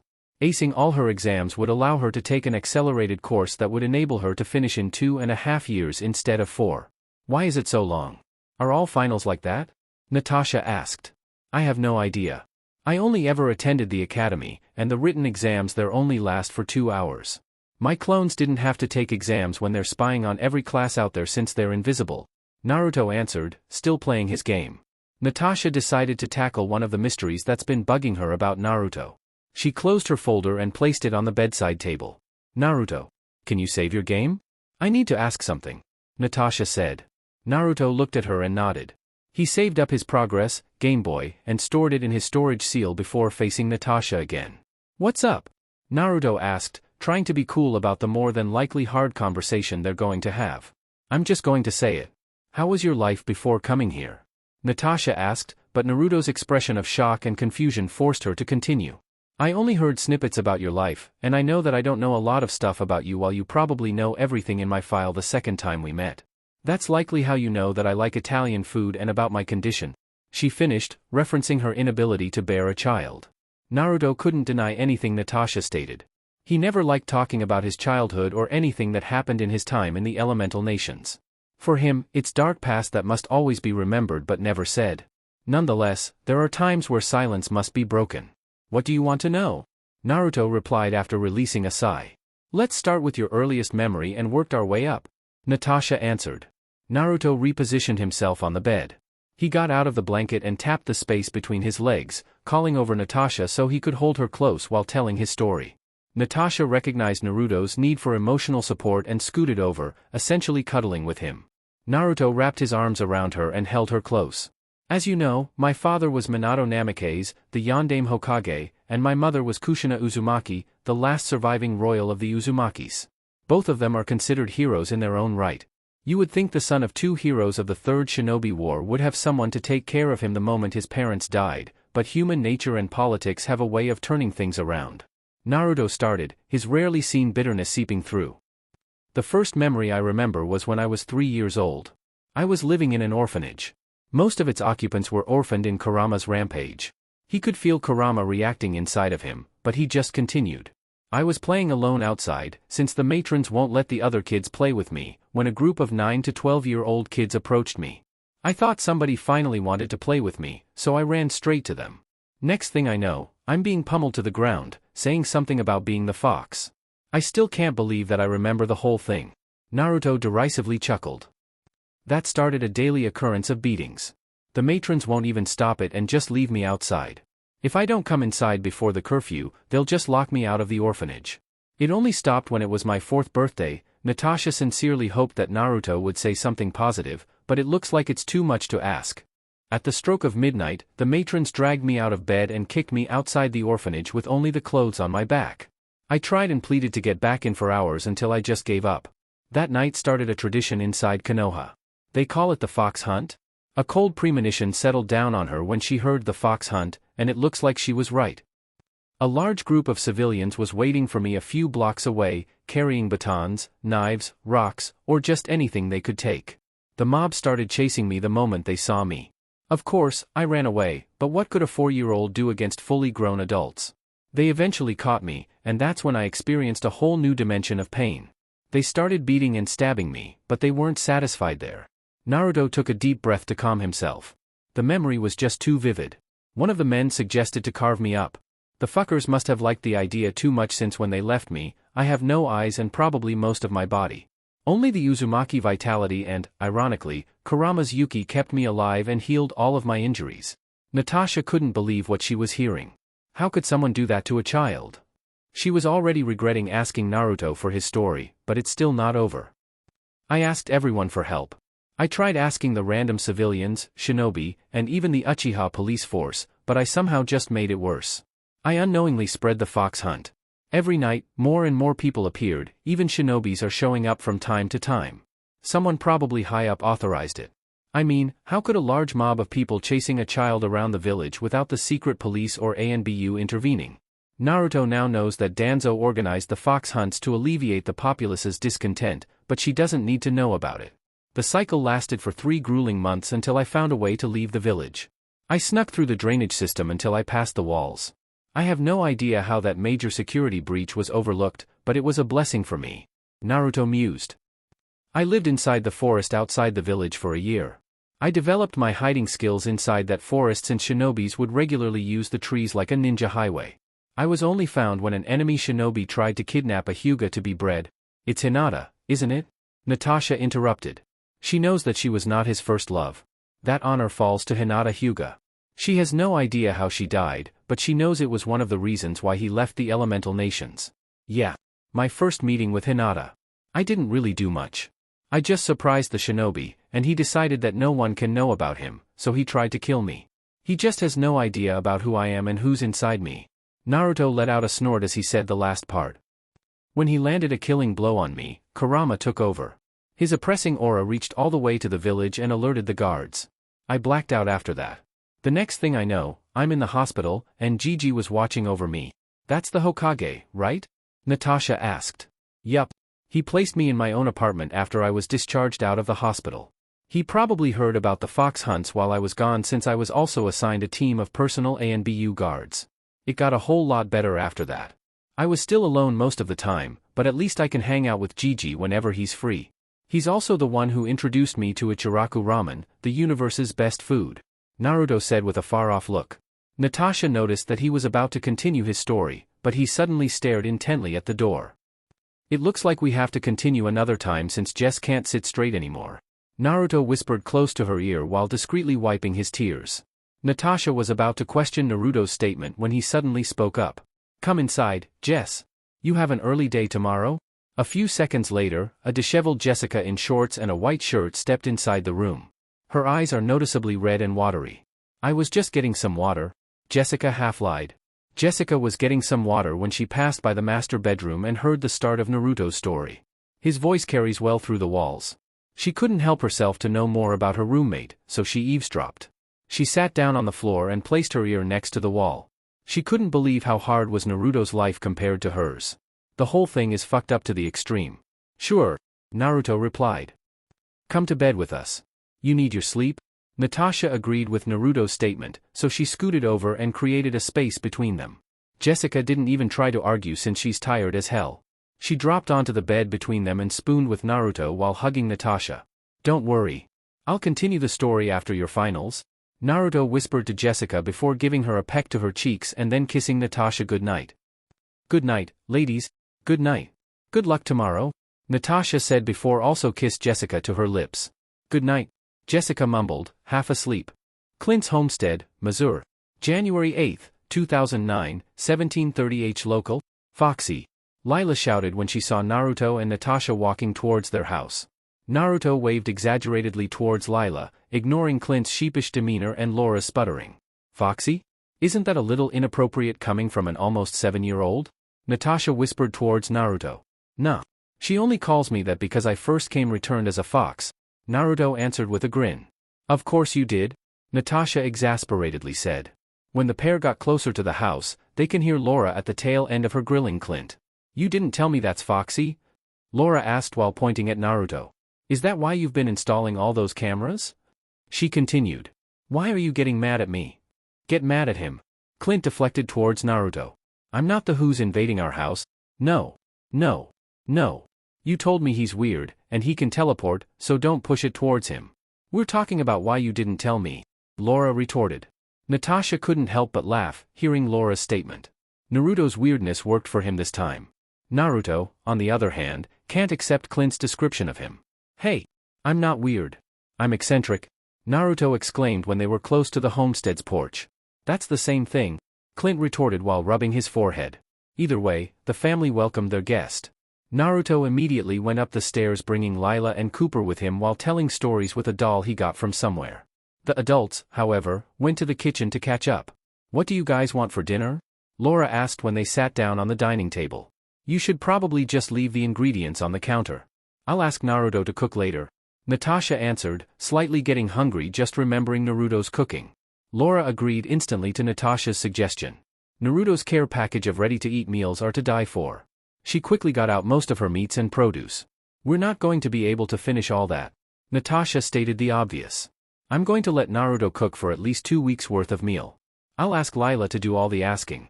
Laura replied, utterly unashamed. She continued preparing the ingredients so Naruto would have an easier time making the meals. When she sat back down, Natasha and Clint are looking at her weirdly. What? She asked in her mom voice. Nothing. Nothing. Clint and Natasha answered simultaneously. So, how are you? It's been 3 months since you last visited? Laura asked.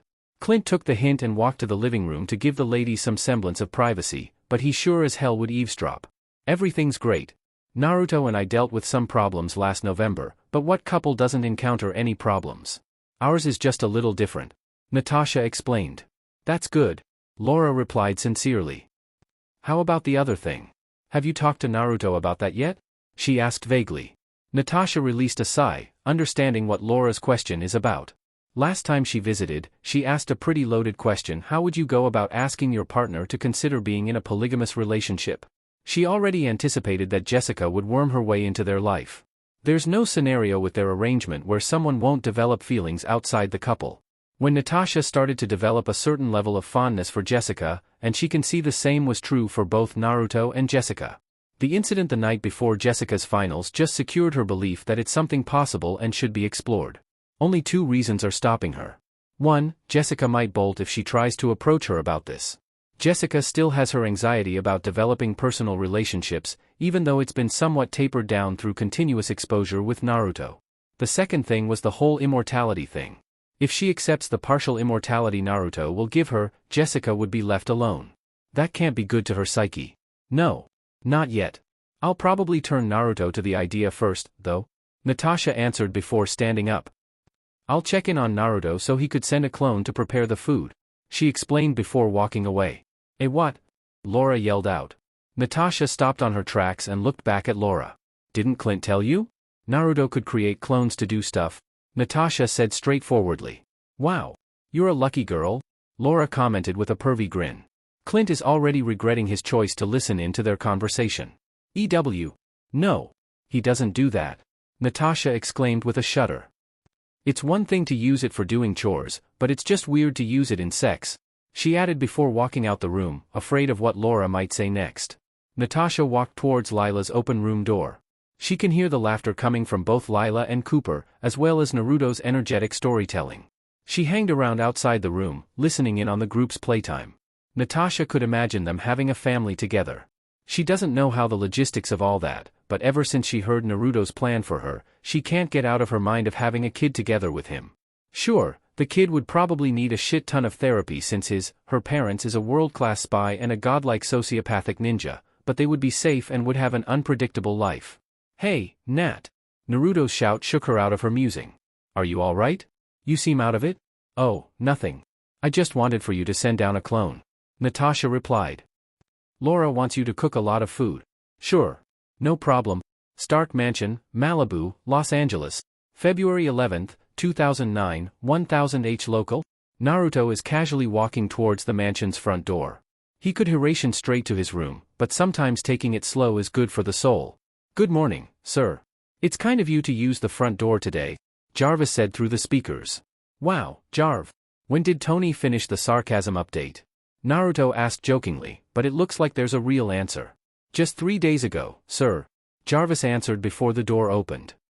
The family is in the second-floor lounge with Colonel Rhodes, he informed. Thank you, Jarv, Naruto shouted while walking inside the house. Naruto headed straight to the lounge and saw Tony and Rhodey packing bags while Pepper entertains Morgan. They're going to Afghanistan tomorrow morning, so they decided it's better if Rhodey would just stay over today. Happy might be doing some errands, that might be why he's unavailable. Their trip to Afghanistan is the whole reason why he visited today, though. Hi, Naruto. Pepper, being the first one who saw him, greeted. Good to see you, Pepper. Naruto greeted back before kneeling in front of her. Hi, Morgan, he said with a wide smile. Rudo. Morgan jumped from Pepper's arms and hugged Naruto. What? Are we chum meat? Tony said behind them since Naruto didn't even greet them before focusing his attention on Morgan. Don't worry, man, Naruto replied while giving Morgan back to Pepper. His expression changed to something more serious. We have to talk, he said before looking at Pepper. You can join in. But there's no way that I want Morgan to be here for any of this. Pepper heard the gravity of Naruto's words. She Morgan towards her room so she could entertain herself for a while. Jarvis will alert them if something dangerous is about to happen to Morgan. While Pepper's taking Morgan away, Naruto decided to set up the talk. Tony, have you installed Jarvis's auto-hacking system? Naruto asked. Yup. Finished that one a year ago, Tony boasted. Can it go past Pentagon and DoD's firewalls? Naruto continued. Where do you think I tested it? Tony asked sarcastically. Okay. Where are you going with this? Rhodey interjected, not liking where the conversation's headed. Again. You're worrying too much. You should probably take a vacation, Naruto offhandedly advised. Jarvis. Pull up every military file you can find about Social Security number 878-64-7437. Show it on the TV when I tell you to. Confirmation, sir, Jarvis asked.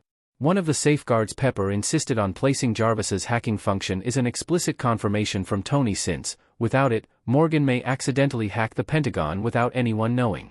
Especially now when she's learning about shapes and numbers. Go ahead, Jarvis, Tony said, giving the signal. I have no idea about what this is about, but hacking into the Pentagon and DoD is a pretty bad thing. Rhodey let out, being the voice of reason.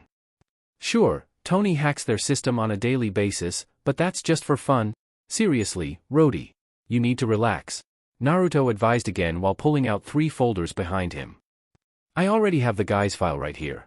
I just need corroborating data. He finished with a shrug. Rhodey long figured out that Naruto could get you anything. For God's sake, he found a 1787 Chateau Lafite Rothschild, on a dare. But getting 3 copies of a personnel file, clearly marked top secret, is a whole new level of absurd. He was about to scold Naruto for taking out secret files when Pepper returned. Great.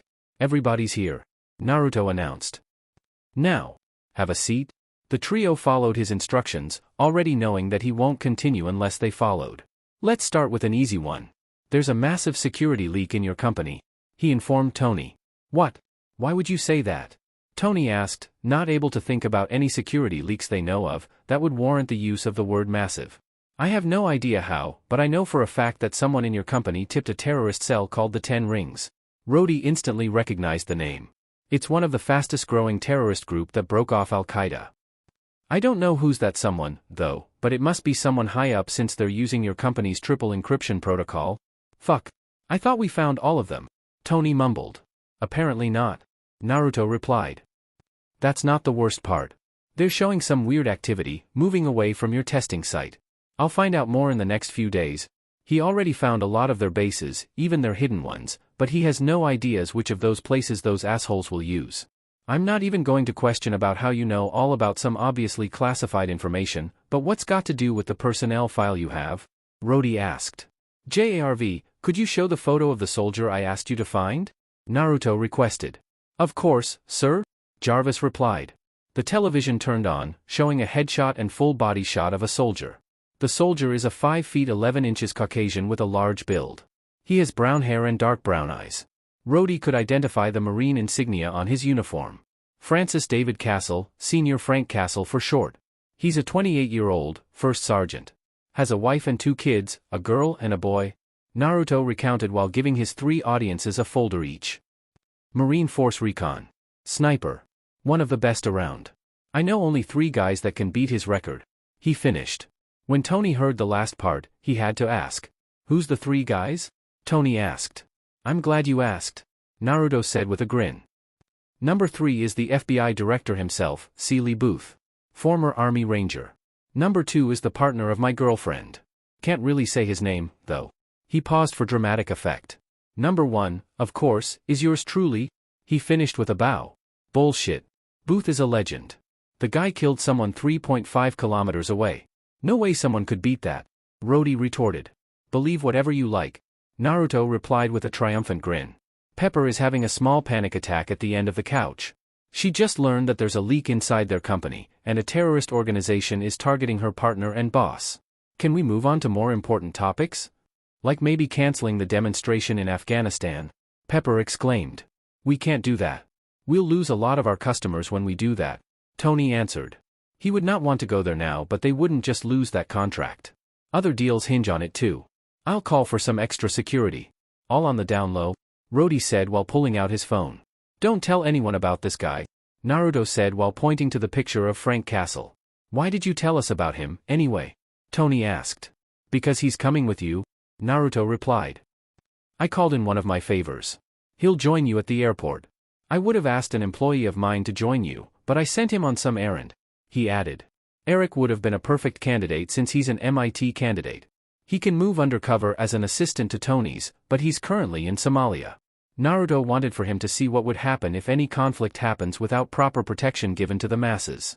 Frank here would act as an honorably discharged soldier who's working as your and primary maintenance officer for the Jericho as well as a main military consultant. Naruto informed them. You had this planned out, huh? Rhodey commented. Yup. I just hope Tony doesn't piss off Frank enough to kill him. Naruto added. Hey, I'm not that bad. Tony retorted. Sure. Naruto replied sarcastically before standing up. Be careful on your trip. Don't forget to bring the paper I gave you, he said to Tony before turning to Pepper. I'll just stop by Morgan's room to say goodbye. Your birthday gift is on the table in the living room. You're going to love it? He finished before going out of the room. I really need to figure out how he does all those things, Tony murmured to himself. You should figure out why Naruto remembers my birthday, but not you, Pepper countered. I'm just going to leave you to discuss all that, Rhodey said in a quiet voice before making a tactical retreat. Natasha's safe house, New York. February 13, 2009, 0230 H local. Natasha woke up due to the feeling of someone watching her. That particular skill has been developed through the training in the Red Room. Spies need to be alert at all times, even during sleep. She has no idea how Naruto doesn't have that trait considering his former profession, but it could also be a side effect of being immortal. He just doesn't have to think about being in danger since he's never really in danger. Natasha slowly opened her eyes and saw Naruto sleeping at the center of the bed with Jessica at the opposite side of him, hugging his arm like a teddy bear. She turned her look to where she feels the direction of what's watching her coming from while simultaneously pulling out a knife from under her pillow. She saw a bald European woman wearing yellow monk robes and an African American man wearing green and blue robes. Without a second loss, she tossed the knives towards the duo, but sparking orange shield stopped the blades in its tracks. Natasha groaned and slapped Naruto's chest, waking him up, which also caused Jessica to wake up. Some of your weird friends are visiting? Natasha deadpanned. Jessica quickly got out of her drowsy state and pulled the blankets to cover herself. Naruto, on the other hand, sits on the opposite of the spectrum.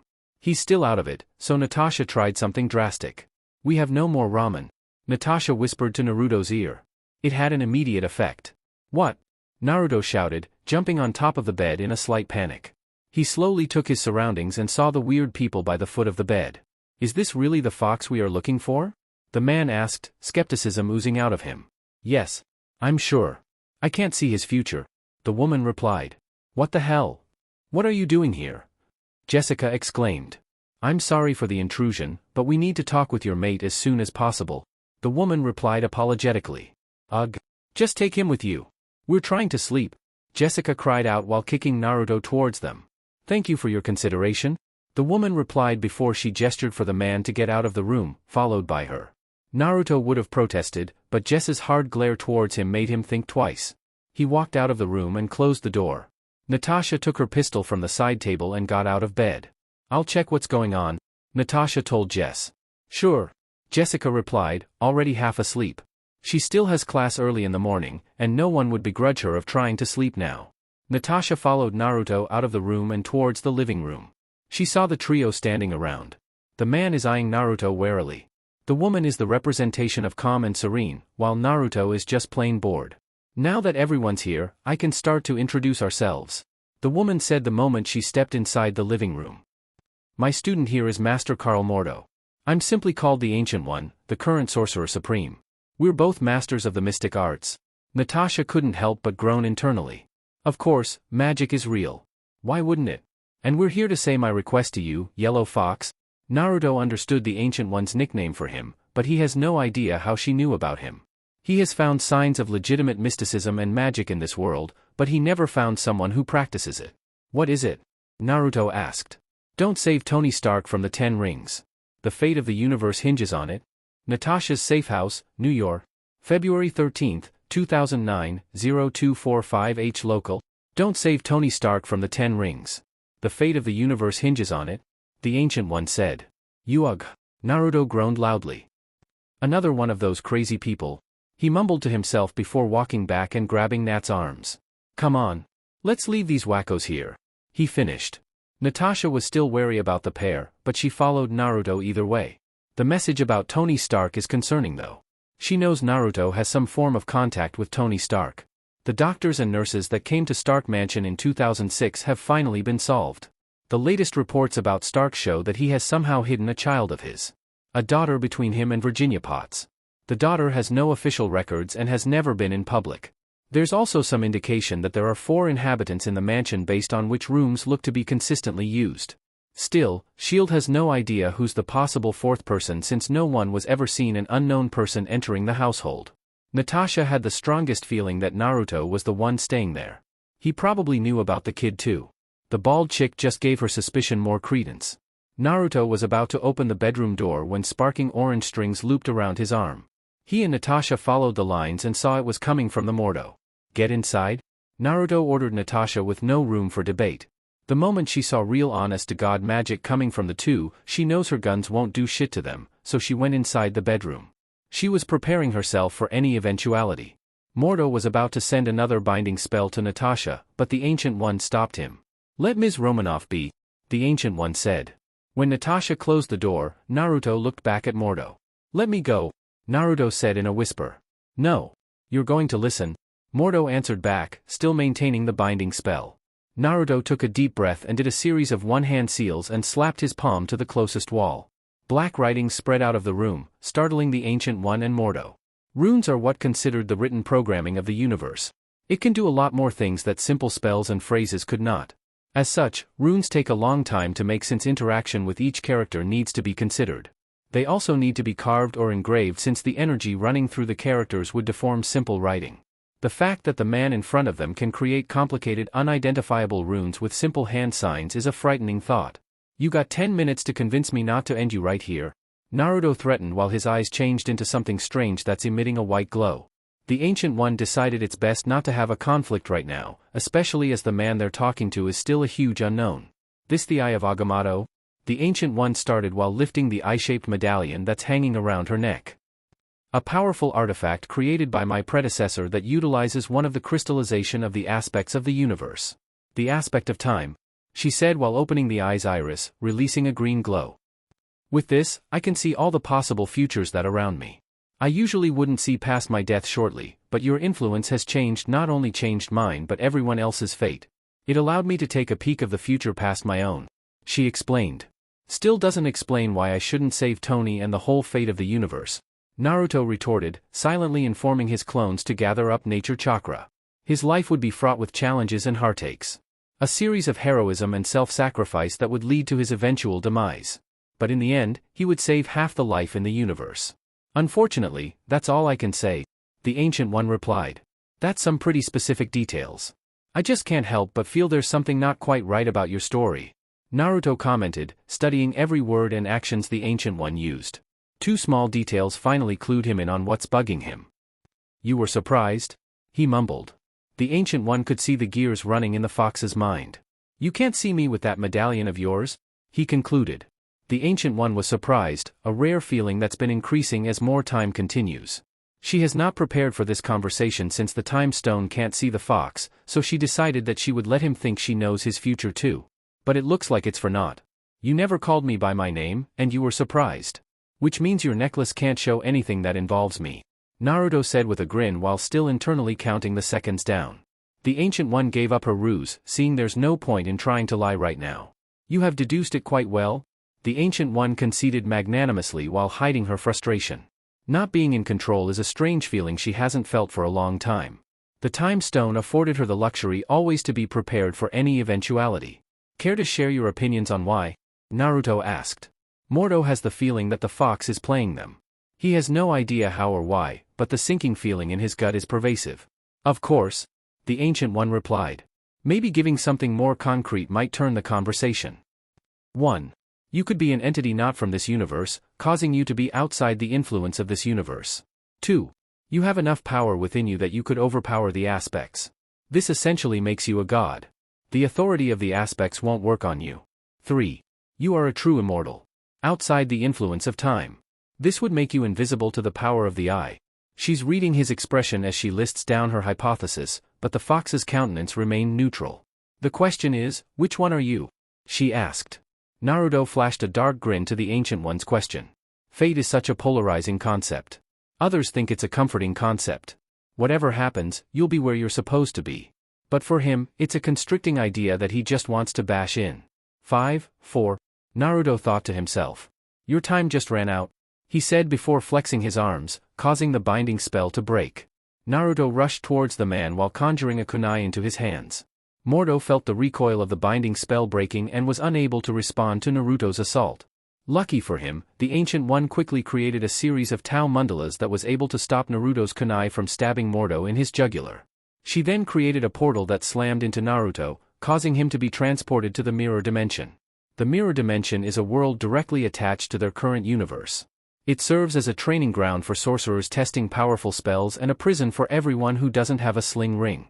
Of course, Naruto doesn't know any of this, but he can see hundreds of people in robes similar to the one the Ancient One and Mordo are wearing. Before he could react, thousands of sparking orange strings and red bands wrapped around his body, effectively holding him in place. He tried moving his fingers, but it seems the ropes are tight enough to prevent any movement. In front of him, another portal opened up, revealing the Ancient One and Mordo walking in. It isn't my attention to this, but you left me with no choice, the Ancient One said with a small bow. I say you look pretty prepared for someone not intending to do this, Naruto calmly commented. I got a question, though. The Ancient One raised her eyebrows, urging him to continue. How many of them are you willing to sacrifice before leaving me alone? He asked. No one, but the fate of the universe hangs in the balance, and you won't be the one to tip it over towards our demise, the Ancient One defended. Wrong answer, Naruto replied. The Ancient One thought he was just bluffing until she noticed that one by one, the binding spells and the crimson bands of Sidorak are disappearing. She and Mordo looked towards the direction of where the spells are coming from and saw a horrible sight. Metal threads are holding up the ripped body parts of maybe 20 apprentices and 5 masters. The remaining sorcerers have metal threads crawling around their bodies. The only reason the spells are still holding is that they're still channeling through their hands.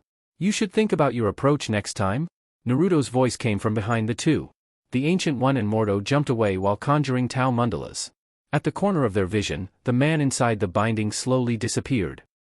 You got 3 choices here. Bring me back, and we could all be buddies.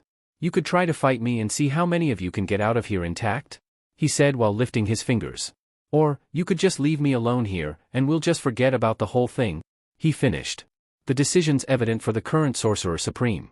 If she accepts the third option, they could just leave him here, trapped in eternity in the mirror dimension. If somehow, in the future, the world needs his help, the sorcerers can just let him out. Either way, it's the best choice. It's too bad she can't use the time zone to check the future and be sure of her decision. Let them go, and we'll leave, the Ancient One said. What do you think, am I stupid? You leave first, then I'll let them go, and then they'll leave. What's the point of a hostage if you can't use them? Naruto retorted. I'll leave. He stays and goes with the rest? The Ancient One bargained, preferring to leave Mordo behind so that someone could make sure everyone's safe. Or at least the ones that are still alive. Deal? Naruto accepted. The Ancient One gave Mordo a loaded look, silently ordering him to make sure everyone's okay, before opening a portal and leaving.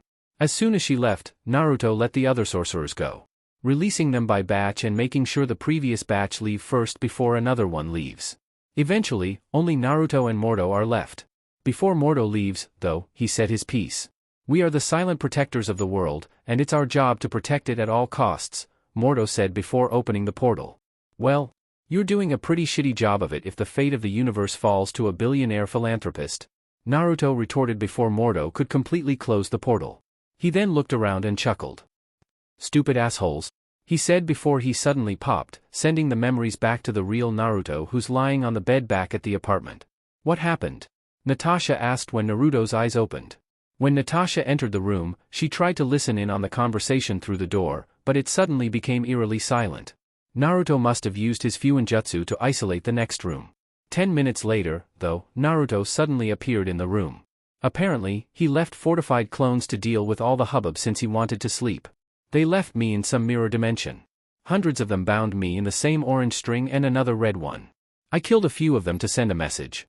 They then left me in that mirror dimension without a second thought. The whole place must be a prison of some kind, Naruto explained. What are you going to do? Natasha asked. I placed a Hiratian seal on everyone. I'll just track them from time to time, Naruto replied with a shrug. Should I report to Fury about this? Natasha inquired. A whole organization of sorcerers is a pretty big thing. Naruto thought about it for a second. It's probably a bad idea to let Fury know about the whole magic being real thing, but that's probably what he needs right now. Yeah, Naruto answered with a dark grin. Every time Naruto flashes that smile, somebody would want to rip their hair out. What are you thinking, Naruto? Natasha asked warily. When an international soy agency starts to look into a secret organization of mystics, what do you think would happen? Naruto answered with a question of his own. Natasha couldn't help but groan. The whole chaos that would ensue after would cause her to lose a ton of free time. Two baldies duking it out. What can be more fun than that? He mused before lying back down. That's when he felt a familiar pull from a Hiratian seal. Ugh. Can't I get some decent sleep? Naruto commented with a groan. I have to go, nah. What is it this time? Natasha asked, utterly exasperated. I have no idea, but it's probably Tony. Naruto replied. Someday, you're going to tell how you two became so chummy, Natasha stated. Sure. Naruto retorted sarcastically before disappearing.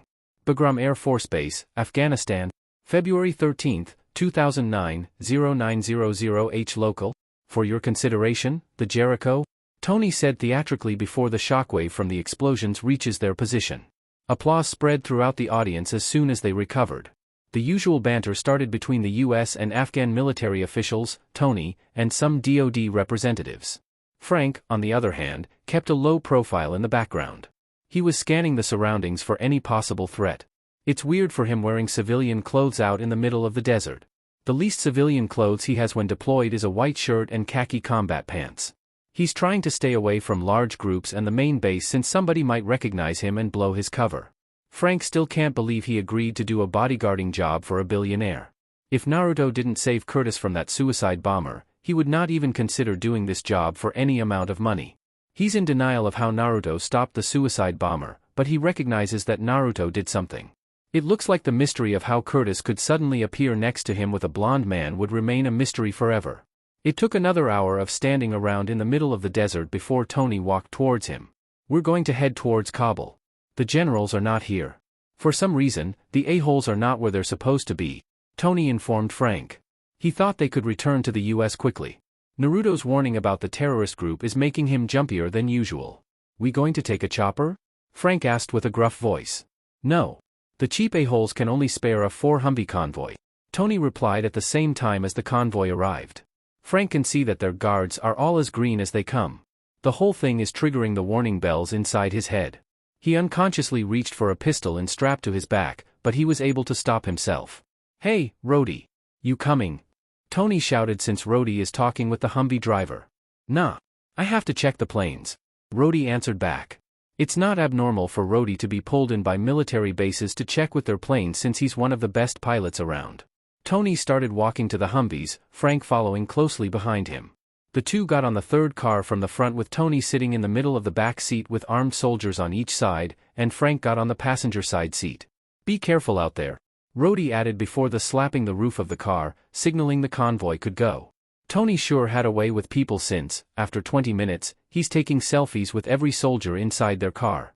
Frank was going to reprimand the soldiers for their unprofessional behavior when the lead car suddenly exploded.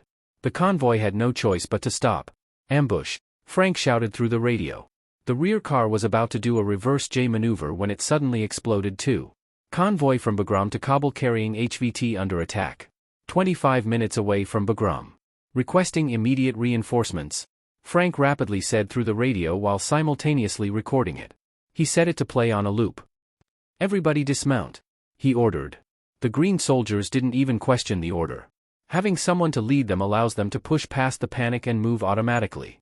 Every soldier got off the car and found cover, shooting at everyone who's not one of them. You, Frank pointed to the two closest guys next to him. Man the 50 calories. The two soldiers got in the Humvees and started using the machine guns. Frank pulled the frozen Tony out of the car and dragged him towards the embankment at the side of the road. He grabbed Tony's lapels and shook him hard to snap him out of his stupor. Get it together. We're going to get out of here. You hear me? Frank yelled to Tony's face. Tony repeatedly nodded, thankful for something to focus on except for the blaring gunfire, but it didn't last for long since they both heard something dropping behind Tony. The pair looked behind them and saw a mortar shell marked with the logo of Stark Industries. Frank went wide-eyed and quickly grabbed Tony. He was starting to pull him away when the mortar exploded, and everything went black. Tony, on the other hand, remained half-conscious but quickly succumbing to the darkness. He could feel the burning sensation in his chest before he passed out. Northern Afghanistan, February 13, 2009, 11:45 H local. Tony woke up with most of his body in pain, especially around his chest. Slowly he opened his eyes and saw the ceiling, which is weirdly made of rock. He felt something uncomfortable in his nose, grabbed it, and pulled it out, causing him to cough. "Looks like the magnet worked," Tony heard Frank said. He turned towards where the voice is coming from and saw a man shaving. The man looks to be a 6 feet 1 inch, 50-something-year-old man with pepper-gray receding hair and slight build. He seems to have a Middle Eastern ethnicity and might be some kind of doctor. "Ah, yes. The great Tony Stark seems to be awake," the man replied before turning towards Stark. "I'm Ho Inson. Your doctor for now. How are you?" The man now named Ho Inson asked, but Tony ignored it and opted to lift his shirt. "What did you do to me?" Tony questioned back, referring to the metal contraption in his chest connected to the car battery. "That's an electromagnet. The only thing keeping these," Inson said while lifting a vial filled with metal shards and shaking it, "from reaching your heart as you heal. I can't remove some of them since they're too close to your heart." Tony gave Inson a grateful nod before turning to Frank. "How are you?" Tony asked. "A little beaten up, but I'll live," Frank replied gruffly. "He's sugarcoating it. Your capturers wanted to kill him since he's a former military. The only reason he's still alive is that a manifest said he's the lead maintenance and operator of your Jericho missiles," Inson remarked. "Either way, we need to get out of here," Frank suggested, ignoring that his lie has been exposed. "As I said, there's no form of communication device inside this room, and there are at least 50 armed men just outside that door," Inson retorted exasperatedly. "Besides, we always have some company," he added, gesturing to the camera mounted at the aid of the room. "I noticed," Frank replied. "Why is no one coming in if they're always watching us?" Tony asked. "If the terrorist wanted him for something, they should be storming in as soon as he was awake. Because I suggested they wait until later tonight. Any stress right now might cause the metal shards to stab your heart suddenly, and they don't want that," Inson answered. Tony thought hard on how they could get out. He scanned the room for anything they could use to get out. He noticed the forge on the other side of the room. They could make weapons, but that would take time. Time they don't have since they're always on camera. That's when he noticed his wallet on top of the table. "Give that to me," Tony ordered urgently. Frank reached for it and tossed it towards him. As soon as he caught it, he started searching inside it. He found what he's looking for at the back of his picture. Good thing he didn't use Pepper and Morgan's photo, as his wallet picture or a terrorist cell might have more leverage against him.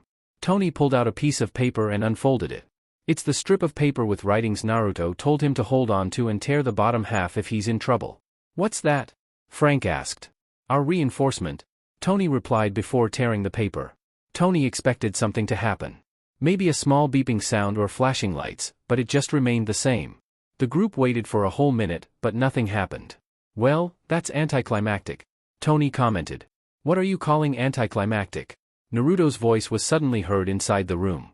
The group saw Naruto walking out from a pillar behind Tony. "So, need some help getting out?" he asked the stunned group. Northern Afghanistan, February 13, 2009, 12:05 H local. "So, need some help getting out?" Naruto asked, but it looks like he underestimated the terrorists' paranoia since shouting is coming from the other side of the door. "Come on. I need some answers quickly," he urged. Tony's thinking on how to proceed. Usually, he would just get out of there, but his newly developed sense of morality that came when his daughter arrived in the world is messing with his brain. He looked towards Inson and asked a question that will determine his decision. "What do they want with me?" Tony asked. Inson released a sigh and quickly formulated an answer. The voices outside started getting louder, which added more pressure to the situation. Frank decided he needs to prepare for any stupid decision the billionaire makes, so he took 2 metal rods and walked towards the side of the door. He readied himself to bash some skulls in. "They are your most loyal customers. The 10 rings want you to make them the Jericho. The only thing they can't buy from their source," Inson answered. Tony got all that he needed from Inson. "Get us out of here," Tony told Naruto. "Bring us to the mansion. I need to pick up something." Naruto suddenly became extremely giddy and dragged Tony and Inson towards Frank. Good thing, Tony had the presence of mind to carry the car battery powering his electromagnet. Come on, man. Grab on. We got to go, Naruto said while extending his free hand towards Frank. When Frank hesitated, Naruto grabbed onto him, and the whole group disappeared. Just in time, too, since the door opened not long after. Stark Mansion, Malibu, Los Angeles. February 13, 2009, 0035H local. The group appeared in Tony's underground garage. Frank managed to stay upright, even against the onslaught of disorientation. Tony and Inson, on the other hand, dropped to the floor with Inson being the worst off since his one shake away from barfing. Motherfucker. So that's how you do it? Tony exclaimed. He always wondered how Naruto could get in and out of the mansion without triggering any security measure. In the end, he just gave up and just ordered Jarvis to report when he spotted inside the house. What is it? Quantum entanglement? Wormholes? He asked, genuinely curious on how Naruto does it. His scientific and analytical mind screaming at him to figure it out. That's a secret, man. Naruto answered cheekily, causing Tony to grumble. Have you finished it? Naruto asked. Not quite. Tony replied while slowly getting up on his feet. He carried the car battery and hobbled over towards the work table. You know it's been tossed at the back burner ever since Morgan came. When he reached the desk, he double-tapped the corner causing it to glow. Jarvis. Pull up Project Knight and the arc reactor design. He ordered. Certainly, sir, and may I say it's good to see you somewhat okay? Jarvis replied. The sudden appearance of another voice caused Frank to heighten his alert level but quickly calmed down when he saw Tony and Naruto remained calm. Should I inform Ms. Potts of your arrival? He asked. What time is it? Tony asked, no idea how long he's been out cold. It's currently 1:45. Jarvis answered. I've only been out for around 3 hours. Fuck, getting blown up really messes with your head. Tony mused to himself after quickly computing the time difference between LA and Afghanistan. Don't wake them up. I'll tell them myself later. Of course, sir? Jarvis replied before the hollow table turned on, showing the 3D plans for one Malawian kwacha and the arc reactor. Frank pulled Inson towards the chair near the table since the travel hit Inson hard. Where the hell are we? Frank asked Naruto. LA, specifically Tony's garage, Naruto answered. Naruto's assertion surprised Frank, but his straightforward and military thinking saved him a lot of headaches. Curtis thing? Frank asked. Yup, Curtis thing, Naruto replied. Frank then filed away the whole thing as something he would no think about and think of as something he would never figure out. You got beer and food? Frank asked Tony, who's busy flicking away stuff at the hollow board and talking to the weird robot voice. Food can be found on the counter to your right, and the beverages are inside the refrigerator under it, Mr. Castle. Jarvis was the one who replied. Fuck. That's just weird. Frank mumbled to himself while going to the counter. Yo. Inson. Want some? He asked the still dizzy Inson as he was picking up some food. Just water, Inson replied. Frank picked up a few things, but he made sure to get enough beer. When he got back to the table, he placed a water bottle in front of Inson and dumped the rest of what he got in front of him. Naruto. Beer? Frank asked while lifting a can. Sure. Frank tossed the can towards Naruto. He then opened it and took a swig out of it. What's he doing anyway? Frank asked, gesturing towards Tony. Finishing a project that's been in the back burner for too long. Naruto answered with a shrug, but he noticed Frank's confused expression, so he continued. You three can't suddenly appear stateside when you should have been kidnapped. That'll send warning bells to everyone, and a whole bunch of investigation would occur. That's why I was just going to leave you guys in the middle of the desert so that the search party could find you guys. Frank understood Naruto's reasoning. The military would be all over up Naruto's ass the moment they find out that someone can get in and out of any situation quickly. But Tony wanted to get back here, so he probably wants to fight his way out of the hole. He finished. He's going to fight his way out? He'll turn tail as soon as the first bullet is fired. Frank retorted skeptically. I wouldn't be so sure about that. Naruto replied. He helped me take down the mob in Vegas, you know. Frank remembered the news about that one, but hearing Naruto's involved made the whole thing make more sense.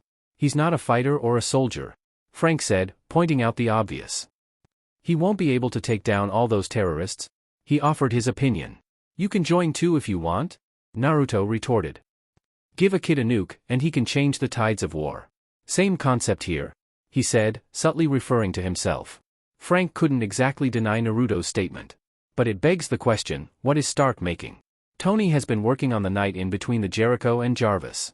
It came to him after the situation in Vegas. Being left in the sidelines through the whole ordeal left a bad taste in his mouth, so he started on the project right after he returned to LA. It just slowly got sidelined as he began to work on Jarvis and when Morgan arrived. He has 90% of the things done, but the remaining 10% are the crucial mechanics and electronics that need to be streamlined through continuous testing. That's why he's removing a lot of part design to make the fabrication time shorter. The arc reactor is the problem. Tony needs to redesign the whole thing so that it could function as an electromagnet as well as a high-output electric source to power the night. Run the simulations? Tony ordered when he was satisfied enough with the modifications he made. The end result of his changes is an ugly behemoth that just wants to make him puke, but desperate times call for desperate measures. Yes, sir. Running it now. Simulation finished. The prototype reactor would produce 1 gigajoule per second. The suit, on the other hand, would only handle 10 minutes of rigorous use, Jarvis reported. That's a lot shorter than I thought, Tony said to himself. How long would the fabrication take? 6 hours, sir. However, the arc reactor needs more precise hands, Jarvis replied. I should have known it will never be that easy, Tony complained with a shake of his head. He walked over to Ensign and tugged him by the collar. Wakey. You're going to help me upgrade this? He said while tapping his chest. Ensign had no choice but to agree. Tony then looked towards Naruto and Frank. You two are helping too. Ha ha ha. No way, man. I need to check with my girlfriend first. I just left her in the apartment with our roommate. Naruto replied quickly before getting roped in. Why the hell do you still have a room here if you got an apartment? Tony asked with an incredulous look. I like the view, Naruto answered with a shrug. Wait, is that roommate of yours the same chick that's been joining your threesome? Tony asked with overflowing curiosity. Even the always serious and loyal Frank Castle perked up hearing Tony's question. Yep. I just told you. I left them in the apartment on the bed. Naruto replied, not seeing anything wrong with his answer. I just want you to know. I fucking hate you right now, Tony stated with conviction. Ensign and Frank silently agreed with Tony's assertion. Tony released a sigh and rubbed the bridge of his nose. Just go already. Be back by 8, he said. Sure thing. Anything I need to bring back? Naruto asked. Nah. Got everything here, Tony answered. Bring me something I can use to shoot people, Frank amended. Tony let out a snort and walked towards an empty wall. This drew everyone's attention. He placed his palm relatively high up the wall. After a few moments, the wall split open, revealing a small armory. Believe me, Frank. I got everything, Tony reiterated with a victorious grin. Frank checked the loadout, and he has no choice but to be impressed. I think we're going to get along just fine, Frank stated. You better not let Pepper know about this, Naruto warned before suddenly disappearing. Do we really need to go back using that? Tony asked, which caused Ensign to turn green all over again. Natasha's Safe House, New York. February 13, 2009, 0400H local. Naruto appeared inside the living room, and he immediately went towards the bedroom while making sure he doesn't wake up Jessica. When he got inside, he noticed that Jessica is the only person on the bed. He looked around and saw light coming out from under the door of the bathroom. Naruto approached the door and knocked. Naruto, Natasha asked from the other side of the door. Yes. It's me, Haim, Naruto answered. Wait a minute. I'm getting out in a sec, Natasha replied. Naruto walked back towards the bed and sat on it. A few moments later, Natasha got out of the bathroom wearing her full combat suit. Good thing you came by. I need a ride, she said while checking her gear and walking out of the bedroom. Why and where? Naruto inquired, following Natasha out. Fury got the report about Stark's kidnapping. He wants everyone to report in, Natasha replied, wearing her boots. Can I come? Naruto asked with puppy dog eyes. I'll be invisible, I promise, he added.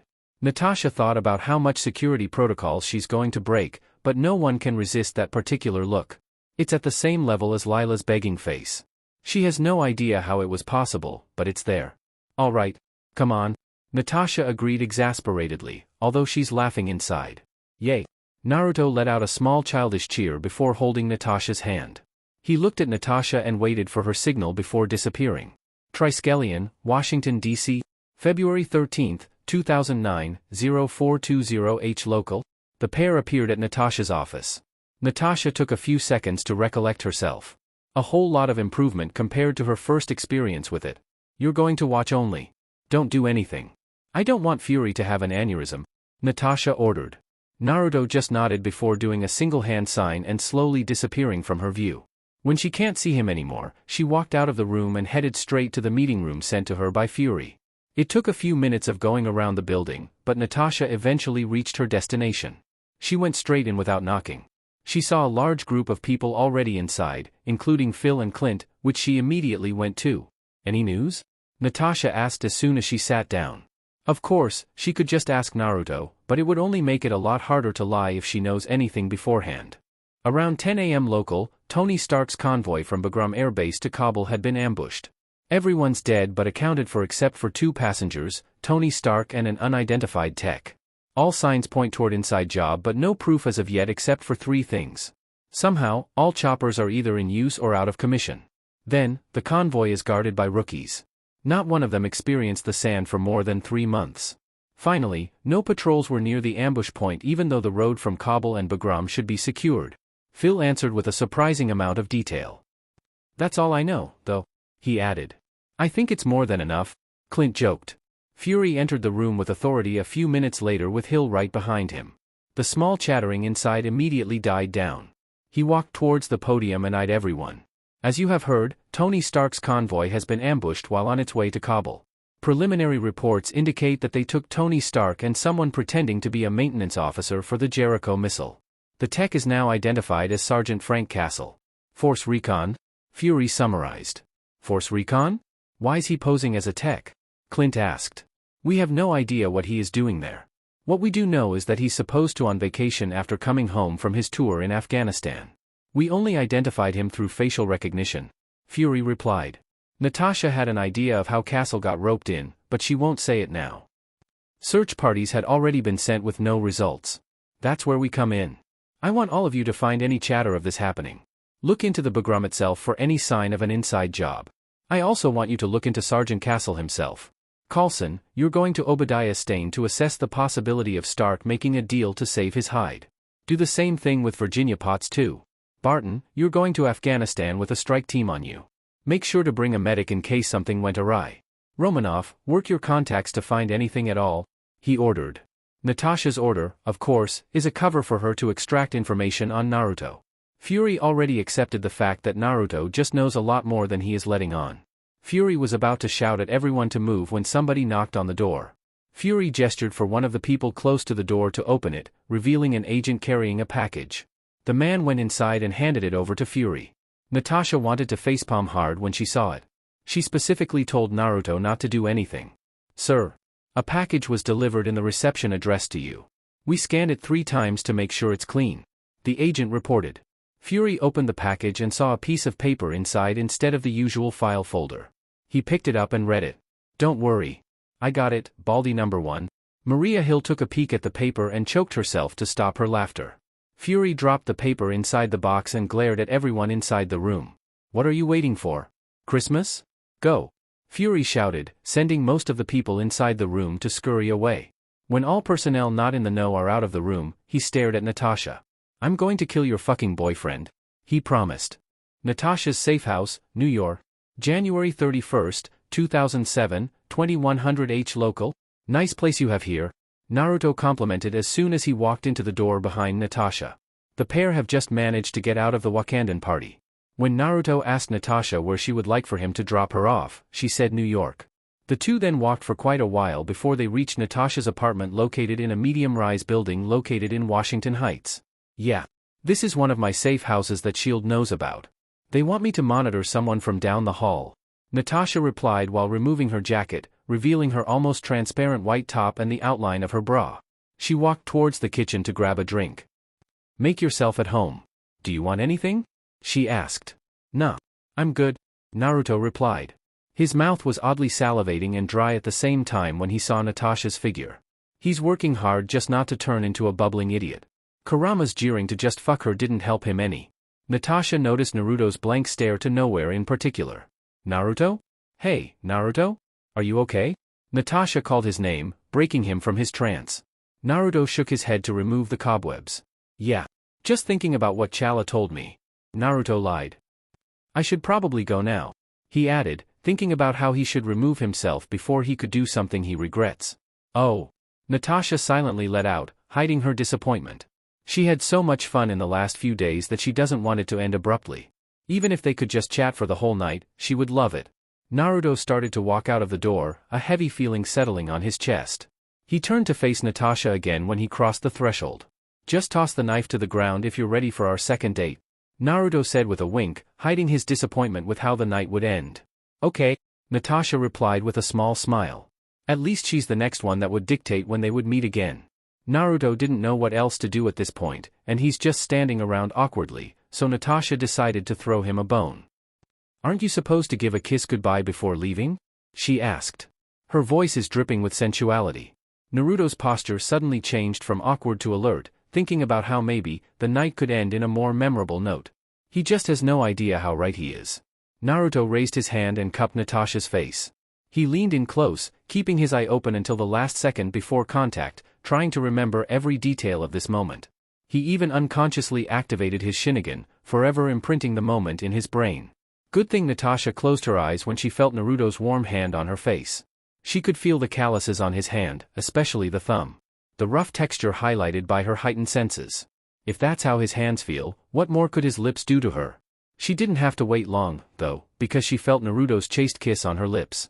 Natasha finally conceded that there's some truth to those cheesy romance movies because she felt fireworks going off. The contrast to how all those other kisses she experienced before is massive. All too quickly for her preference, the kiss ended.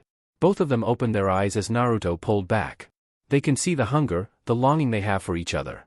"Fuck it," Naruto whispered to himself as he saw Natasha shyly bit her lips. He's throwing caution to the wind and just went at it again. Naruto gave Natasha a deep kiss without any warning and slowly pushed her inside the apartment. He closed the door by kicking his foot backward. He's trying to gauge Natasha's willingness to move forward by looking for any sign of resistance, but it seems like she's all for it too, so he started cupping her perfectly shaped ass. Natasha couldn't help but release a purr of pleasure when Naruto started massaging her butt. She started removing Naruto's jacket. A real challenge since he doesn't seem to want to separate from her. Naruto took Natasha's lead and started stripping her too. He momentarily activated his Shinigami again to find the bedroom. He started leading them to the bedroom, leaving a trail of clothes behind. Natasha had no idea they were moving to the bedroom until she felt something hit the back of her legs. Her surprise caused her to separate from Naruto for a moment and looked around. She noticed three things right away. 1. They are in the master bedroom, no idea how Naruto managed to find out where it is. 2. Naruto has stripped her down to her underwear, somehow removing her skinny jeans while not removing her boots. Finally, Naruto has a massive erection going on, only stopped by his pants. "It's not fair," Natasha said with a small pout.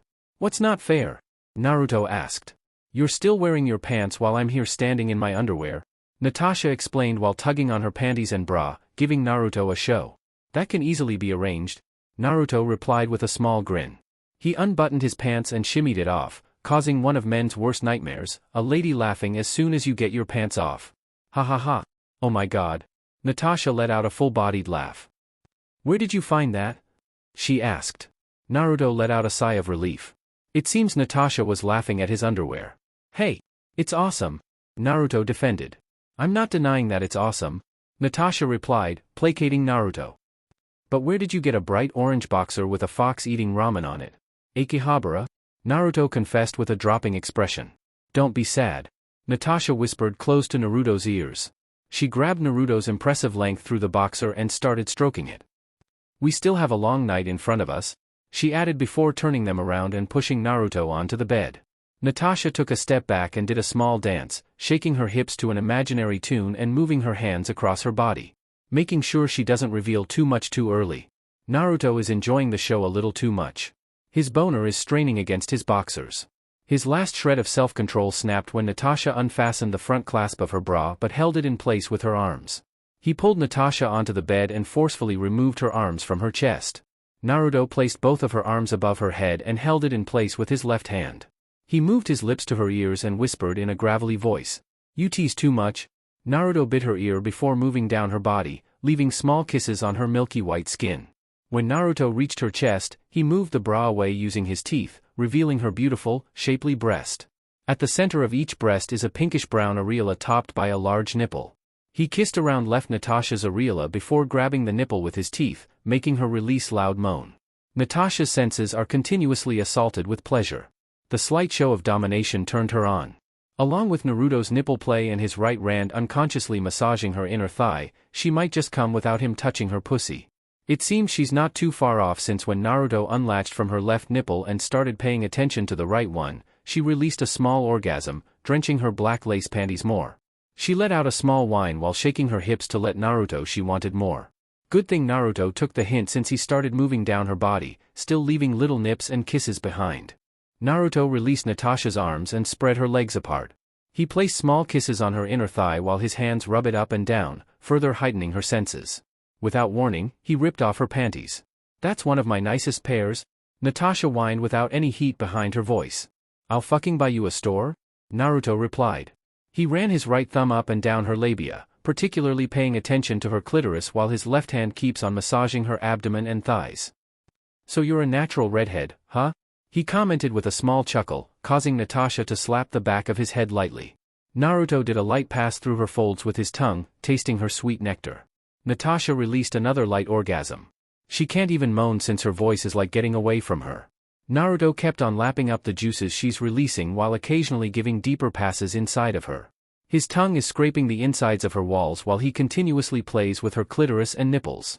All she could do was grab onto his hair and squeeze her thighs around his head. Natasha can't even count how long it'd been or how many orgasms she released, but she knows she needs something a little more substantial. She pulled Naruto up by the hair to her face and kissed him deeply. Tasting herself inside his mouth just makes her all the hornier. "Removed it?" Natasha whispered. Naruto quickly stood up and removed his boxers, revealing his 10-inch cock to all its glory. He covered her with his body again and kissed her. "Condoms?" Naruto asked between kisses. "Are you clean?" Natasha returned.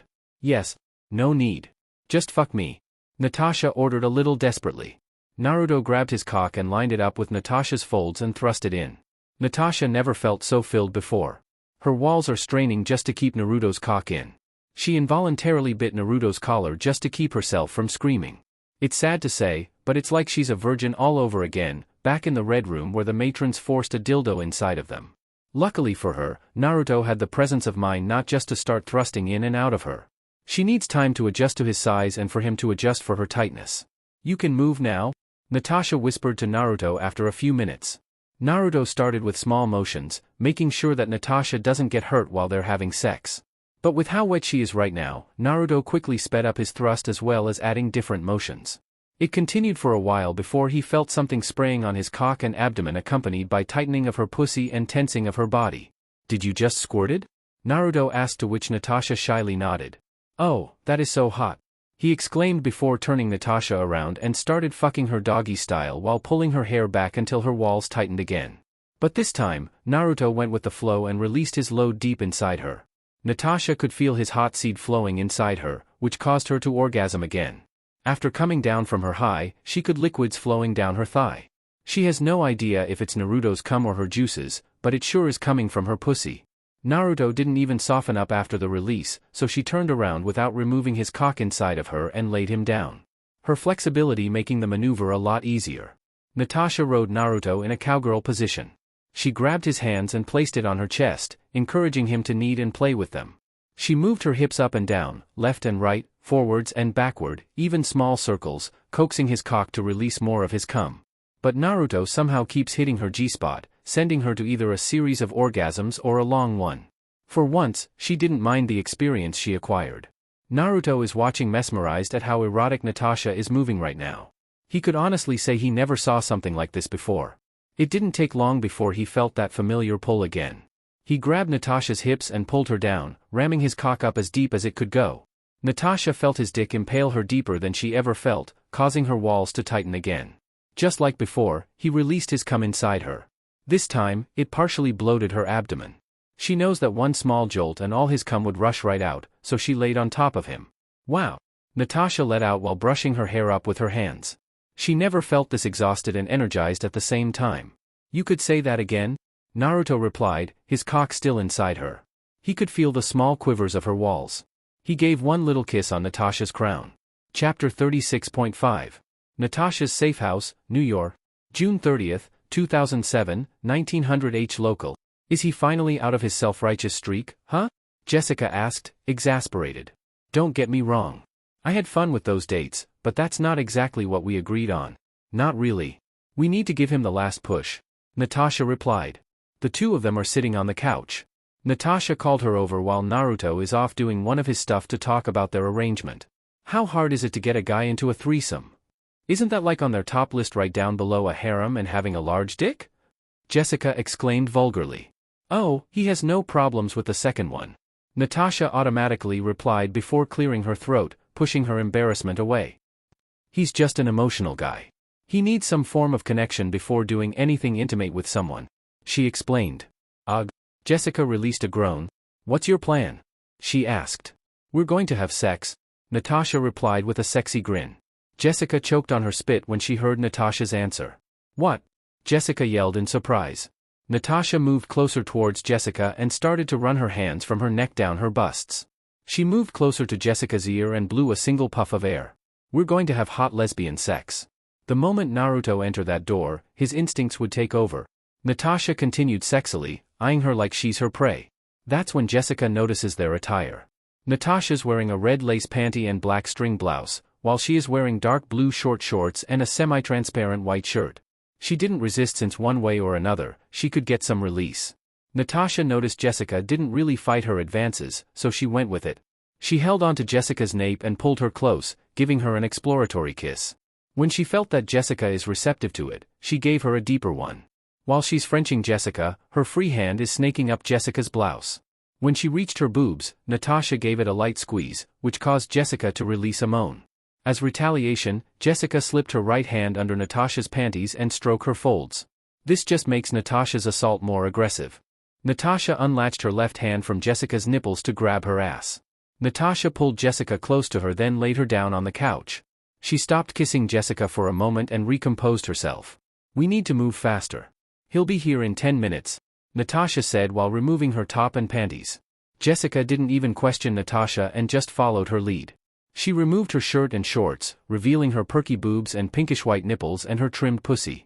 Natasha gave Jessica another kiss before turning around and aligning her cunt to Jessica's face. Jessica immediately started licking Natasha's folds. Natasha returned the favor and used her fingers to play with Jessica's clitoris. That's how Naruto found the two of them, hungrily eating each other out. Am I missing something? Naruto said. He would have been shocked by the whole thing, but his libido is getting the best of him. How could it not? Two hot chicks going hard at it would cause any man to turn into a bubbling mess. Jessica decided she waited too long, so she went to me. Natasha replied with an innocent face while licking away Jessica's juice from her face. You're not going to make us wait any longer, are you? She asked in a sultry voice. Jessica's eyes are glazed over. Natasha has been eating her for quite a while, and it certainly turned her fires on.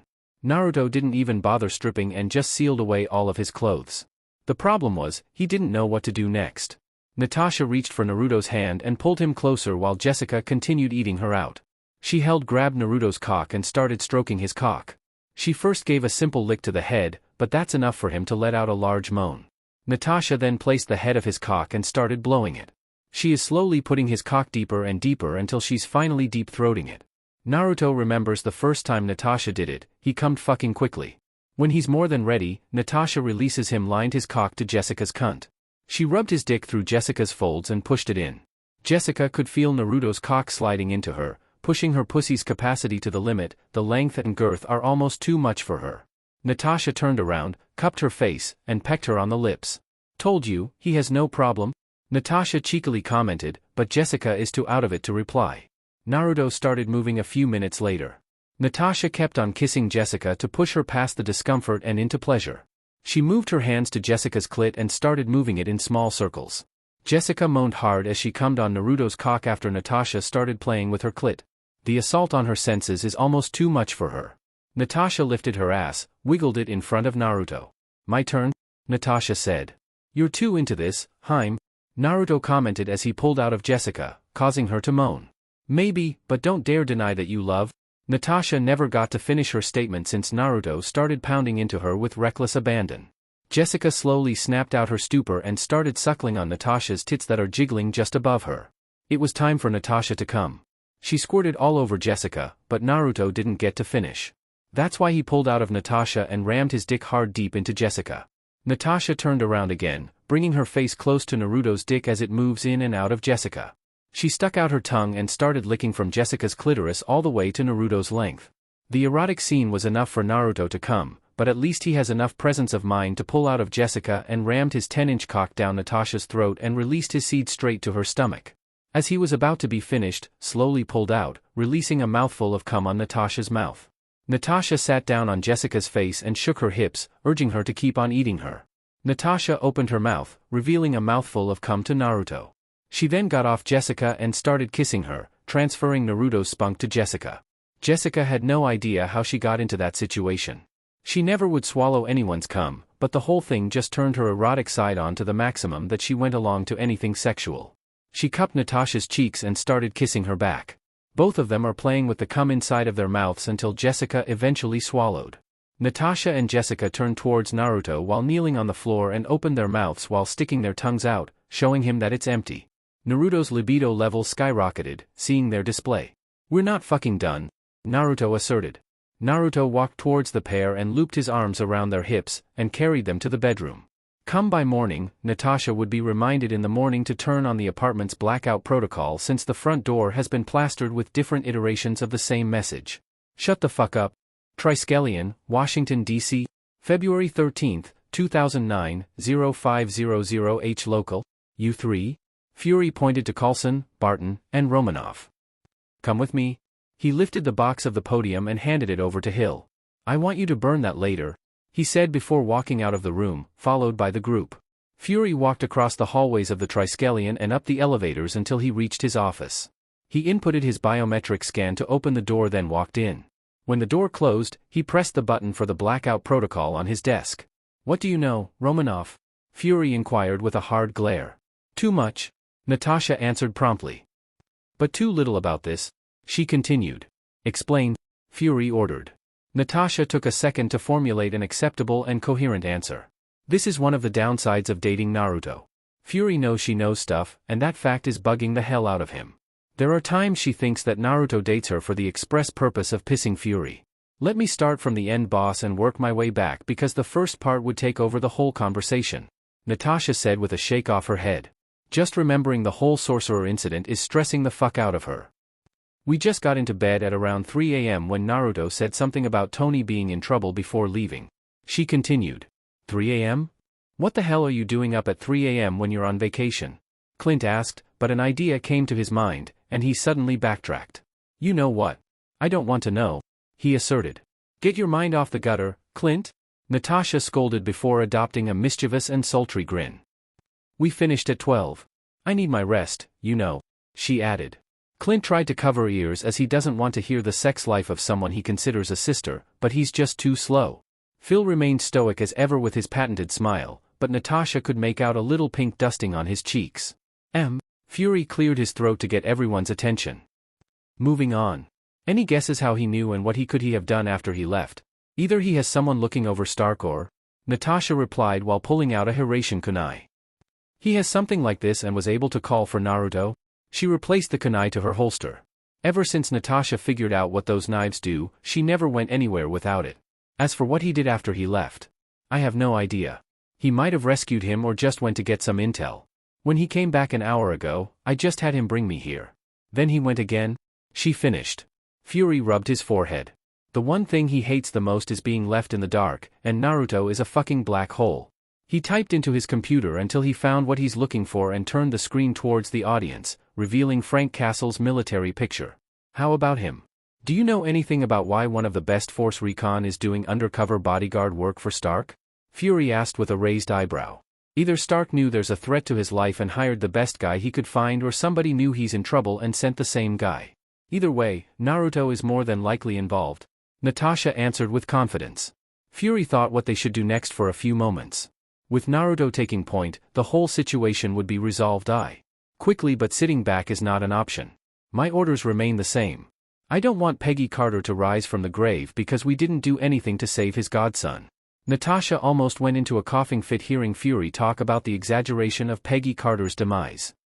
"Now, we're done talking about the Stark fiasco, let's circle back to what you say is the first part of your story," he suggested. "Ah, right. That one?" Natasha let out, dreading the headache the following conversation would cause. I really don't want to report about this, but this is something you should know, boss, she said, giving everyone her thoughts about the topic. Just spit it out, Romanov, Fury exclaimed, wanting to get the conversation over with. Natasha took a deep breath and started. We were sleeping on our bed at around 2:30 when I woke up to a feeling of someone watching us. I reached for the knife under my bed and started to look around. That's when I saw two people standing at the foot of the bed, an African-American man and a bald European woman. I threw my knives at them, but it just bounced off after they created circular sparking shields. Another one of Naruto's weird friends? Clint asked. That's what I thought so too, so I woke Naruto up. After a struggle to get him out of bed, I finally managed to get them out of the room, but I eventually followed them to the living room. They introduced themselves as Karl Mordo and the Ancient One, Natasha said. Fury immediately turned the screen back to him, typed in the name Karl Mordo, searching their databases for it. Karl Mordo. Says here that the guy died 18 years ago. Fury turned the screen around towards the group. Is this him? He asked. Yeah. Exactly that. He hasn't aged a day, Natasha commented as he's looking at the picture. What else did they say? Fury asked. There's only one message. Don't save Tony Stark, Natasha said with a serious look. Of course, he didn't take it well, so he led me back to the bedroom. Before we got inside, though, Mordo released some kind of rope to grab on Naruto's arm. He told me to get in the room, and everything after that is just a second-hand story from Naruto. He said that they brought him to another dimension and tried to trap him, but of course, it didn't work. She finished with a shrug. Can you give me a summary of this because it looks like you're saying magic is real? Clint requested sarcastically while cleaning his ear. Sorcerers visited Naruto to stop him from saving Tony Stark since they said that the fate of the universe depended on it, Natasha summarized. Fury walked back to his chair and flopped down. I missed it when the most amazing thing the world has ever seen is a man that could lift 5 times his body weight, Fury commented before looking back at Natasha. Any idea how to find them? Natasha thought back on every detail she got from the short meeting, examining it frame by frame, scene by scene until she could give something usable. Only one thing stood out, boss. They're wearing robes with an Asian influence. If it were me searching, I'd start looking anywhere in South or East Asia, Natasha suggested. That's a huge range, Fury commented. Good thing I'm not the one going to look for it, Natasha replied with a smug smile.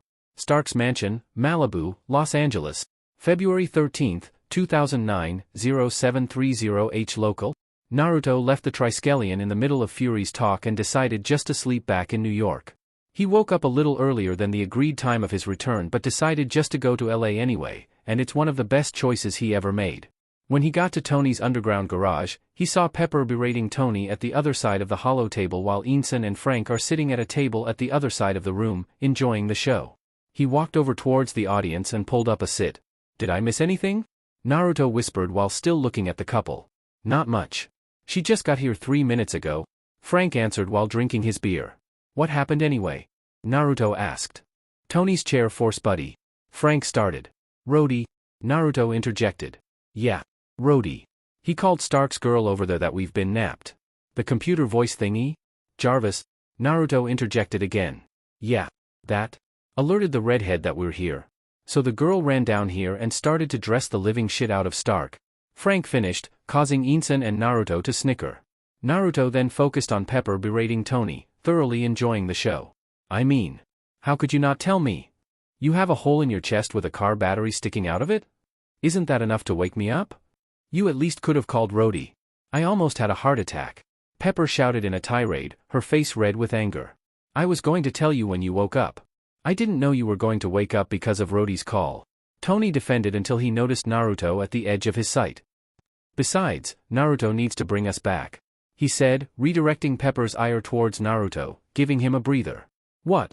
Pepper shouted before turning her head towards Naruto. Shit, Naruto shouted, but Pepper is already heading towards him. He had to step back at the intensity of Pepper's glare. Frank and Einstein made a tactical retreat. Why do you need to bring them back? Pepper shouted. Naruto let out, not able to form coherent sentences. Spit it out. Pepper shouted again, making Naruto jump 6 feet into the air. Because he still needs to be rescued, Naruto finally replied. He's already here, right? It means he's already rescued? Pepper reasoned. By me. Nobody knows about me, Naruto replied, but Pepper only flashed a confused look. Come on, Peps, don't tell me you aren't even a little bit suspicious, right? Of course, Pepper was suspicious. The whole Naruto enigma is suspicious. He just gets in and out everywhere he goes, knows too much, and the entire endless pocket thing trick he does. She reasoned with herself that Naruto is some kind of super agent sent by a government agency to protect the family since the Starks is one of the backbones of America's economy. It kind of works out too since when Naruto and Tony first met, they took down a crime syndicate that's operating within their casino.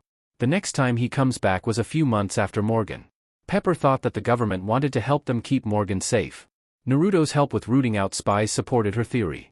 Add the fact that Naruto is also dating some kind of super spy based on his stories, and it's practically a locked-in answer. You're a spy, right? Pepper blurted out, mirroring her thoughts. Fuck, no. Naruto exclaimed. Except for my Heim, of course. He automatically added before he shook his head to focus back on the conversation. Getting back on track. I'm not a spy. I'm just a guy on vacation forever. Ask Frank over there, he said while pointing at Castle. I met him while on vacation in Afghanistan.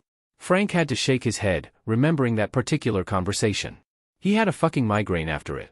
Sir, the fabrication is done. Both items are ready to come up, Jarvis said, putting an end on Pepper's warpath. Go ahead, Jarvis. Put up the reactor first, Tony replied before looking towards Ensign. Come on. You helped build it. You'll help to place it in, he said as he walks towards the floor space, which suddenly opened. You realize I'm not that kind of doctor, don't you? Ensign retorted, but he still walked over towards Tony. He stopped in his tracks, though, when he saw the glowing blue cylinder rising on the podium.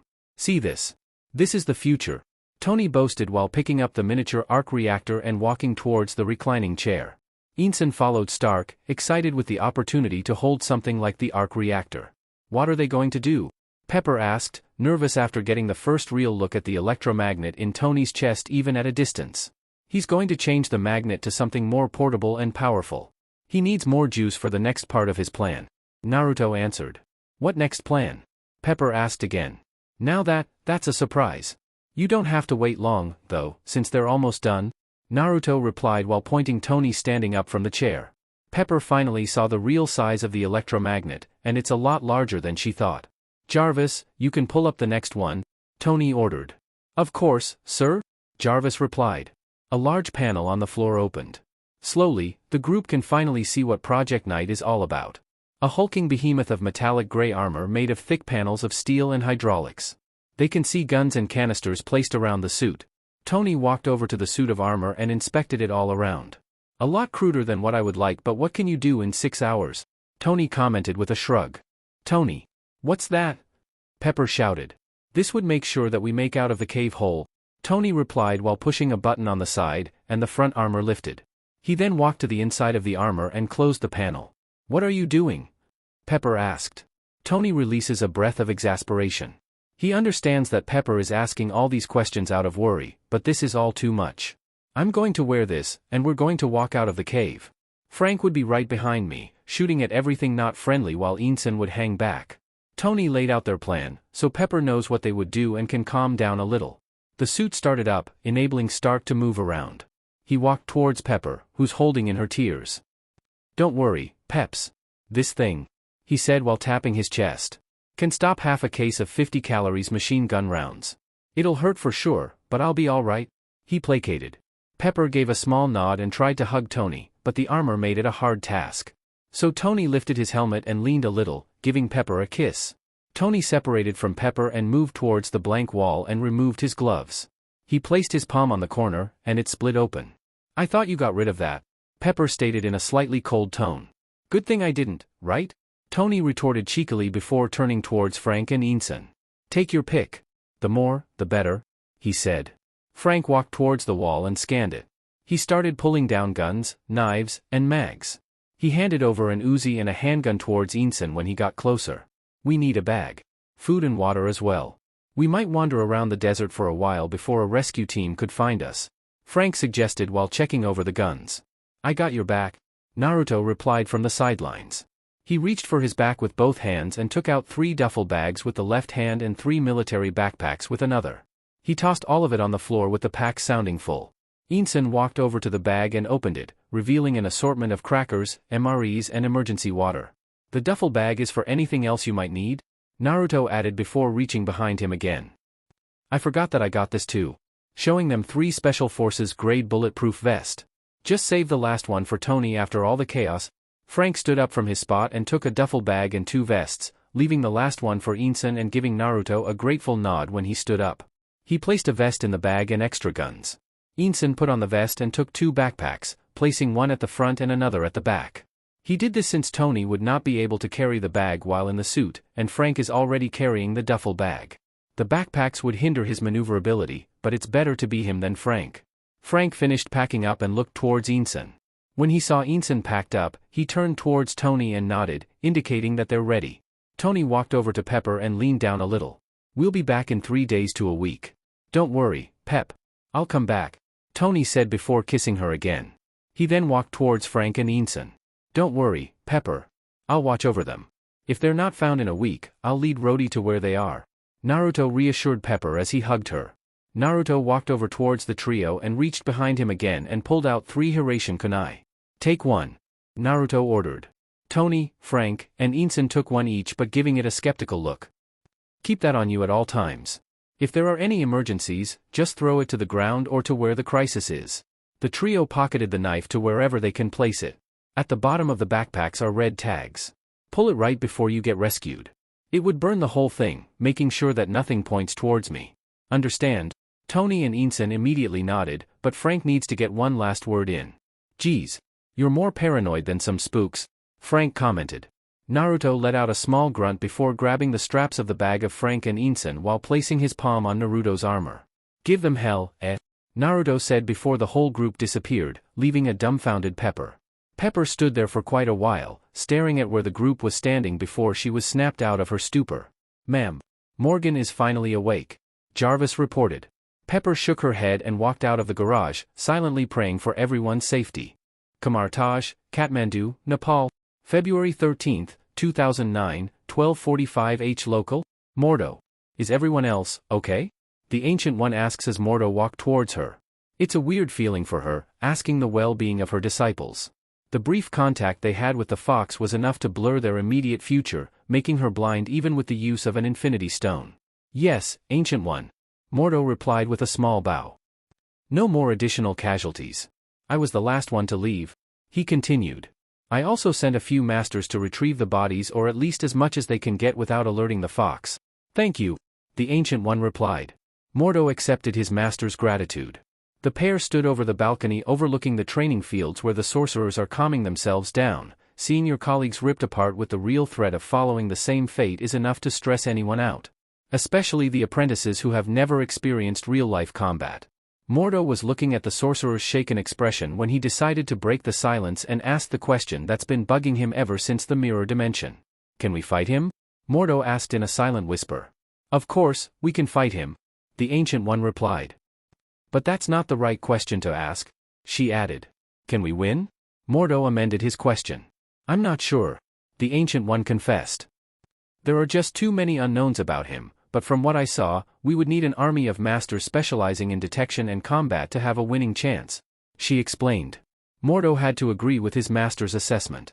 Their whole encounter with the fox was just a series of surprises and fuck-ups. He's sure that the Ancient One noticed that the fox was only playing them, evident by his calm demeanor throughout the whole confrontation. We should have marked the location of their apartment, Mordo let out. They only found the fox by a group of 5 eldest masters sending their consciousness to the newly opened chakra network and finding anything that's out of place. A dangerous venture that cost them the lives of 4 of the masters that turned to stone, but the radical idea bore fruit. The last one was able to find an anomaly. A self-contained source of chakra that has emissions barely, but its presence alone was enough to distort the natural chakra network around it, just like a black hole. A massive invisible force of nature that alters the space around it. The master was able to open a portal to the fox's location before his limbs turn into stone. Too bad they didn't try to find out where the exact location was geographical. All they know was that it's somewhere in New York. And with the knowledge of the fox with runes, they might be able to find him like that again. We can't do much about what happened in the past. We can only prepare for the future, the Ancient One advised before a novice recruit came running towards them. The novice gave them a bow of respect before reporting. The masters that just came back from the mirror dimension wanted to report something, the novice reported. The Ancient One and Mordo looked at each other with worry. They wouldn't call for the Sorcerer Supreme without a significant reason. It is more concerning if it has something to do with the bodies of the sorcerers. Tell them that we would be right by, the Ancient One ordered. The novice bowed again before leaving. She released a sigh and looked towards Mordo. Let's go. I want to finish to know what could be worse than having somebody ripped apart, she said before starting to walk to the hospital wing. Mordo followed behind the Ancient One while calming himself down using one of Kamar Taj breathing techniques. His mind was running to different scenarios of what could have happened with the apprentices and masters. When they finally entered the morgue, he counted 27 tables with bodies covered with mystical white fabrics that would preserve the body as long as it's covering their body. The Ancient One walked towards the masters with Mordo following close behind. Is this everyone? The Ancient One asked, referring to the bodies. As far as we can tell, yes, a master answered for the group. We counted 22 apprentices and 5 masters. We have retrieved most of their bodies, but some parts just can't be recovered, like most of the abdomen for some of them, he explained. At least we can give them a proper burial? The Ancient One said with a sad voice. What did you want to tell me about the bodies? She asked, wanting to get to the point of the conversation. The master had to rubbed his forehead, dreading the conversation. He extended his arms behind him to one of the other masters, which promptly handed him a sack bag. We took this bag to gather all the valuables they might have, the master explained while handing it over to the Ancient One. The Ancient One took the bag and opened it, seeing that there's nothing inside. This is empty, the Ancient One retorted, thinking why would they give the bag to her until she realized a crucial detail and looked at her hand and the other masters. Where are their sling rings? She asked in a whisper. They have nothing on them except for their clothes, the master replied, already knowing how dire is the situation. Is there any sign of the fox still in the mirror dimension? The Ancient One inquired. No, but we're not looking for him since we want to keep some distance from him, the master explained, which the Ancient One understood and supported. We must assume that he can get out of the mirror dimension in the future if he's not out already, the Ancient One stated. The group was silent, contemplating the disaster if the fox could bounce around the world. The cunningness and the skill of the fox are extremely worrying already. We need to make sure that the next timeline nexus must happen, the Ancient One asserted. What is the next event? Mordo asked from the sidelines. We need to make sure the sleeping soldier wakes up, the Ancient One replied. Captain America needs to be found. Stark Industries main office, New York, February 13, 2009, 0900 H local, Obadiah Stane. The business mogul and a father figure of Tony Stark. He's a 6 feet 1 inch, blue-eyed, 65-year-old man who has one of the best business-oriented minds in the world. He was a friend and rival of Howard Stark, Tony's father. They met each other through Maria Stark, who Stane once dated. When the Starks died in a car accident in 1991, Stane stepped up and held the company together until the golden child, Tony Stark, can take over the company again. Stane was pushed to the sidelines and later became a business partner to Tony's growing company. Of course, he didn't like that he was now only receiving scraps from the multi-billion-dollar company, but he didn't become known as a business mogul for not thinking stuff through. He waited for his time, making connections, and preparing moves for the future. The first thing Stane did was to build up his war chest for an eventual takeover. Good thing he has the perfect way to do it. Being in the weapons manufacturing industry, it's easy to find people with less than stellar reputations. Stane started fudging data to give some buyers more than they bargained for as long as he was given a cut.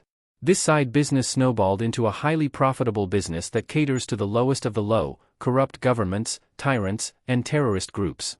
The moment Stane has enough money to raise his stock share from 10% to 51% to have a majority share, he enacted the second stage of his plan, removing Tony Stark, and he has the perfect opportunity to do it, Tony's trip to Afghanistan.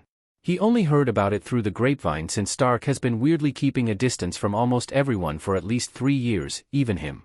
He has never placed a foot on the Stark mansion in Los Angeles at the same time frame. Stane called Raza Hamidmi Al-Wazir, or simply Raza. A 5 feet 9 inches, 40-year-old, an Afghan man, who also happens to be the general of the 10 Rings, one of the most vicious terrorist cells. Their job, kill Tony Stark. He made some moves to make sure Tony is in the best possible situation for an ambush, but it seems it didn't work out since they captured Tony Stark and some guy he didn't know about. Raza started extorting him for more money when they found out how valuable was the target. Stane was debating with himself if he should just pay or get rid of Raza to tie loose ends. The choice seems to be clear, but there seems to be a more problematic development. What do you mean he got away? Stane shouted to his 3-level encryption phone. I didn't say he got away. I said he disappeared, Raza replied. A few hours ago, the camera feed from Stark's jail cell failed, prompting the guards to call him over. He ordered his men to enter the room to check out what's the problem, but no matter how much they push through, they can't get in.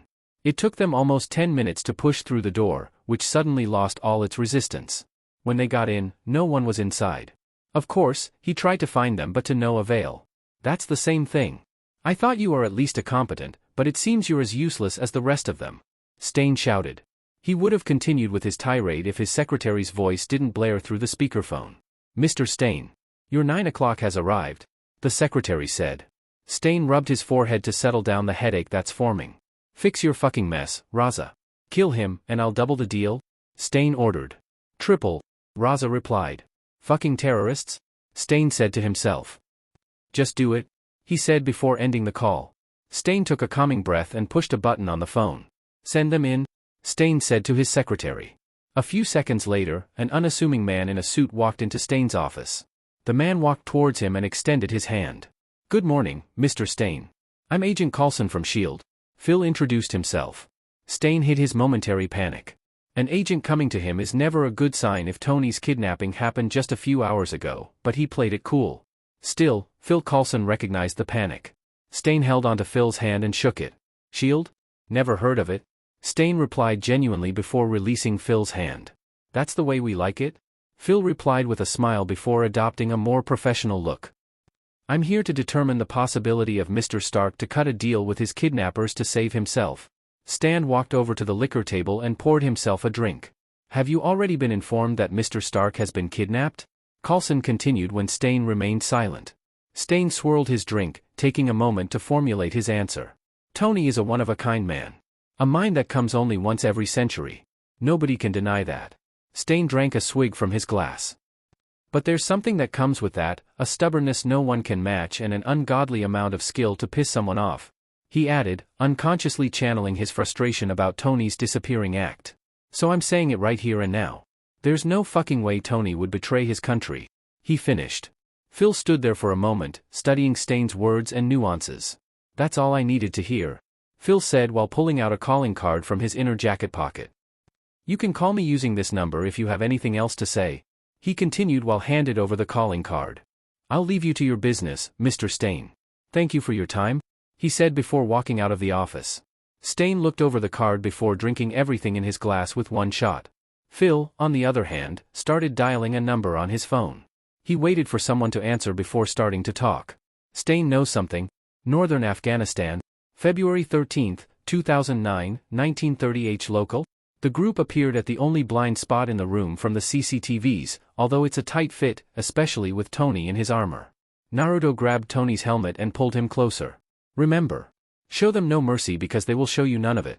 They would rather kill you than exposing themselves, Naruto said while staring straight into Tony's eyes. If you want to marry Pepper in the future, which I say you're crazy if you're not planning on it, and get home to Morgan, you need to push your emotions aside temporarily and deal with all that crap later. You get me? He finished. Tony internalized everything Naruto just said. He acknowledges and agrees with everything, but it's never easy to make a soldier out of a man. It took him quite a while before Naruto noticed that Tony is finally in the correct mindset to do it. I'll be waiting outside maybe a kilometer away, so go wild, Naruto said before disappearing. Tony checked his gear, which Frank and Inson followed. Why didn't Naruto just give us the gear after we busted out of here? Inson asked. He's been thinking about it since right before they left Tony's garage. Inson's question stopped Frank's checking out his gear. Motherfucker, Frank let out, which caused Tony to chuckle. Come on. We still need to bust out of here, Tony said, getting the group's attention into focus. He worked his way in front of them. They are now starting to hear shouting coming from outside the door.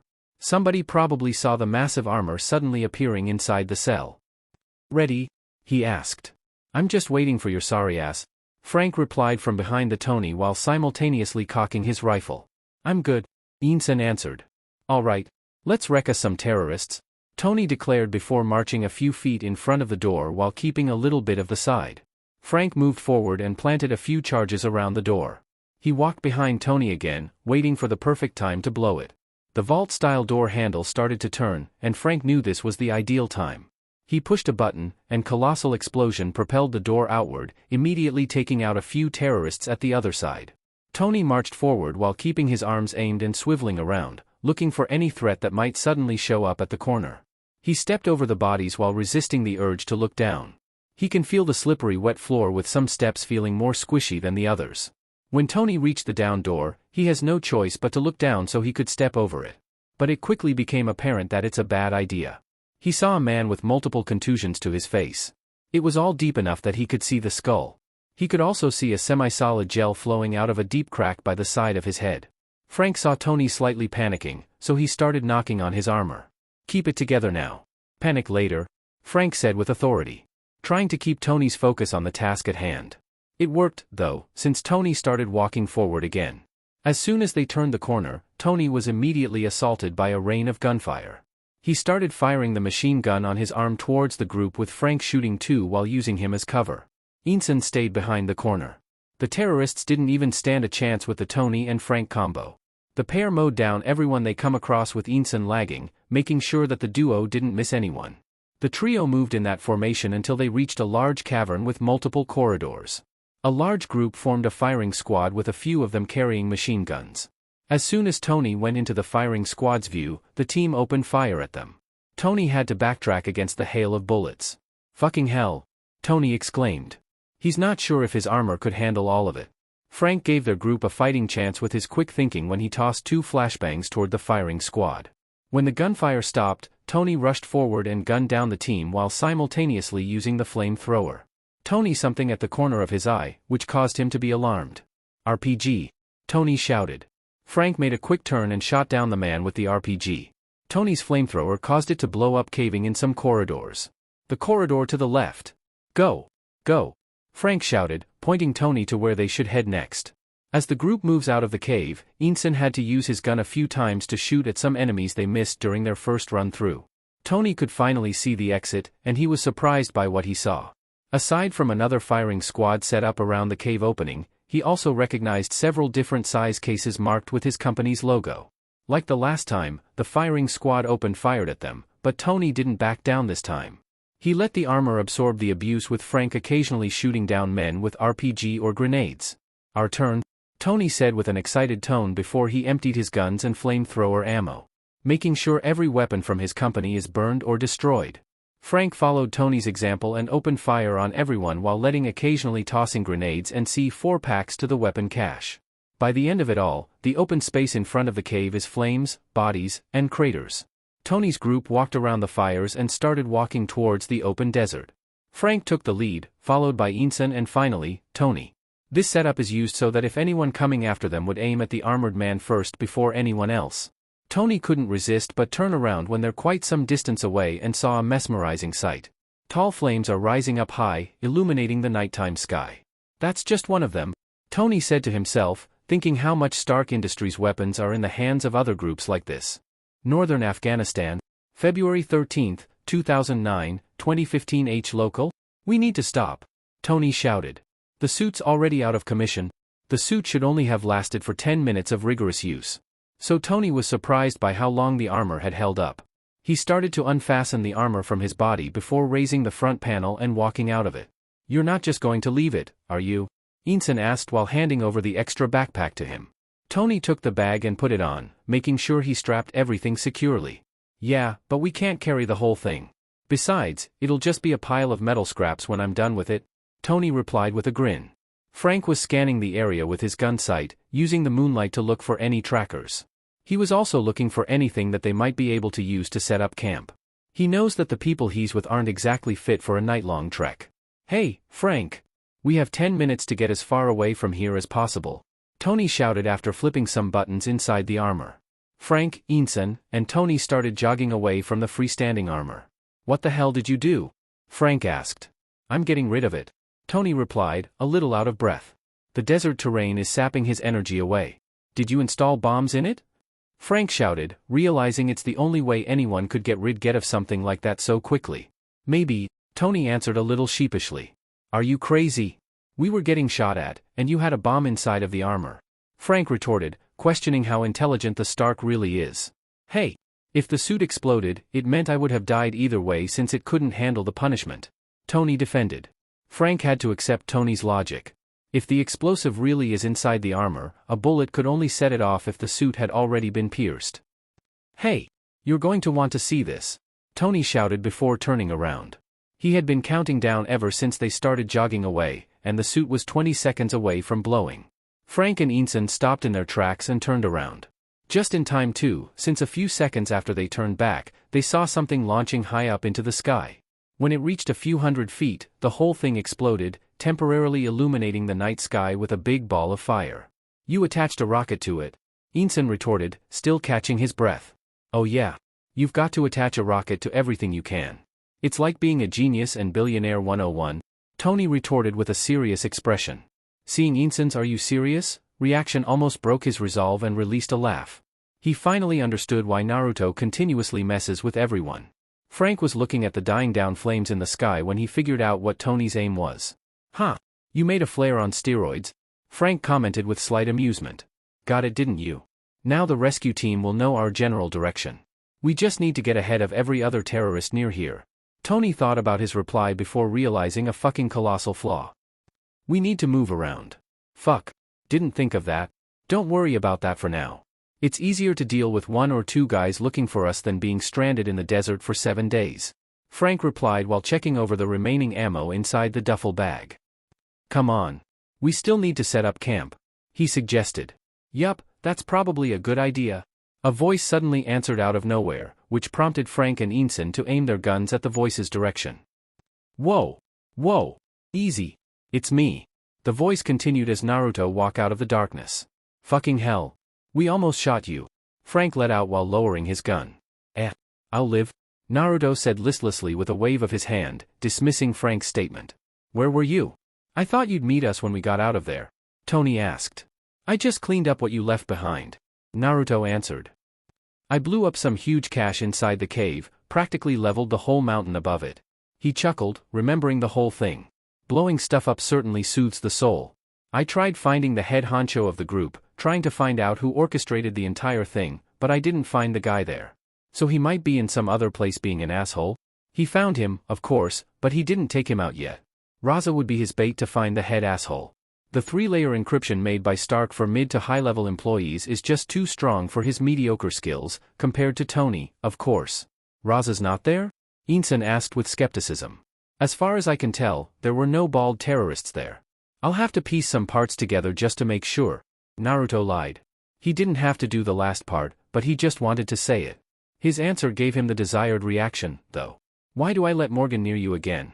Tony asked, partially recognizing the fact that Naruto is a dangerous and probably unstable individual. You have a kid?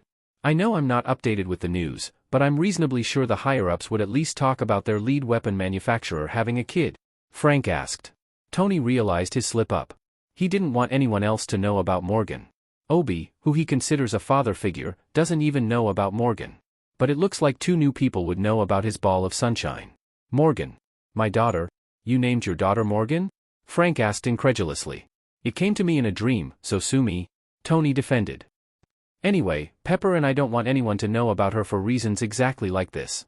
I even have her papers held so no one could accidentally find out about her, he explained. Frank had to admire Tony's forward-thinking and protectiveness. The kidnapping incident just reinforces Tony's reason to do it. I still think it's too much, though. Especially since she's growing up. Naruto interjected, but he continued when he saw the skeptical look on Tony and Frank's face. She'll never develop her social skills if you keep her confined longer.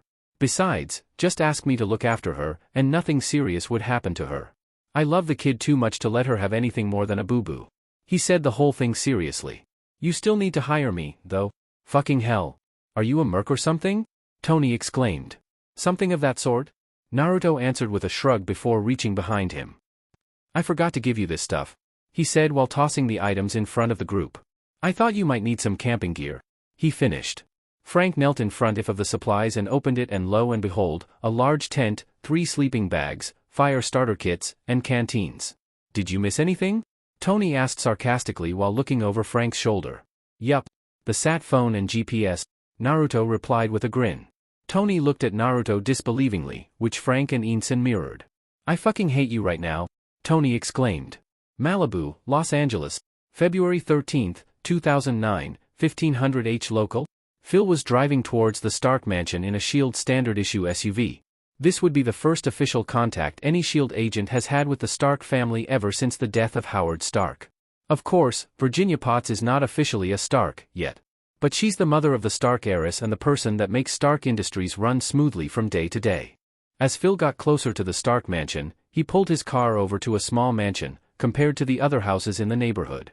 He drove the car towards the driveway, stopped in front of the external intercom, rolled down the window, and pressed the talk button. I'm here to visit Uncle Billy, Phil said the prompt key. The house is under the use of S.H.I.E.L.D. to monitor the high-class neighborhood, especially the Stark household. I'm sorry, but Uncle Billy is playing golf. A female voice replied through the intercom, using one of the code questions. I'll just wait with Cousin Jenny then, Phil answered. The gate swung open not long after, and he drove around the property until he reached the driveway at the backyard. He got out of the car and walked inside the house without missing a step. When he got inside, he was greeted by his longtime friend, Agent Melinda May. Melinda May is one of the few females agents with more black belts hoarded than the Black Widow. She's a 5 feet 3 inches, 42 years old, Asian woman, with dark brown hair and wavy black hair. S.H.I.E.L.D. considers her as one of their best pilots and field combatants. Melinda was a successful figure skater until she decided to quit and pursue martial arts instead. Her reason? Ice is too hard, and martial arts have padded floors. She later pursued a career with S.H.I.E.L.D. and quickly rose through the ranks. She married a psychiatrist, Andrew Garner, a few years back. But it looks like her fairy tale would come to an end, all because of a fucked-up mission in Bahrain. May and Coulson were sent by S.H.I.E.L.D. to do an index asset evaluation and intake or a welcome wagon mission involving one Eva Belayakov a year ago. The pair arrived in Manama, Bahrain, with a strike team of 10 agents.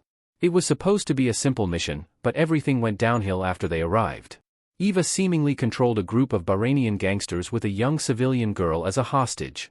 The pair decided that the strike team should rush in and take out everyone quickly before the situation could escalate.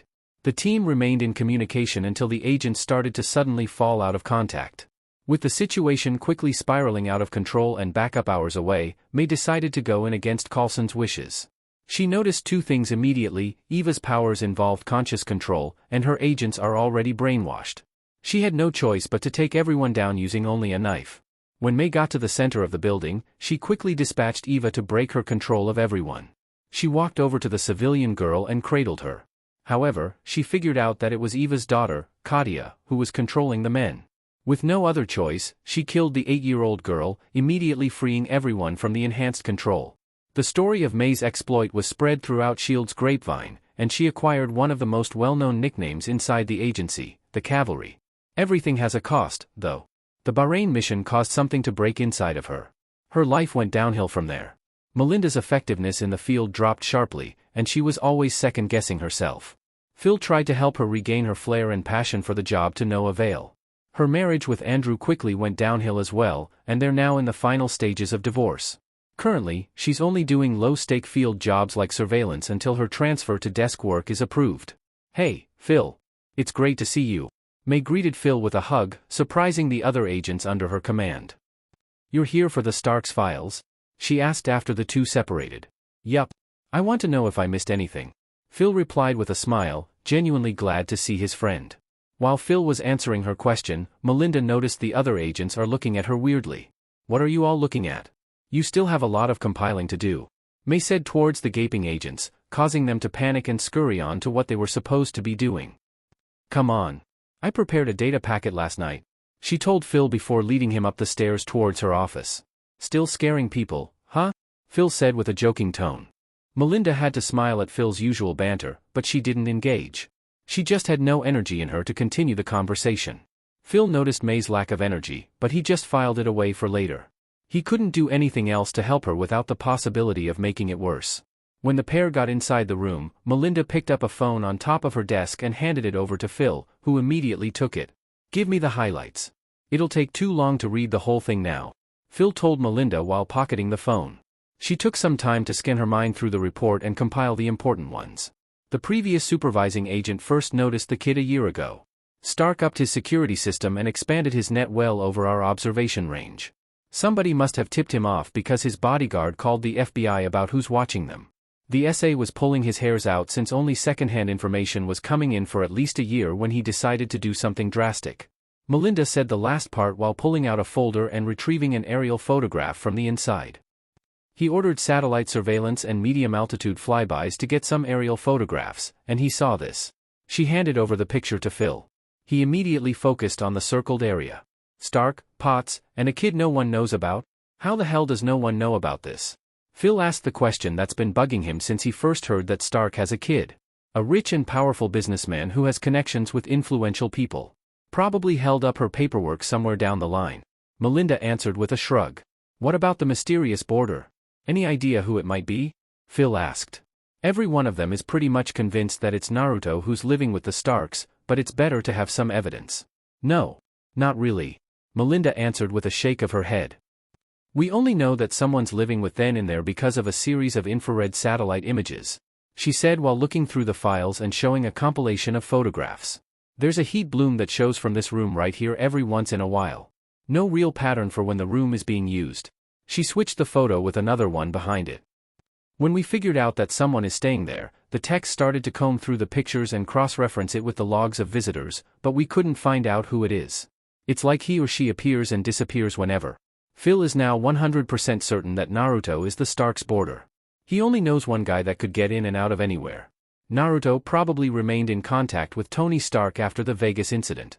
Talk to me, Phil. You know something? Melinda urged after seeing a familiar look on Phil's face. The one where he just confirmed something. Phil snapped out of his stupor and looked straight at Melinda with that trademark smile of his. Can't tell you, May. Omega level clearance only and all that. Phil replied with a smug smile. Omega? We don't have an Omega clearance, Melinda retorted, genuinely confused, but Phil flashed an enigmatic smile. Exactly, Phil answered before walking out of the room. Fucking protocols, Melinda exclaimed while following Phil. Phil and Melinda reached the back door when Phil turned around and took something from his pocket. This is a receiver. I'll try to deploy some bugs inside while I'm there, Phil said while handing over a flash drive-like item to Melinda. Thanks, Melinda replied while talking the receiver. Phil suddenly turned serious and stared Melinda straight into her eyes. How are? Phil started. Don't. Melinda interrupted. I'm going to get transferred one way or another, she continued. Okay. Phil said while raising his hands. I just want to be sure that this is what you really want. It is? Melinda answered sincerely. You should go and interview the secretary/girlfriend? She finished with a smile. Yeah. I'll see you soon, Phil replied while walking out of the door. As Phil was entering his car, Melinda said one last message. Stop by before you go back. Malibu, Los Angeles, February 13, 2009, 15:30 local? How are they? Pepper anxiously asked as soon as Naruto walked down the staircase. She had been trying to distract herself by playing with Morgan while Happy ran some errands for her. Last time I checked, sleeping, Naruto answered as he flopped down the sofa. Morgan was too focused on playing with her blocks to rush towards Naruto as she usually did. Frank took the first watch, followed by Inson, and finally Tony. They'll move at first light, he elaborated. Aren't you supposed to watch over them or something? Pepper continued with her questioning. There are no terrorists in a 100 kilometers radius of their position, Naruto replied with a shrug. Living ones anyway, he muttered darkly, but Pepper heard it all the same. His statement caused a chill to run down her spine. Why are we letting you play with Morgan alone again? Pepper asked half sarcastically. Because I'm awesome, Naruto answered seriously. By the way, I ran an idea by Tony a few hours ago. Thought I should ask you about it too since it's about Morgan. Pepper immediately went alert, hearing Naruto's statement. Morgan is their #1 priority, and anything that concerns Morgan requires her full attention. What did you ask him? Pepper asked Naruto a little warily. A bodyguard job for Morgan. Naruto replied quickly, but he continued when he saw Pepper's perplexed look. Morgan is entering her formative years. You can't expect her to live alone without any contact with other kids. That's why I'm going to be her bodyguard when you low-key announce her and send her to playdates. He had been thinking about it for quite some time. Even though Morgan has a loving family, she will have a hard time developing her social skills without interacting with other kids. Pepper thought about Naruto's offer. Indeed, Morgan is growing up quickly. Having her interact with other kids would only help in her development. The one thing holding both Tony and her back is the level of shitstorm that would come for them. Being the richest man on the planet has its perks. Prestige and comfort are just a few of them. But everything has a drawback. Ever since he was a kid, Tony has been targeted by kidnapping, assassination, sabotage, and a whole bunch of other stuff. Going public with Morgan would shift all the attempts from Tony to their baby girl, and they don't want to rob her of a somewhat normal childhood.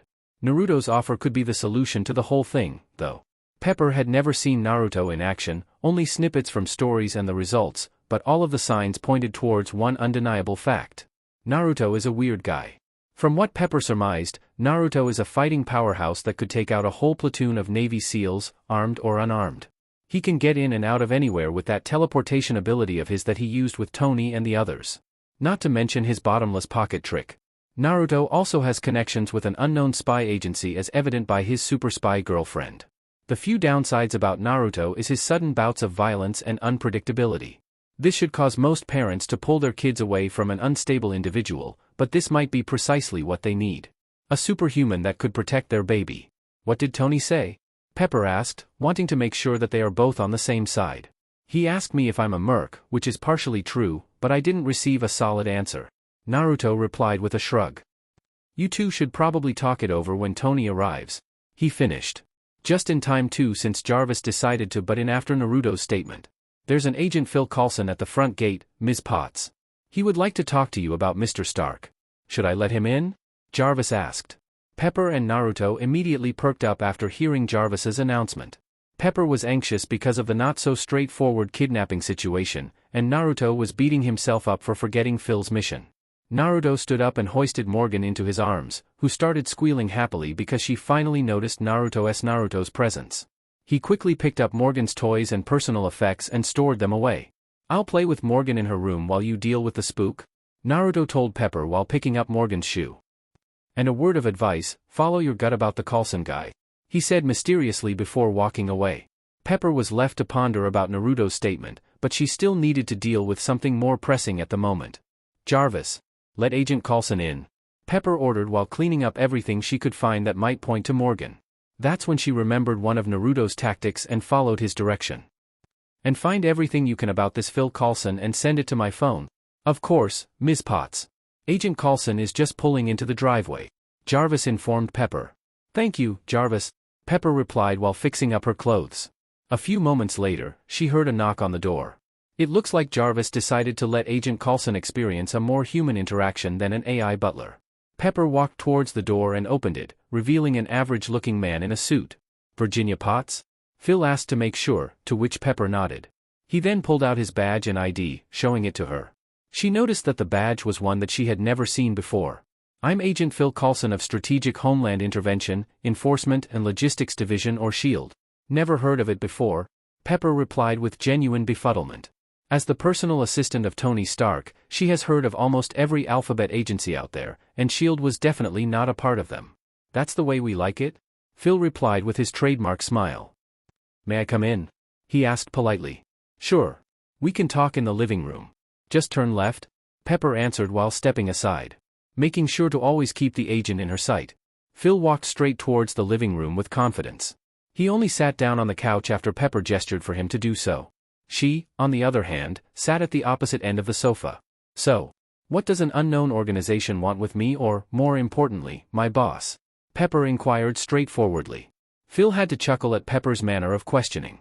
She wasn't afraid to speak her mind and was confident enough to take control of the conversation away from him. It must be true that redheads have fiery personalities, just basing it on his interactions with Natasha and Pepper. SHIELD has a particular interest in Mr. Stark. I can't get into why, because it's all top secret, but our organization has his safety and well-being as one of our top priorities, Phil explained. Although we still need to protect the country's national security, he continued after adopting a serious expression. We need to know if there's any chance that Mr. Stark might sell out the country for his safety. He ended while giving Pepper a hard stare. Pepper laughed hard after hearing Phil's statement, which caused him to furrow his eyes in confusion. Tony bowing out to anyone? It's just not going to happen. Even if the whole world is at stake, he'll just say fuck all of it and do his own thing, Pepper replied while wiping a tear at the corner of her eye. I hate to say it, but Tony would remain an asshole even looking down the barrel of a gun. She finished with one last chuckle. Phil compiled the details of his interviews with Stain and Potts. The two interviewees just further supported some parts of Tony Stark's psych profile. A narcissistic and arrogant individual with a prototypical character for a genius playboy billionaire philanthropist, at least that was what was in his file 4 years ago. Phil made a mental note to tell Fury to update Stark's profile. Preferably with someone getting close to Stark since he showed a disconnect in personality with public and private persona.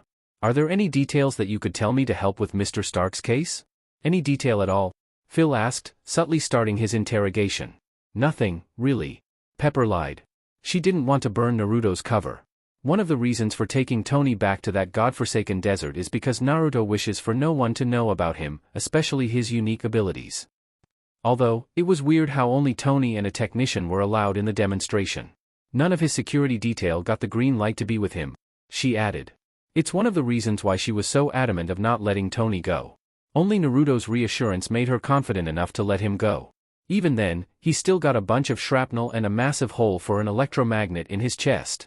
That is some troubling news. We will look into that. High-profile VIPs with respectable backgrounds are allowed their security detail inside a military base, Phil replied. The technician, do you know who he is?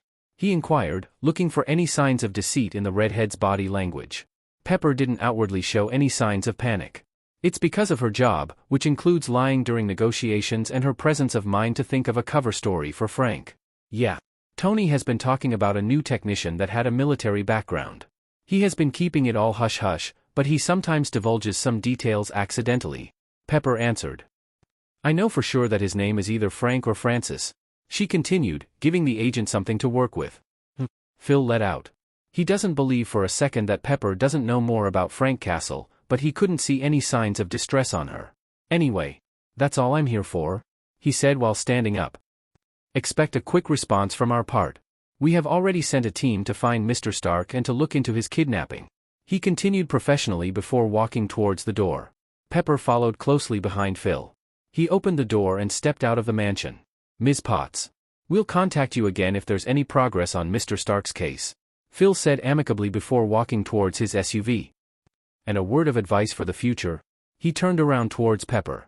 There's a baby bottle under the center table. You should check under the furniture if you have any unwanted guests in the future. He finished with his trademark smile before getting in the car and driving away. Pepper was left standing at the door with mouth agape.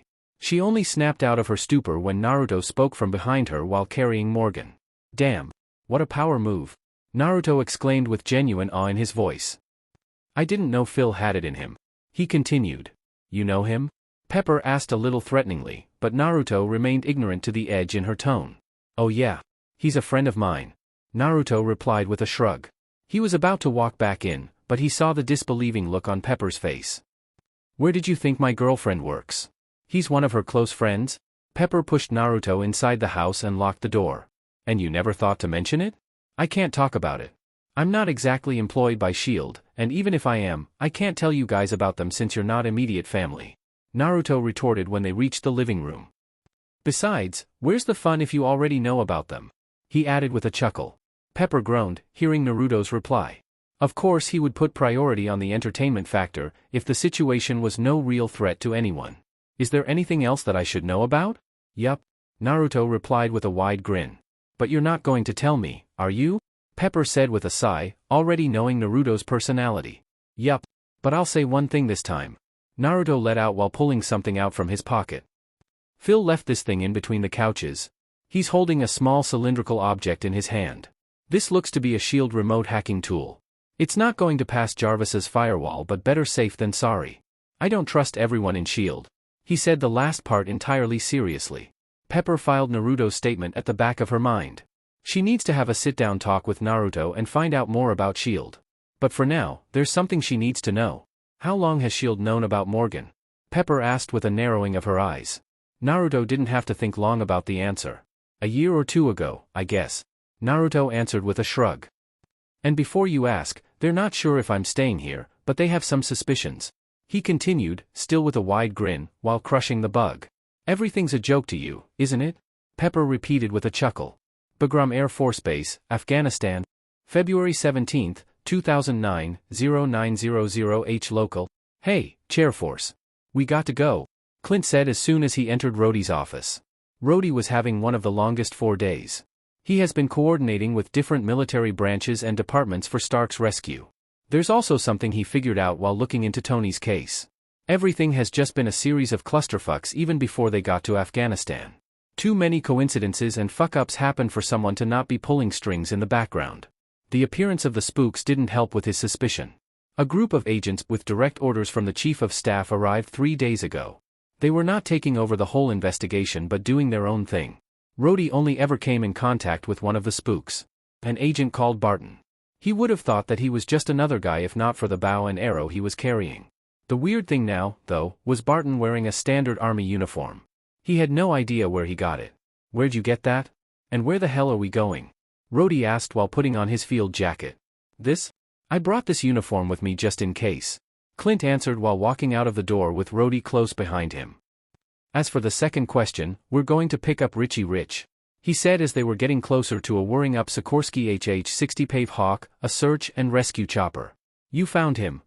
Rhodey shouted, the sound of the helicopter getting louder as they were getting closer. Barton didn't answer the question right away. The pair got on the chopper with a 6-man crew of the pilot, army soldiers, and SHIELD agents. He waited for Rhodey to put on the headphones before answering. There was a report of a rocket blowing high up in the sky around 150 kilometers north of here, on the other side of the mountains. The local militia saw it, which moved up the food chain until it got to us," Clint explained. "What makes you think Tony the one who fired the rocket?" Rhodey asked skeptically. For all he knew, it might be just some hostiles luring them in. Because 15 kilometers from the launch site was an outcrop with what is supposed to be a cave system, but it has been completely leveled. A huge explosion underneath must have caused the collapse, Clint reasoned. What he left out, though, was the scale of destruction around the area.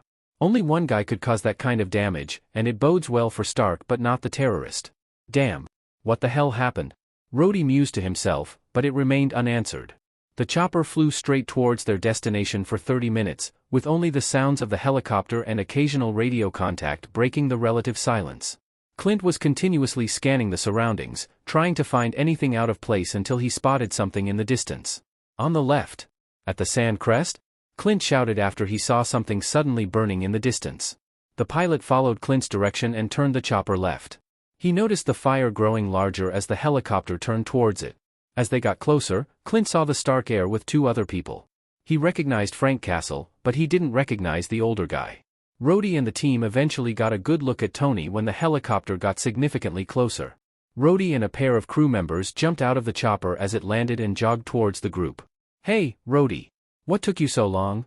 Tony shouted.